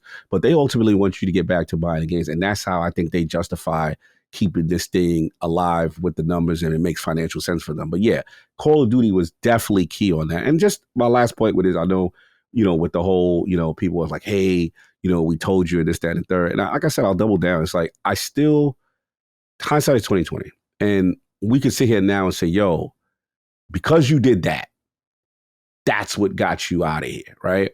And that's fine. I'm not going to fight too much. But my main thing is that, again, if I compare it to a Sega and stuff like that, when Sega made their mistake, Dreamcast, that was it. They were done. You know what I'm saying? You are still getting a chance to exist. And I'm always going to be on the side of them taking the shot, regardless to what, to continue to exist. It may not be in the form we like, and they are definitely metamorphosizing before our eyes into something completely different than what we known them for and we have loved them for. And I get that. If people are discussing, I'm out, cog, I'm not dealing with it, I get it, right? All I'm saying is, if they didn't take this shot, you would be dead at Xbox One. Let's just be very clear. Anyone who plays on this platform knows this based on the output that they were doing and the quality of games and the lack of cadence and quality it could combine. Like, it was a dead platform. No company survives. This is how you trade your games. Has a snap. That's the number. I think we were ranking them, Rand. What's the number one snafu? Because they got the worst moment. What's the worst moment? Because we got a lot of worst moments. There's a lot of ones on the list. We got a lot of greatest hits of blunders. Yeah. We are the blunder squad over here. So that's the number one. No brand survives that. So that's what I'm trying to say. Like, so this to me is all mitigation measures to try to keep this thing going as long as they can before they fully transition into the biggest publisher that just maybe happens to have a console. But that's where I'm at with it. Rand, how do you interpret this news here? 300 milli lost sales, Call of Duty, Ultimate tier only. Well, so the Ultimate tier thing only, I don't know if people remember, but that was true for last year's Call of Duty too, right? Yes, you're right. Black Ops 6 only launched in the Ultimate tier. It didn't, didn't launch in Standard. You are correct. So this one's just kind of like, these Call of Duty games are never going to come to Standard, right? Or come to the second tier. But yes, if you wanted to play, you had to pay $20 for it. Yeah. As for like the $300 million thing, I sort of wonder does that factor in essentially any of the increase they might have seen in new potential Game Pass signups, right? Is it just, hey, we lost 4 million in sales, so we lost $300 million. But then how much did you bake up on the other side of Game Pass signups? How long did those people sign up for? Did those people who never played a Call of Duty before actually like spend money? How much more microtransactions were spent because of it? right? I feel like maybe we're not getting 100% of the full story. Sure. Because it's just like, hey, does that losing 300 million include all the stuff that happened with Game Pass? Right? It doesn't really specify one way or the other. So, I mean, I think we all sort of knew that Call of Duty was going to sell less copies on the Xbox platform and PC because it was free for the first time. Right. And the debate about whether or not putting it in there is the thing to be had. But I always point back to that was one of Microsoft's core messages to regulators about why you should allow us to buy Activision is because we are going to make Call of Duty more accessible to everybody and cheaper to everybody because we're going to put it on Game Pass on day one. So I always felt that they were kind of at least obligated to whenever they had the chance because I don't know, maybe you can rely to regulators, I don't know, but it felt like a thing like, hey, we're going to do this, regulators, and then you end up not doing it. Like actually the thing we were arguing for, we're not going to do here. Right. I wonder if they have data. Like, I wonder if also the price increase has data that shows like the people who signed up to play Call of Duty on Game Pass. We have data that shows they played it for 2 months, or they played it for 3 months, or they played it for 1. So they want to get the price up more to kind of being like, oh well, if they played it for 2, now we get $60 instead of $40. It's Brad's fault. Brad did the hustle. Brad, I'm telling you, Brad doing everything you just said, Rand. Yeah, that's 100%. Brad said, I'm in for that, and then I'm out. Exactly. And so I wonder how many people did that, where they sign up for one, and then they played it for $20, and they just bounced. Like, I'm only in it Call of Duty for the campaign. That's it. I don't care about the multiplayer. So I'll play through the campaign, and then I'm done. That game is deleted off my hard drive with the quickness, right? So yeah, I mean, like I'll still have Game because I have Game Pass for another year. But if I didn't, that'd be one of those things where it's like $30 cheaper than $70. I'll sign up. I'll play through this one time, and then I'm canceling Game Pass, and I'm moving on to the next game. Yeah. I also sort of wonder what was the common thinking within Microsoft then. Did they not expect to lose as much money? Were they not expecting to not sell as much? Yeah. And this might sound like a little, I guess, what's the word for it? I'm not defending Microsoft here, but ex-employees sometimes got extra grinds. You don't know who you're talking to sometimes. Like I get current employees, but even sometimes there's clearly a current employee at Xbox that's leaking information to people. Oh, somebody snitching. Like I know that some people at Xbox aren't really all 100% in the direction they're going, so they're telling people stuff. But I also know there's plenty of Xbox people that, they're not. They'll say some stuff, and you sort of wonder if it's like, is that the truth, or are you just kind of do you really have that? You unvalidating the report? No, I'm not unvalidating the report whatsoever. I firmly believe they lost money on the game and they sold. They didn't sell as much or whatever. Like I 100% believe it. I'm just saying in the grand schemes of ex developers and stuff. I always kind of have in the back of my head and be like, okay, well, is there an agenda served here by saying certain things? That's always some of the things I'm thinking of. But no, I 100% believe it. I mean, we would have said that last year. We'd like, are they going to sell less copies? And I've been like, absolutely they will. Of course. Especially with the game that big. Yeah, of course they're going to sell less. I think we all thought, and maybe Xbox thought, we'll make it up in more Game Pass subscriptions. Yep. We'll make it up in people who have never played the franchise spending money on microtransactions and buying Beavis and Butthead skins or something. And I guess then you have to wonder, well, did it move subscriptions? Did it move the needle? And if it didn't, that's probably a bigger problem initially. And then you would think, well, if you're rejigging Game Pass, and if Call of Duty was really an issue, why not just pull it out? Why not be like, Call of Duty's no longer part of Game Pass. So you want to play it, buy it. That's what I thought, man. That's why I'm still shocked they doing this. I'm gonna be honest. Like, it was supposed to be over last. I had my Dreamcast speech ready. I was like, it's over, y'all. Once I saw those 4 chairs, I said, it's over. I know how this go. That's the end right there. Yeah. And she still came out. Sarah was like, this is what it means to Xbox. You get this. I'm like, we still doing That's this? what I'm saying. Like, if you were going to take the chance, if that really ruined everything and you're redoing all this stuff, pull it from Game Pass. Like, hey, all of our other games will still do it, but not Call of Duty. Right. And to the other point of, are they doing this because they want you to buy the game now? Are we circling back to the original thing? And it's like, I'm sure for some people that'll be the case, but by and large, last time I looked, $30 is cheaper than $70.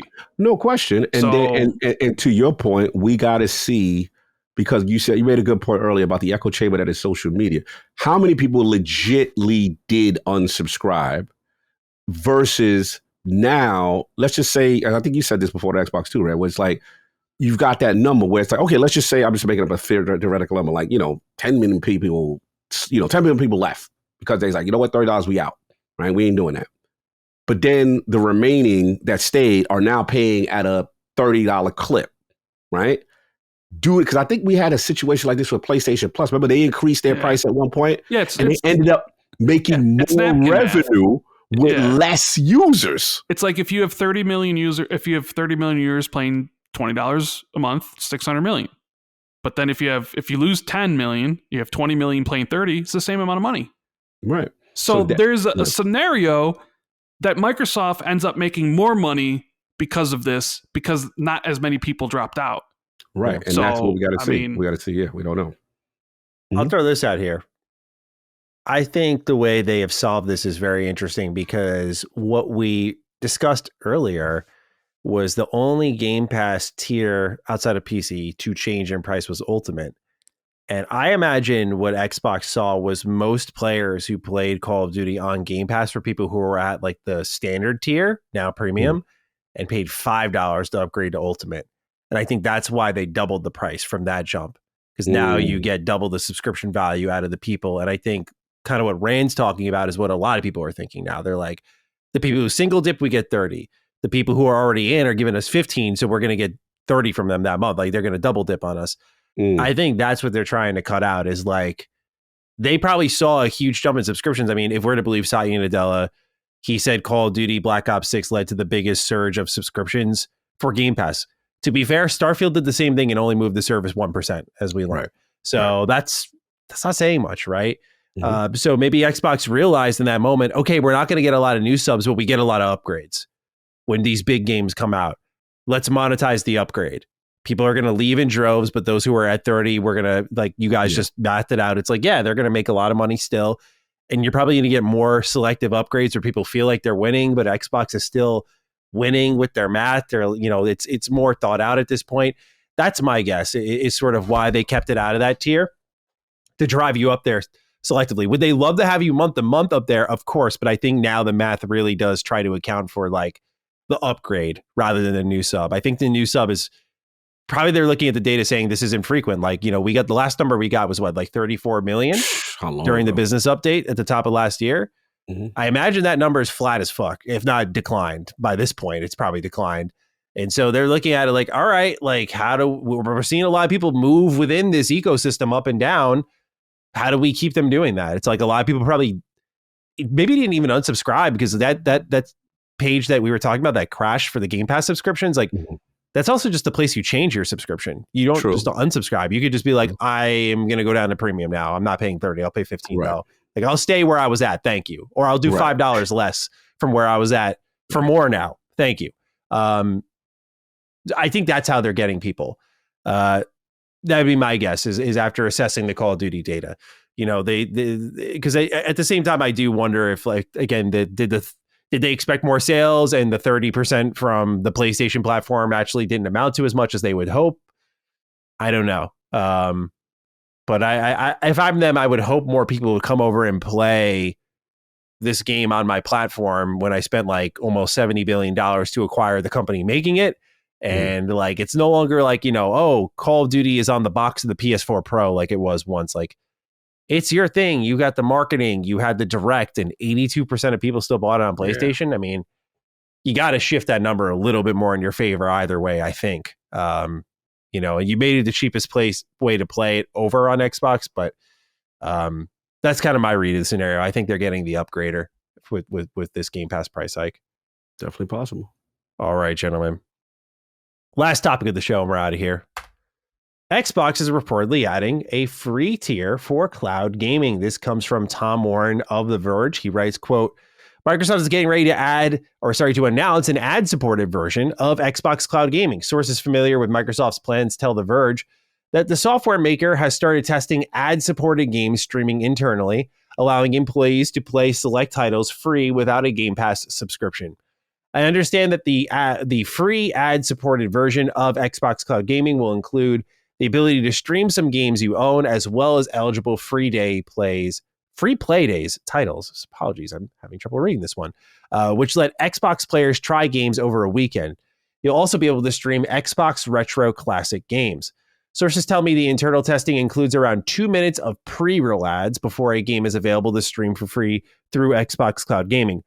Microsoft is also currently testing a limit of 1 hour for sessions, with up to 5 hours free a month. These limits may well change when the service is officially launched. The ad-supported Xbox Cloud Gaming version will be available on PC, Xbox consoles, handheld devices, and via the web. Microsoft is planning to test free streaming through a public beta test soon before launching it fully in the coming months. Phil Spencer went to Jupiter to get more stupider, has to write in. Hey, Duke dudes. What do you think of this rumored free with ads tier of xCloud? As a primary Nintendo guy, I would be down to pay $70 to $80 for a Microsoft gaming exclusive and, quote, suffer through a couple of minutes of ads to play it on my smart TV. To me, it's a better alternative than dropping a mortgage payment on a Frankenstein Microsoft gaming PC/home console. This idea has potential. I can't wait to see how Microsoft gaming leadership fucks this up kind of day. Thank you for writing in, Phil. Appreciate you. Great listener of the show there. All right. Rand, free tier, cloud gaming. You got an hour, brother. What are you playing? How are we feeling? What are your hours, sir? I don't know what I'm playing, honestly. Nothing. If I only got an hour, I'm not playing. But isn't this the same exact thing like NVIDIA GeForce does? To the it's were people upset with NVIDIA GeForce when they offered the free thing? No, not really. No. Because I did see people upset about this, and I'm just like, well, it seems in line with what NVIDIA's doing. Yeah, so I just like, well, yeah. I don't really. I was like, whatever. It doesn't seem like a lot. Like 1 hour for 5 times in a month doesn't really seem substantial in any way, I guess. Yeah. Even if you want to run ads on it. I mean, I guess free is free, so you get what you pay for in that regard. But it just seems too paltry to even make a dent. I don't know. I think my takeaway was really, because I was one of the people who was like, because yes, GeForce is doing this. My stance is really that it cracks open the door. And I think that's the only real precedent that I have an issue with, is GeForce is doing it. And I mean, I had a similar reaction. I was like, well, I'm not touching that. But we're getting to that point where the joke about, ads hitting mid game or something like that, like a timer showing up on the top right corner and like an ad will play in 30, 29, 28. And like, it's like, we're getting to that point. I feel this opens the door to that. I don't think in its entirety, when you look at this, nothing about this sounds really bad to me. It sounds funny, but like nothing about it I look at and go, wow, fuck Xbox for that. Certainly we've had a laundry list of reasons to say it. I don't look at this and go, yeah, that's the one. I just worry about, again, companies that are trying to, as we'll get into, I'm sure, the economics of it all. Cog, I'll be curious your thoughts. Like, hey, this generation isn't paying for games. How do we get them in for free and monetize them still? I feel like that's what they're targeting here. But again, if that becomes the primary way, games are a free thing. It's like, are you just like, when's the mid-roll ad hitting, bro? Because that's what I'm wondering about. Am I getting an ad at the credits rolling after I buy Sweet Carol? Like, what's going on here? Whopper. Yeah, Xbox is already opening up with splash pages when you fire up your console. Like boom, ad, and some people, I mean, like I've said before, when you're one button press away, like, oh, this is on Game Pass, for Call of Duty, exit out. I don't give a shit. But again, it's the precedent. It's the trust relationship is what it is. It's like, can I trust that you'll keep it at just this? Or are you doing this to take it a step forward? But this has been a rumor that has kicked around for years. So it just felt like it was inevitable. And Xbox was waiting for the time to be like, fuck it, we're doing it. So Kong, your thoughts on this? Add tier free gaming on Xbox. You got an hour. What are we doing? I laughed at this. I ain't gonna hold you. I was like, yo, this is the funniest joint. Like, because none of this screams to my gaming sensibility. There's no way I'm doing some 1 hour gaming session and I got 5 hours this month. I'll freak it. You know what I'm saying? It's just funny because it's not my gaming habits. But if I look at it objectively, here's the thing. One, this is clearly not for, in my opinion, not for our region. This is for regions where really the console is not there, or markets, I think like Brazil. I forgot there are a couple of markets that cloud is actually really big in the way people consume stuff. So to me, I think this is like international territory stuff that they want to try to penetrate those markets, especially when you have that and then the inclusion of what they're doing with cars and TVs.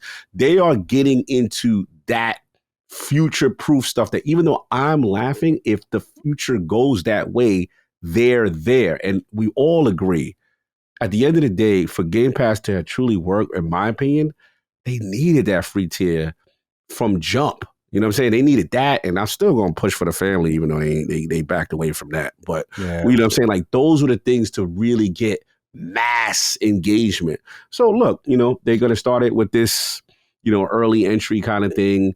I do think Game Pass needs a very enterable floor, right? Where you go and you it's like the drug dealer. All right, you want a little sample? All right, you want a little taste? All right, cool. We got you, bro. We got, you know what I'm saying? Get in there, get your little Ninja Guide, and then you dip. You know what I'm saying? Or whatever it is that you get. You know what I'm saying? And then you go, and then once you give a person a taste of it, right? Again, I don't think this is some big United States thing.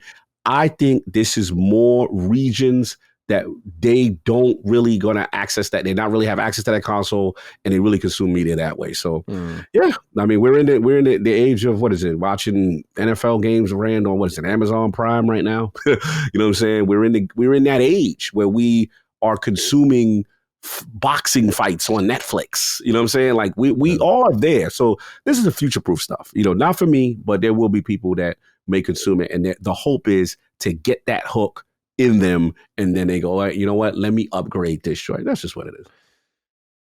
Rand, any extra thoughts? No, not really. Okay. Not really. Okay. All right. I'm all fresh out of thoughts as well. Yeah. Gentlemen, it's time to wrap this bad boy up. A monstrous show. I did see, I don't know, there's one topic you could probably discuss real quickly. I don't know if you saw it, but the cancellation of that Assassin's Creed game. Oh, the Civil War one? Yeah, I saw that. I was like, huh, skimmed. So part of my ignorance, but I skimmed, and it kind of read a little bit to me based on at least the subject matter they were going to tackle. Like, after Shadows and its reception, we really don't want to go there. Yeah, this one seemed like it's Tom Anderson said the game was penciled in for like October 2027, so it's supposed to be the next game. Oh wow. Oh boy. Yeah. I saw that. I was like, ooh, you don't normally see Assassin's Creed get canceled like this. Mm-hmm. Especially, that's like, remember we had that story where it was like 9 of them were greenlit or something. I mean, it was everything from mobile to like live service and shit. But like, yeah, for one of them to get canceled, especially mainline, I wonder what they're going to do instead. Because post Civil War era sounds great. Like, Assassin's Creed settings are everything. But I'm guessing maybe they're probably going to use the Assassin's Creed Black Flag remake to like fill the void. Yeah. They have that. They have Hex, right? I thought we would have known about the Black Flag remake by this point, like I think Tom Anderson said the delay of Shadows pushed it further. So okay. It's probably early next year, maybe something like that. But I saw that and I was like, it's a pretty big story. You don't normally hear about Assassin's Creed games getting canceled like that. Yeah. Yeah, they want that smoke. We got to Yasuke. Let's relax. Let's play it safe. Yeah, they ain't want that smoke. It's the climate, unfortunately, is just, it's a shame because I do like what it would have been at. That time era is a dope era. You know what I'm saying? But you're going to have to, touch certain subjects. You got to have to execute it right. And there's always usually a group that don't feel right about it. They don't want that smoke. And right now they're in the business of safety and hits.